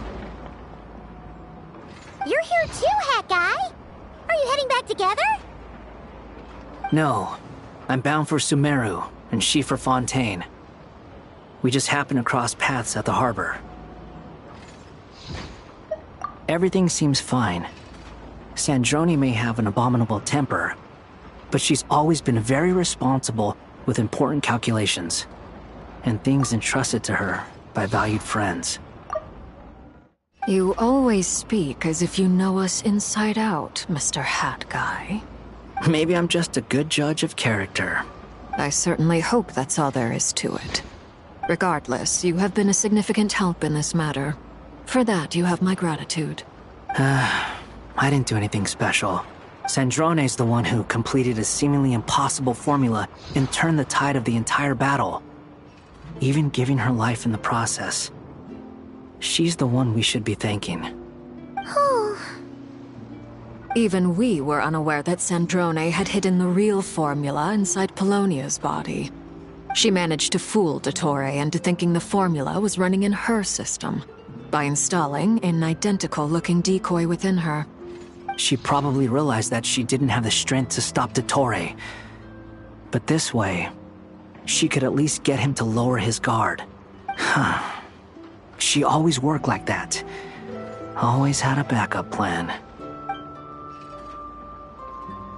Well, that's why I'm traveling to Fontaine. She made a request of me long ago, and the time has come to fulfill it. Think of it as her will. She said that should she ever fail in a mission, she'd like me to deliver her core and Polonia's to the Fontaine Research Institute. She also mentioned that she had made arrangements for people there to set her affairs in order. Some of her personal effects, such as her notes, were left to me. I've decided to take them back to the House of the Hearth. For safekeeping, primarily, but also as mementos, I suppose. However, there is one book among them that I'd like to leave in your care. I'll have someone deliver it to your residence at the flagship at a later date. No, I was specifically warned not to tell her. This is her last wish, and I will abide by it. I can only hope so, but none of us here can know for certain. I bade farewell to Columbina earlier today. As promised, she turned the iridescent moon's marrow over to me. She spent a long time with Sandrone's body, saying her goodbyes. Oh, is she alright? Sandrone's passing has left a great wound in all of our hearts. It will take time to heal, but Columbina surprised me. She offered me some words of comfort before I departed. Despite being grief-stricken herself, she showed an awareness of the feelings of others around her. She never used to act like this. Clearly, she has grown. And I suspect that we have you to thank for much of the change we are seeing in her. After these recent events, the Tsaritsa has revoked the Pale Star Edict. Snezhnaya now realizes that the arrest warrant for Columbina was just a ploy by Dottore, who coveted her powers. I shall return to Nod-Krai to see her as soon as I find the time. I hope that from now on, she too will explore more of the world. Columbina Hyposelenia's journey is only beginning. My ship is here. Traveler, Paimon, we shall meet again. You too, Hat Guy.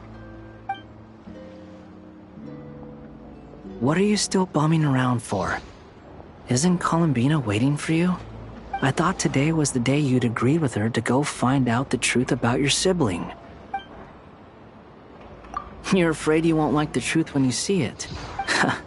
Well, this is new. I was starting to think that nothing could scare you. Don't say that! Wouldn't you be if you were in this situation? Fair point. But I'd say I have more experience facing up to unpleasant truths than the Traveler. They say blood's thicker than water. I know how much you need your family back. More than you need any of your friends. And I'm sure that all your real friends understand that too. No matter what the truth turns out to be, they will stick by you and support you, whatever decision you make. Finding the truth is important. But more important still is what you choose to do once you've found it. At least, that's the life lesson I've learned from my experience. Grappling with the truth. What? Now that Dottore's dead and gone? A little, I guess. But it hasn't solved everything. Maybe I regret not getting to end his life with my own hands. Or maybe it's something else. But for whatever reason, I still feel like I have a chip on my shoulder. Either way, I'm going back to Sumeru. Lesser Lord Kusanali is gonna need help dealing with all the chaos Dotori left in his wake. Not just from this incident, but everything he did in the past, too. You should continue with your journey, as you've always done. Who knows? Maybe we'll meet again someplace else. So, what should we do now? If you want to explore a bit more to steady those nerves, Paimon's game! After all, when Columbina said she knew where your ship was hidden, Paimon promised to give you two some alone time with the truth. It hasn't been all that long since we were last apart, sure, but with Columbina there, Paimon's sure things will be just dandy. Ain't no biggie. Paimon might be all about that food and fun, but she knows how to do right by people. Paimon's sure you'd prefer to digest the news about your brother in peace. But, no matter what you see, just know you can share it with Paimon. Of course, as long as it's not super private. If you can't make sense of something, let's give it some thought together. And even if we both can't figure it out, Paimon can at least treat you to a nice meal. Glad to hear it. Feel better now? Alrighty. Next up, time to meet with Columbina.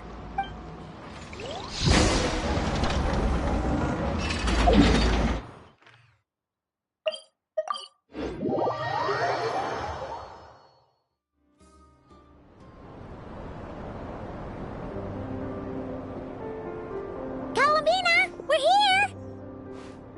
Can't quite believe we're meeting out here.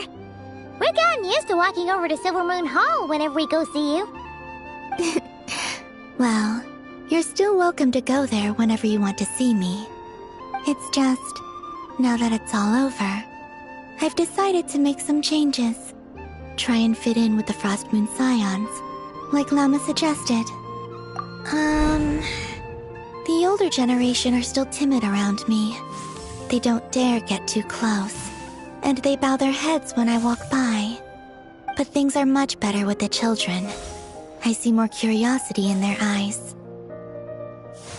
Hopefully, by the time the next Moon Prayer night comes around, I can enjoy the festival with them as myself, without having to pretend that I'm only dressed up as the Moon Goddess. You'll do fine, Columbina. Paimon's sure they'll realize you're super nice once they get to know you better. You really think so?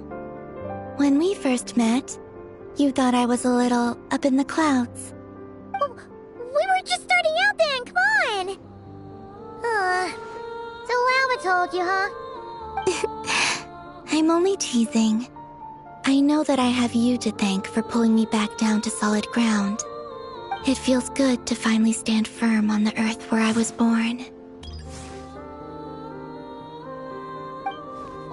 Oh, that's great!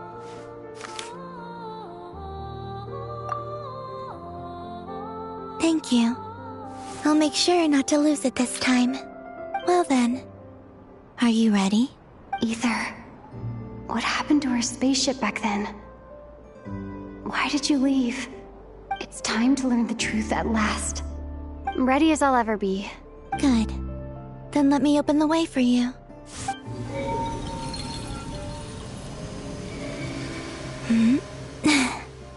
Where does this lead? To our shared destination. Huh? Do you remember me telling you about my missing prologue back when we just met? I said that my story began on the moon. But while I was inside the moon's reflection, I realized that my prologue was really hidden in the future. I just had yet to discover it at that point. The story of the time before I was born was in fact the story of my distant future. It's truly fascinating, but when I obtained the Trilunar Authority and returned to our present reality, I sensed something I hadn't expected. Your prologue. So you mean... Yes, your spaceship. All this time, it has been hidden on the Frost Moon, which lay beyond the sky. The great ruler of the firmament. The heavenly principles. Wait, them? Why would they do that? I don't know. Perhaps your ship contains something that is incompatible with Teyvat. Or something that cannot be known. Oh, did I pick a bad time to say this? I know it must have been hard to work up the courage to do this. Maybe I should have waited until you were on the moon, with no chance to back out. That would have been kind of mean, you know.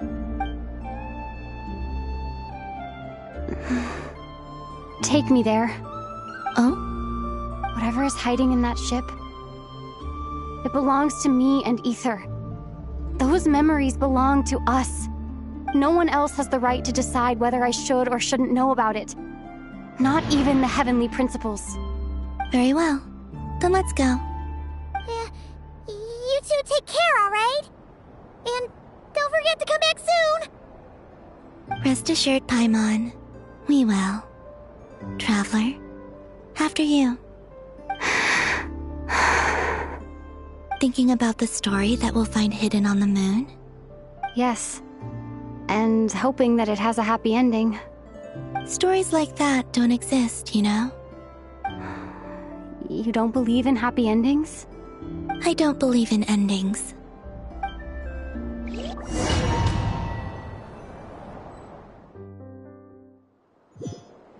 Where am I?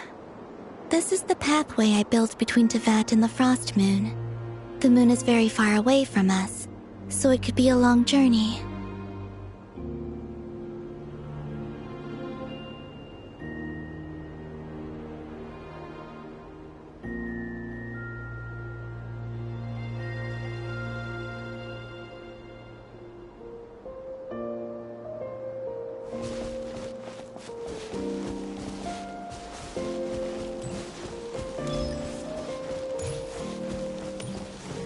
After I obtained the Trilunar Authority, I unwittingly saw past events from many of my friends' lives. One was Lauma. She was so young when they chose her to be the Moon Chanter. From then on, the Frost Moon Scions looked to her to bring messages from their goddess. But, for better or worse, I had left Hisi Island before she was ever born. It was not until much, much later that she met me. I think it's for the best. Because of the way things turned out, you had the opportunity to become friends. You're right.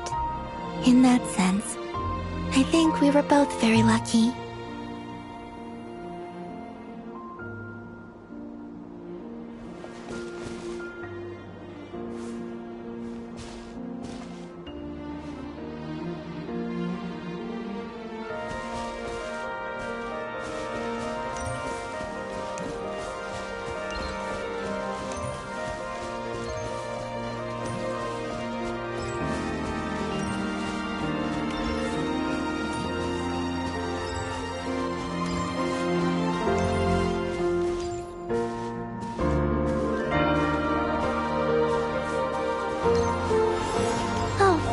About that mage, Nicole. I only recently learned that she has lived in Teyvat since the time of the Three Moon Sisters. The Moon Goddesses always had a good relationship with the angels. I suppose our friendship continues that tradition.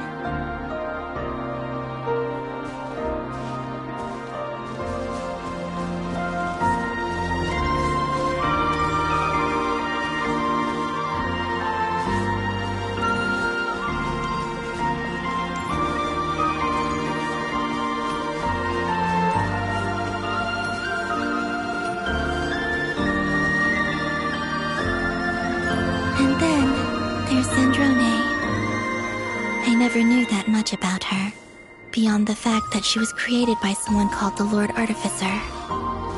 She, too, suffered for a long time before joining the Fatui.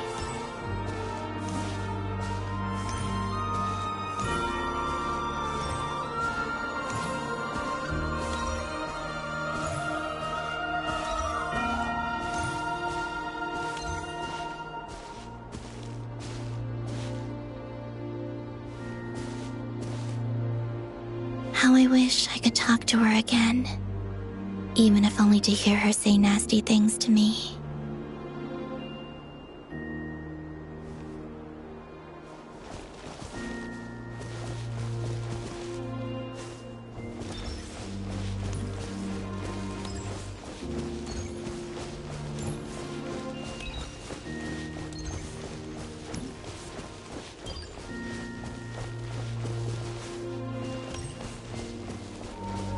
Also, I saw your sibling's story. I'm afraid I didn't see much. It seems that he rarely came to the surface, where the moonlight shines. But I did notice that back when you first set out on your journey, he would often appear nearby, gazing at you from afar with a guilty look in his eyes. Ether... Let us speak no more of the past. I probably shouldn't reveal so much about my friends. It's not my place. Let the moonlight carry us forth. We are very close now.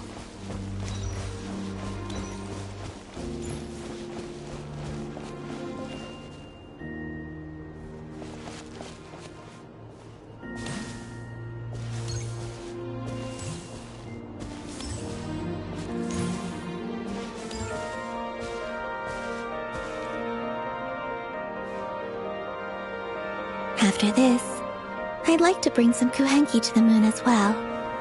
If they're willing, of course. What about your other friends? Will you bring them to visit too? Certainly. But I'll need to tidy the place up first. This home hasn't received any guests in a long, long time.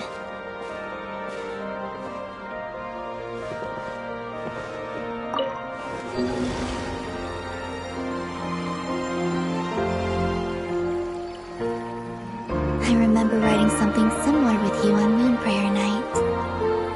I believe it was called... Dodoko's Whirligig. Yes, that was it. You asked me if I was afraid to return to the moon, and I said that I was. The idea that I had gained something precious, only to lose it so quickly. That frightened me. But I'm not afraid anymore. Besides, this time, we're traveling together.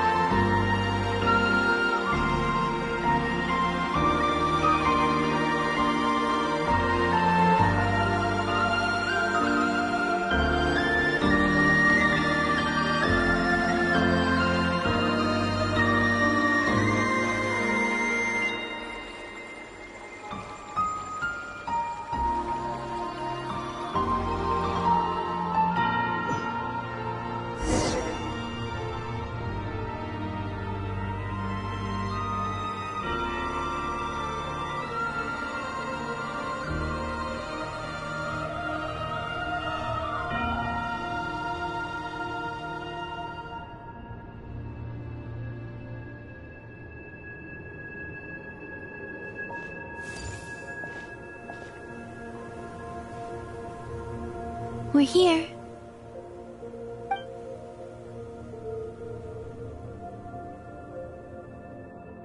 Over there.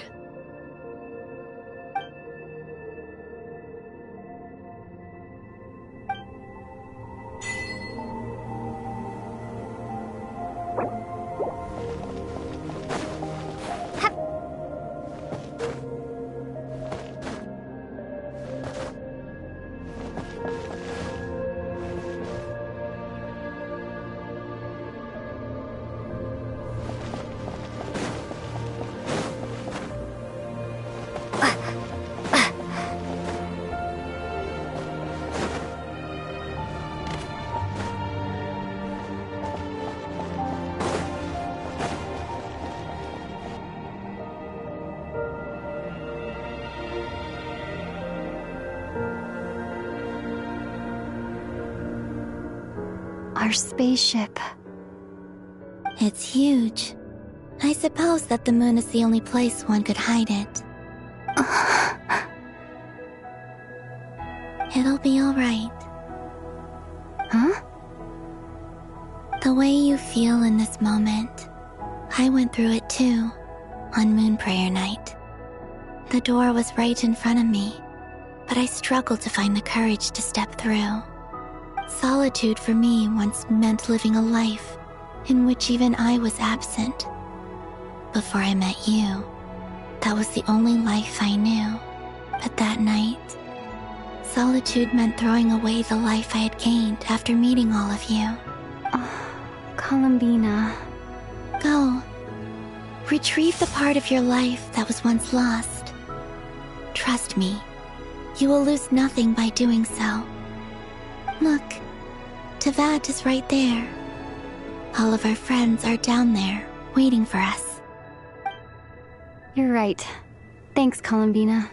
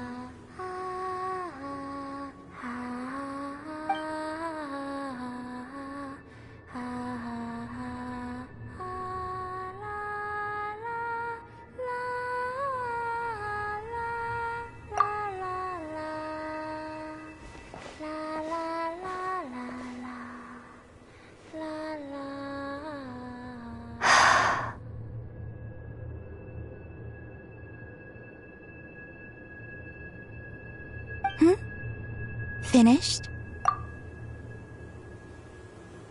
Yeah. Why did you take your eye mask off?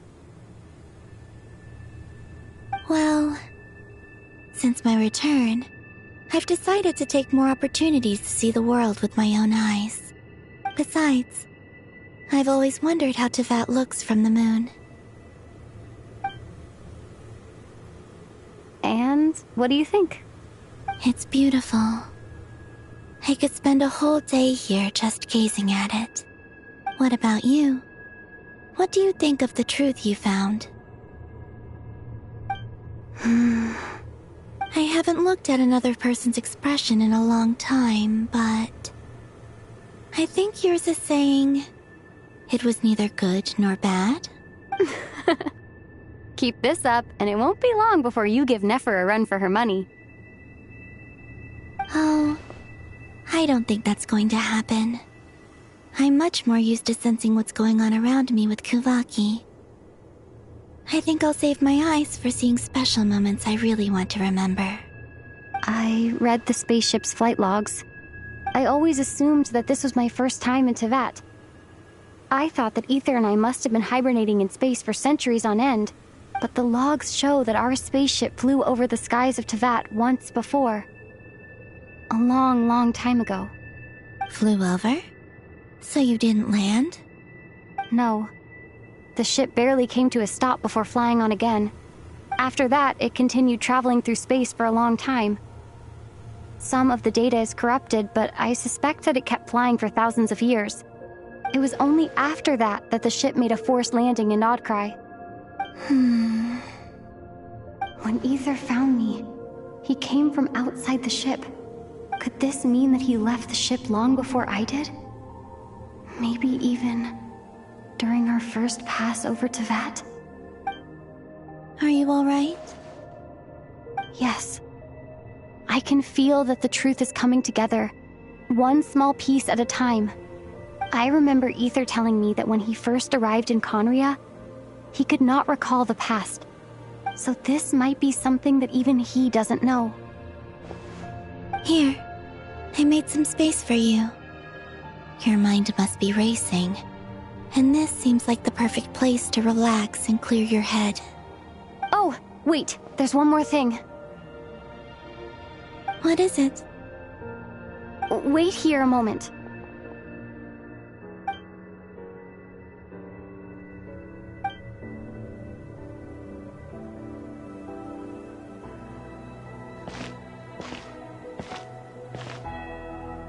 Hey, Columbina.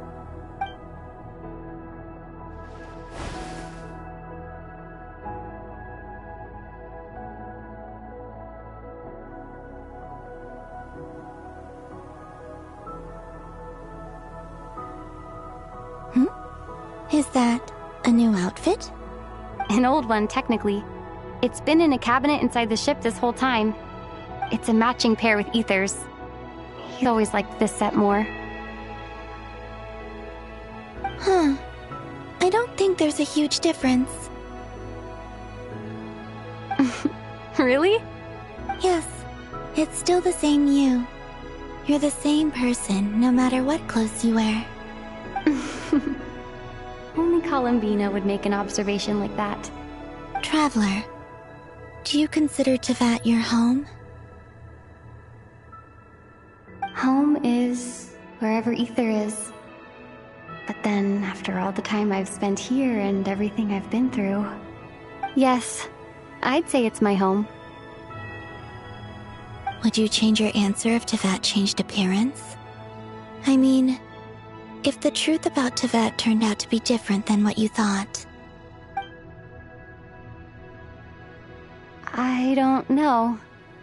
But I don't think so. The truth is not what matters most to me about Tevat.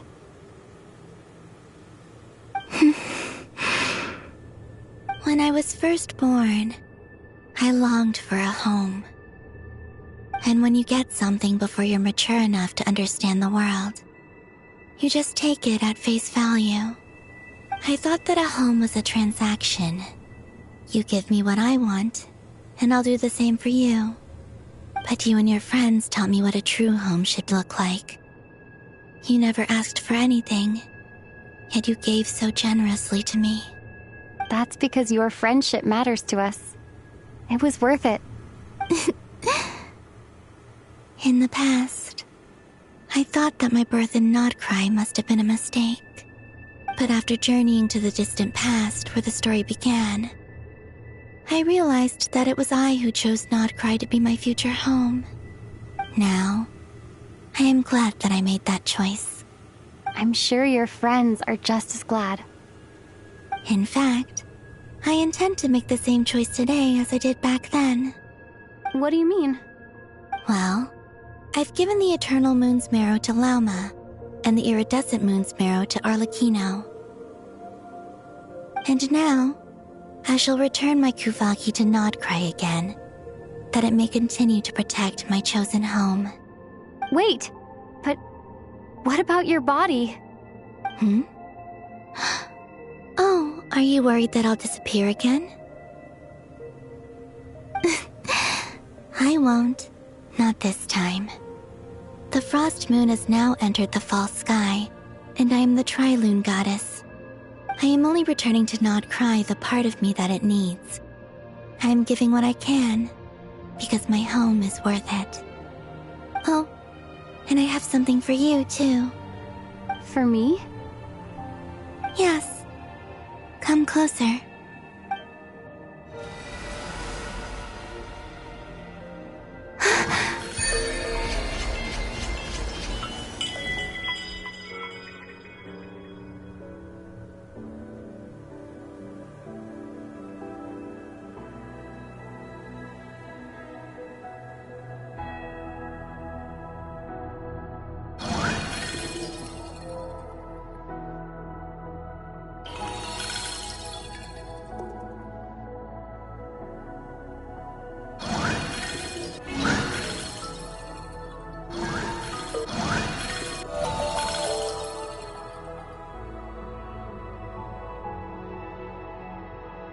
What was that? I lifted some of the restrictions this world placed on you. I trust this will help in your future adventures. My power. It feels like it's grown. I can use the elements more freely now. Thank you. This will be a great help. You're welcome. I see you as family, and after everything you've done for me, In fact, no. It's not because I owe you. It's because you're worth it. Here, this flower is for you.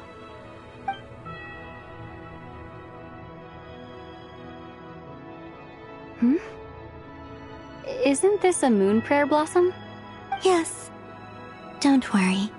You will never see these flowers lose their color again. I'm finally discovering the joy of giving. How I wish I'd learned this sooner. Hey, better late than never. What are you thinking about now? Why don't you take a guess?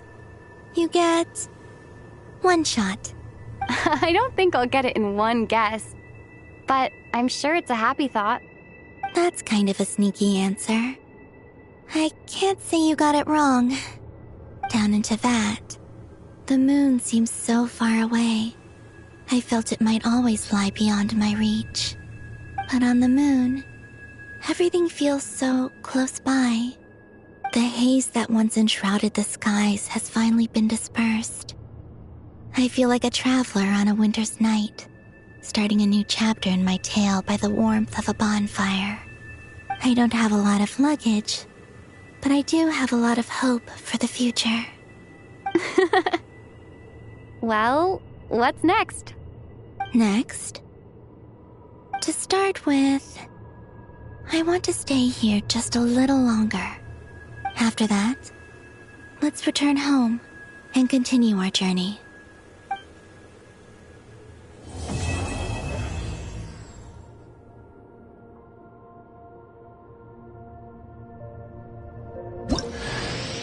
These clothes bring back so many memories.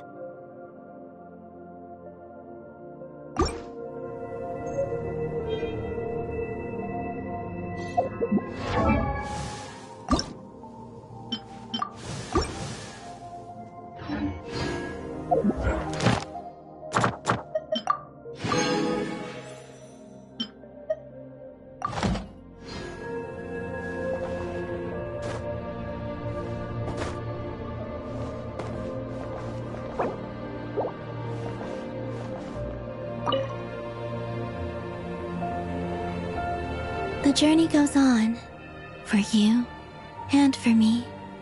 Like I said, this is not the end. I don't believe there has to be an ending. Oh, is that your next destination? Most people would probably tell you to pack some warm clothes. But I experience things differently than most people, so I can't know how cold it is. In fact, it is home to quite a wondrous heat source. I think they call it Kreshnik's torch. Every city in Snezhnaya is built around one of those. I sensed the energy it gave off as I was passing by on a railway train. It felt grand and distant. I also recommend the Korolievsky troupe in Snezhnograd. They give performances quite regularly, and entry was free for harbingers. I liked them a lot.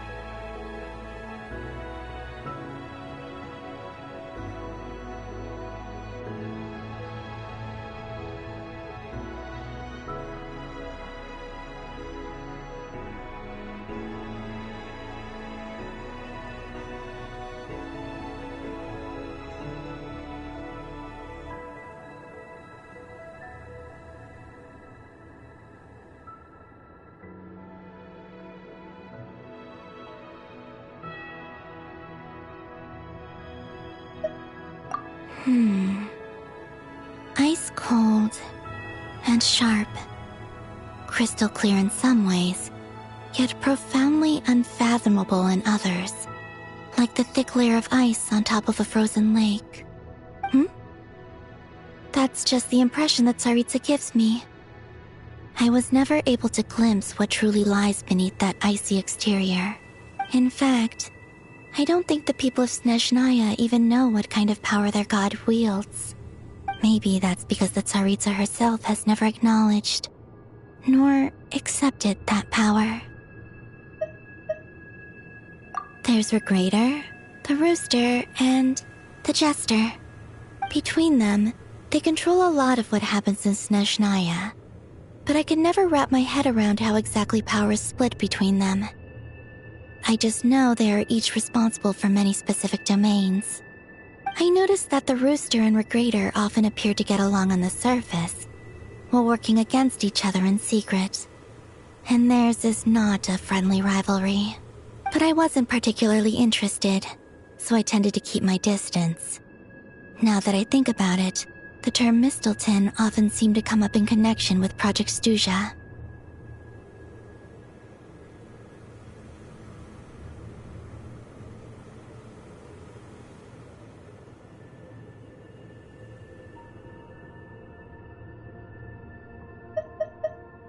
Once things settle down in Nod-Krai, I'd like to explore the world beyond Snezhnaya. You've told me so many stories about the other places you've been to, and all the friends you've made there.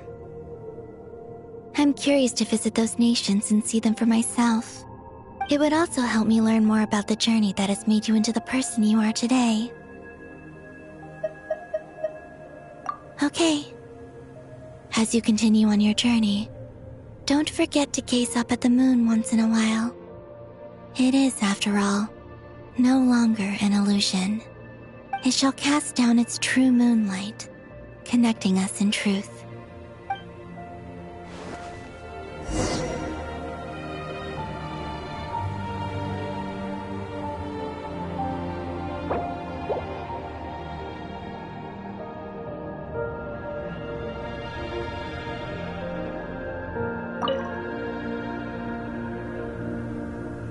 The journey goes on, for you, and for me.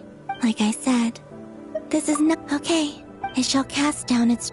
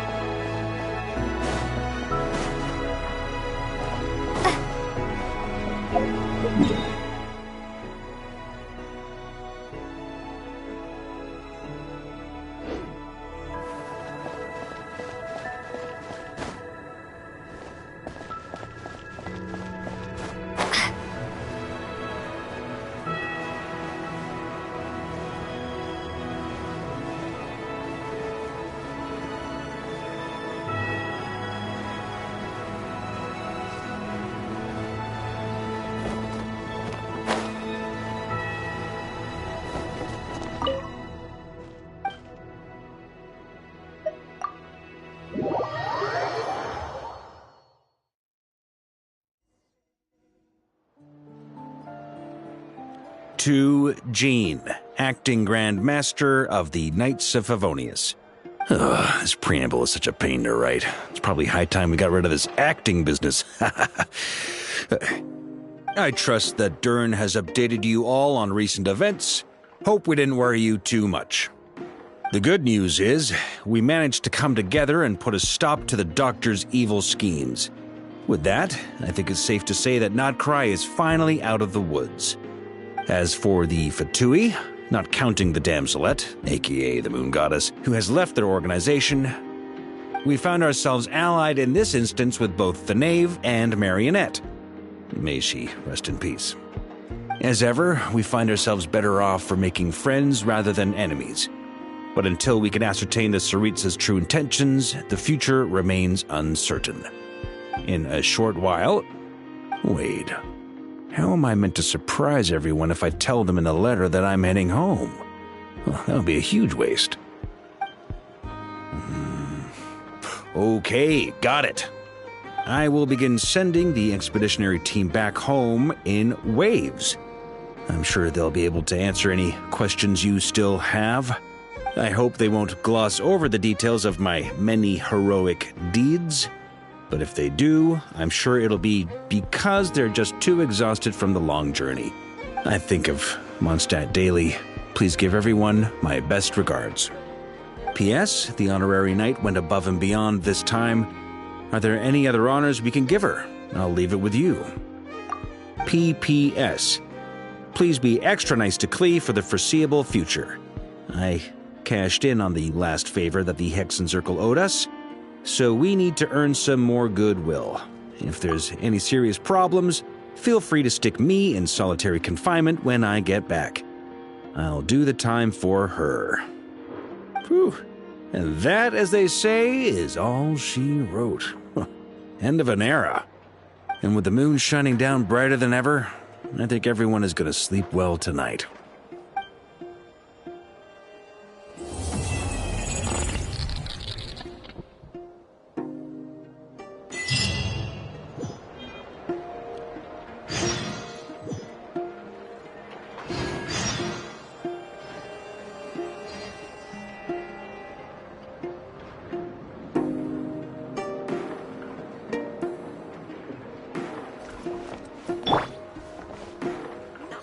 The soul like piping hot food.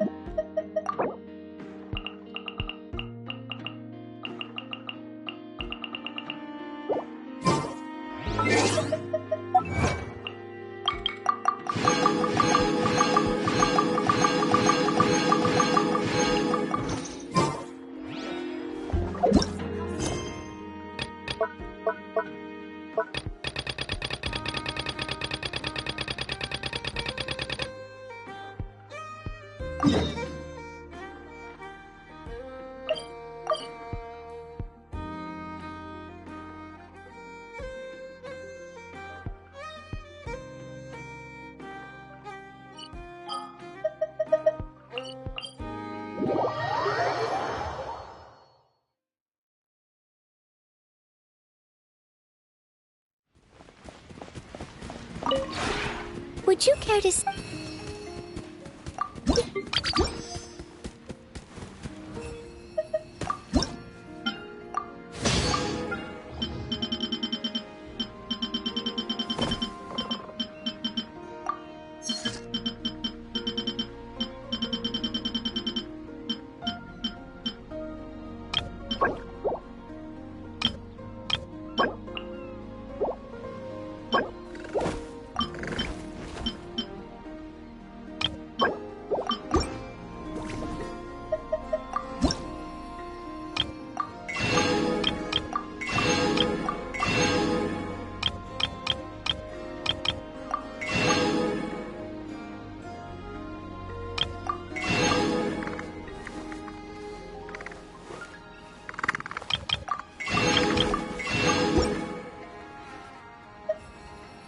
If you ever...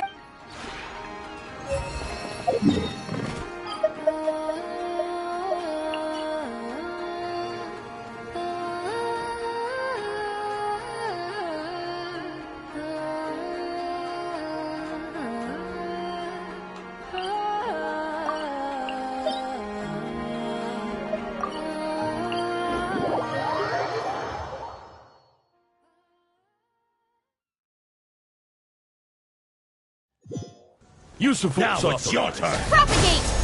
Animal testing degree! Resistance is futile. Save yourself, Odd, reveal thyself! Fire right back. Absorption test! Don't break my glasses! Cha-cha! Swirl! Mark tip! Midnight Phantasmagoria!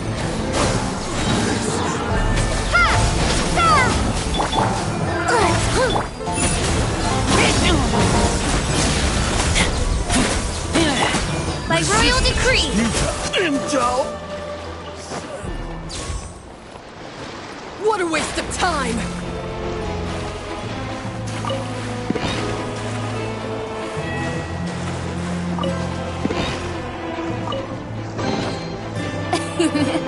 Cry out my illustrious name.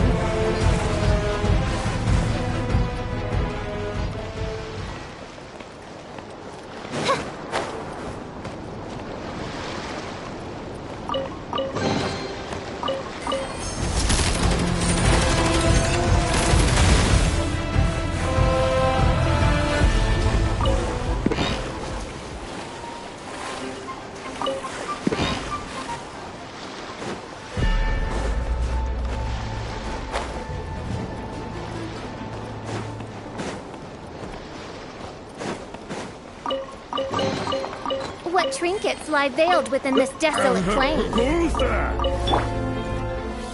Propagate! Oz, reveal thyself!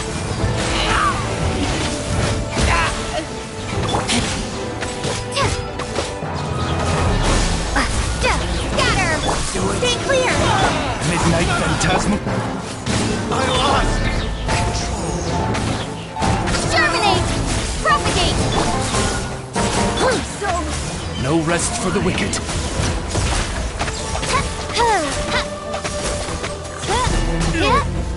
Pretty sharp. By royal decree! Absorption test!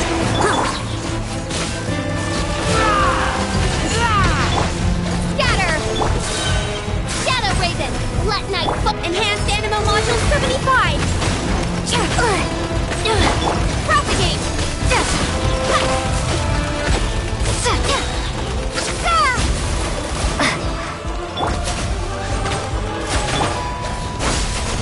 Scatter!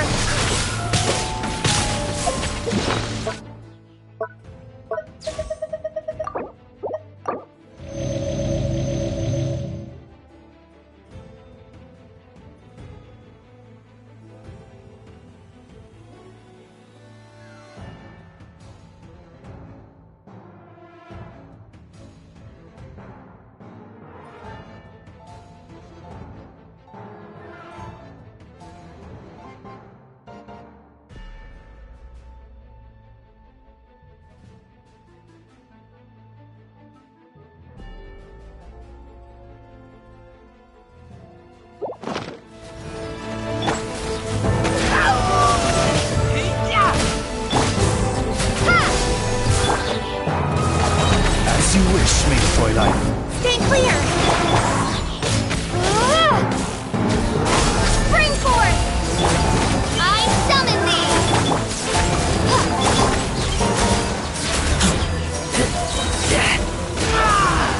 Get back!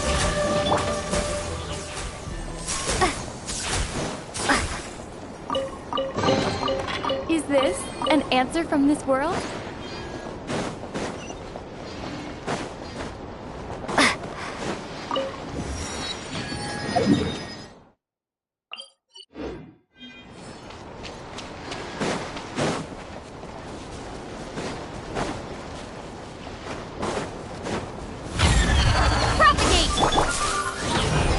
Absorption test! Scatter! Shadow Raven!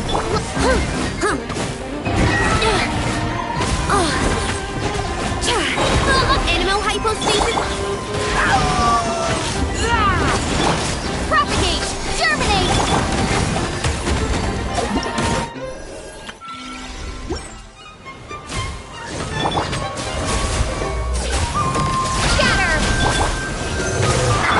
No rest for the wicked.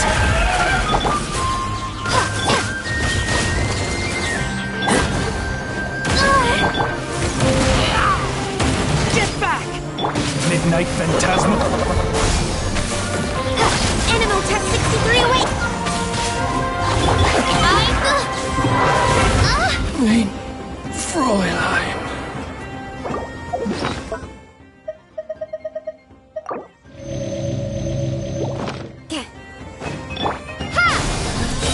Spring forth!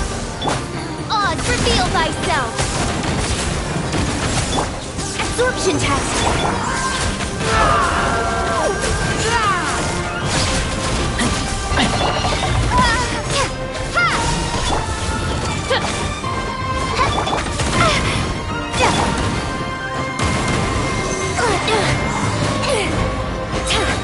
Swirl, work too!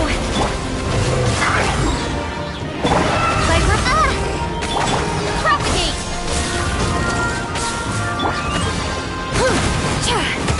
Stay clear! Germinate!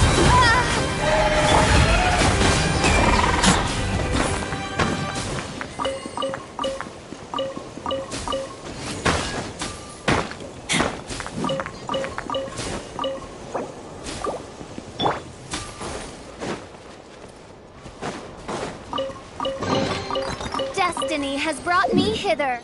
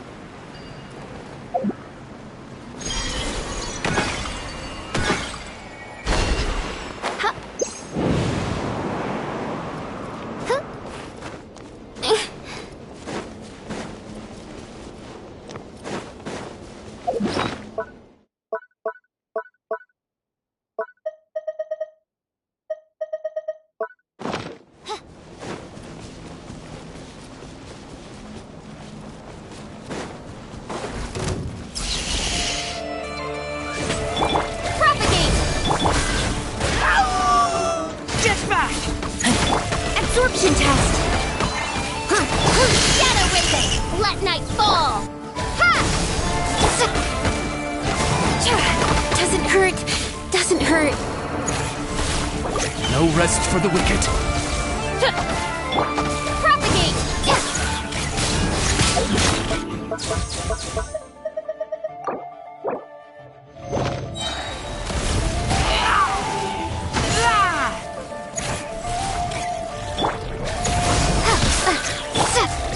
Reveal thyself! Stand clear! Spring forth! Scatter! Wings of darkness! One shall descend once again.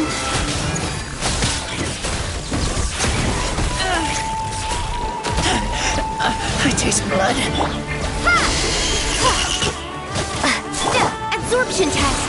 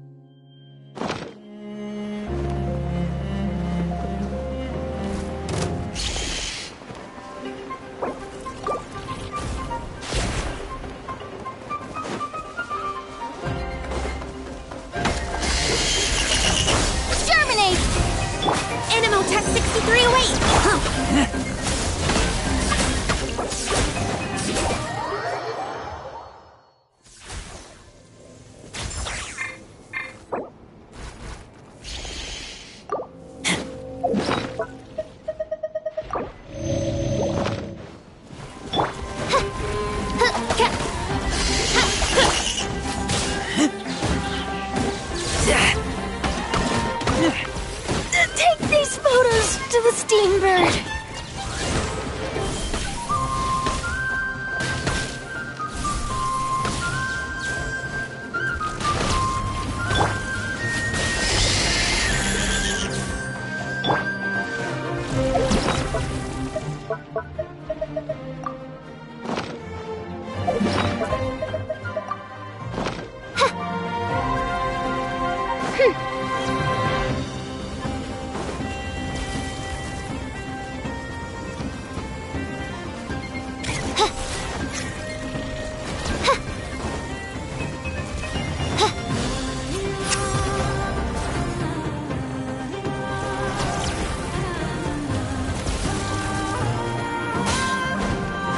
By royal decree!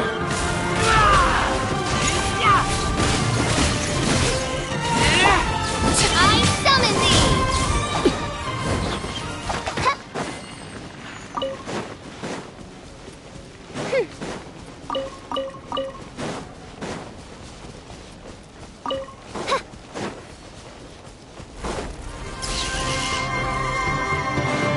Oz, reveal thyself!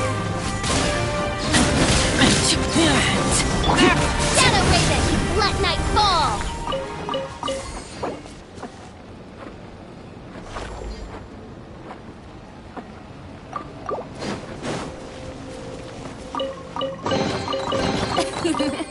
Cry out my illustrious name.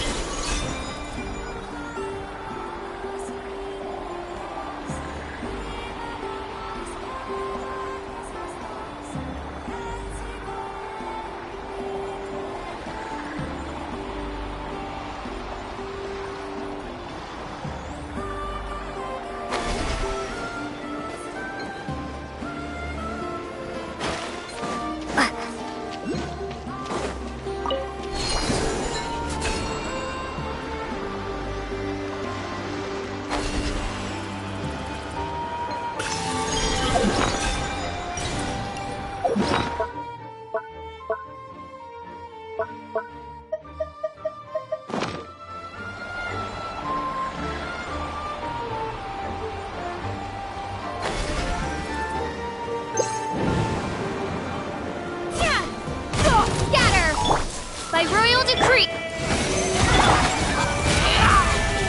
Get back! Enhanced Animal Module 75! Propagate! Scatter! Resistance is futile. Save yourself. Stay clear! Is this an answer from this world?